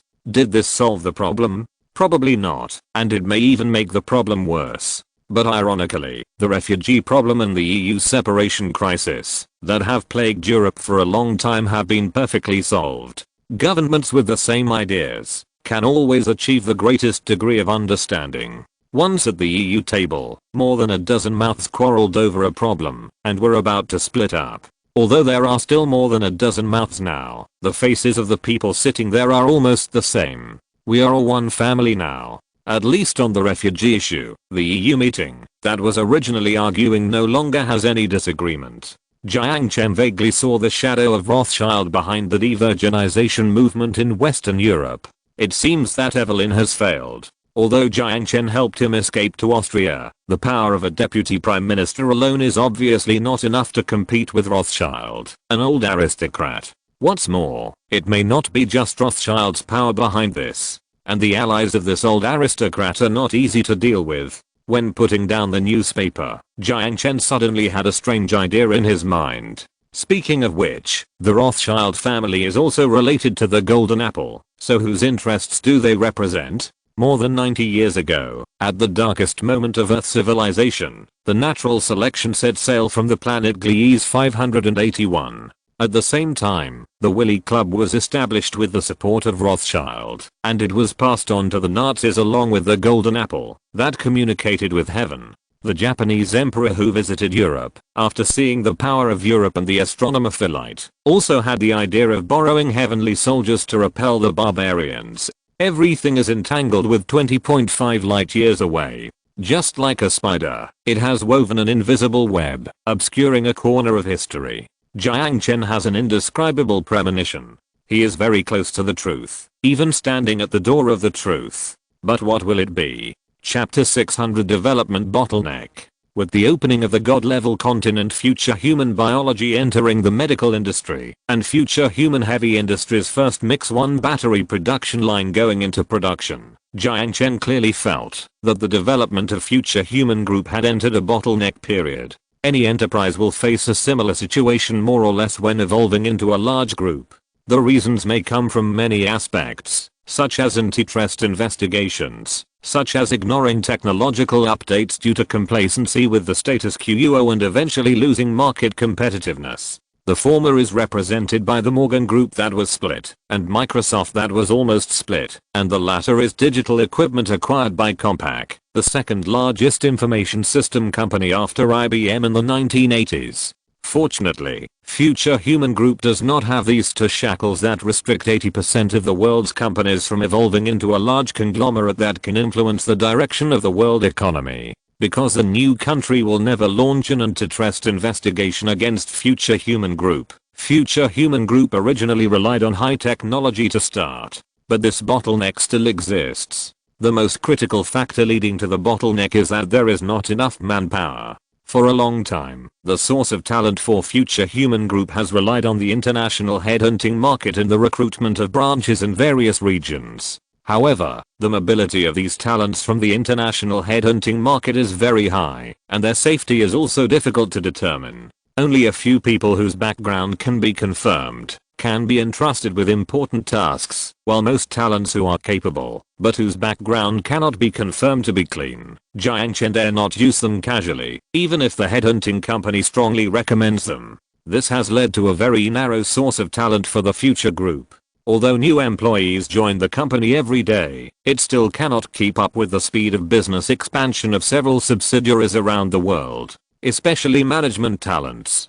Compared with technical talents, the gap in management talents is very large, but there are very few reserves within the group, which is also the most headache for Jiang Chen. There are many people willing to work in the Future Group, but there are not many people willing to immigrate to Singapore with their families and work on Coral Island. Singapore has a large floating population, which can even exceed 50,000 during the peak tourist season, but the permanent population is only 30,000. It is hard to imagine that such a small country with an underdeveloped education level, labor shortage, and inactive market can support such a large multinational group. In fact, if the Future Group had developed in China, perhaps these problems would not exist today. But on the other hand, even if Future Group has all the technology, it may be difficult to develop into the giant it is today. It can only be said that leaving at the beginning had both advantages and disadvantages. Although Jiang Chen also invested in the construction of high schools, universities and other educational facilities in Koro Island, and arranged for graduates of Koro Island Community College to enter the group for internship training, these are difficult to be effective in a short period of time. If Future Group wants to develop faster, it must increase the attractiveness of new countries to immigrants, especially to those high-tech talents. Perhaps that plan has to be brought forward. However, just when Jiang Chen was worried about the talent issue, Dr. Amos from the University of Munich sent an email to his private mailbox, asking him to go to his laboratory. Since Dr. Amos joined Future Group, he has been immersed in the laboratory prepared by Jiang Chen for him, and spent all day in it studying D++ programming technology and primary artificial intelligence database. Later, he even changed the front desk of the laboratory into a living room, the lounge into a bedroom, and abandoned the sea view villa that Jiang Chen gave him, and used it as an employee dormitory. Jiang Chen naturally trusted him a lot for bringing his family to New China. After signing the confidentiality agreement, he gave him the advanced computer technology to study. Now he seems to have achieved some results. Dr. Amos's laboratory is in the basement of the Future building. When Jiang Chen knocked on the door, it was Amos's daughter, the blonde little girl, Miriam, who opened the door for him. She politely asked Jiang Chen to wait in the living room. The little girl with blonde ponytails ran into the house timidly and called her father. Long time no see, Dr. Amos. Jiang Chen got up from the sofa and walked towards Amos, who was wearing a plaid shirt and jeans, with a smile. Please sit down. You're welcome. Let me see the refrigerator. Coke, orange juice and champagne. Which one do you want? Amos opened the refrigerator in the living room and spoke quickly. It can be seen that he seems to be very busy. Boiled water will do. Jiang Chen said with a smile. I heard you want to discuss something with me? Yes. Amos poured himself a glass of Coke and then poured Jiang Chen a glass of boiled water. He walked to the sofa and sat down. After a pause, he continued. Do you remember the task you gave me last year? I have basically mastered that programming language. It's incredible. The person who invented this programming language is simply a genius. And that elementary artificial intelligence database. Can I meet their designers? Hearing Amos's words, Jiang Chen couldn't help but make a helpless expression. Why is everyone's reaction similar? Whether it's Doctor of Biology Sun Jiao or Kerwin, the guy who sued aerospace, these experts in various fields, when they saw the new technology he brought out, the first thing they said was that they wanted to meet the designer. Sorry, for various reasons, I can't introduce you to the designers of these two technologies for the time being. But at the latest, it will take a few years, and you may have a chance to meet them. Amos showed great understanding of Jiang Chen's explanation, and didn't react as strongly as Sun Jiao and Kerwin.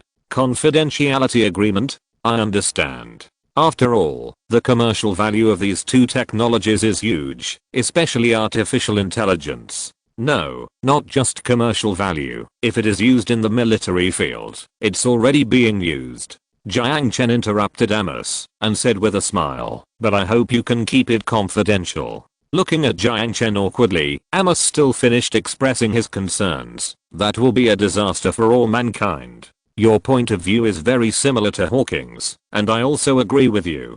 Jiang Chen leaned back on the sofa, picked up the water glass, and took a sip, moistened his throat and continued, but it should be added that unrestrained artificial intelligence will become a disaster for mankind. Let's not talk about this. The purpose of you looking for me is definitely not to talk to me about technological security, right? Amos nodded. Of course. You know, I'm a double degree doctor in information technology and mechanical engineering, and my main research areas are robotics and artificial intelligence. As he said this, the doctor waved to Miriam, who was leaning timidly against the living room door and secretly looking at the living room. The little girl understood her father's meaning very well, and she shook her golden ponytail, that looked like a squirrel's tail, and disappeared at the door. After a while, she walked into the living room with her father's laptop. This is a robot I designed, and the corresponding system program. He put the laptop on the coffee table and opened it. Amos habitually put on the anti-radiation glasses inserted in his collar, held the mouse, and clicked on the program of the robot icon on the desktop, and then turned the computer to Jiang Chen. The housekeeping robot uses the primary artificial intelligence database and D++ programming technology. The main control program including face, prop recognition, and action system is about 12 grams. This is the concept map. Have you seen Big Hero 6? You can think of this thing as a Baymax that is good at housework. End of this chapter. Thank you very much for reaching the end. Don't forget to like. Looking for more exclusive content and immediate access? Subscribe to our Patreon. Remember, every like, subscription, or donation encourages us to continue. Thanks to everyone. See you in the next video.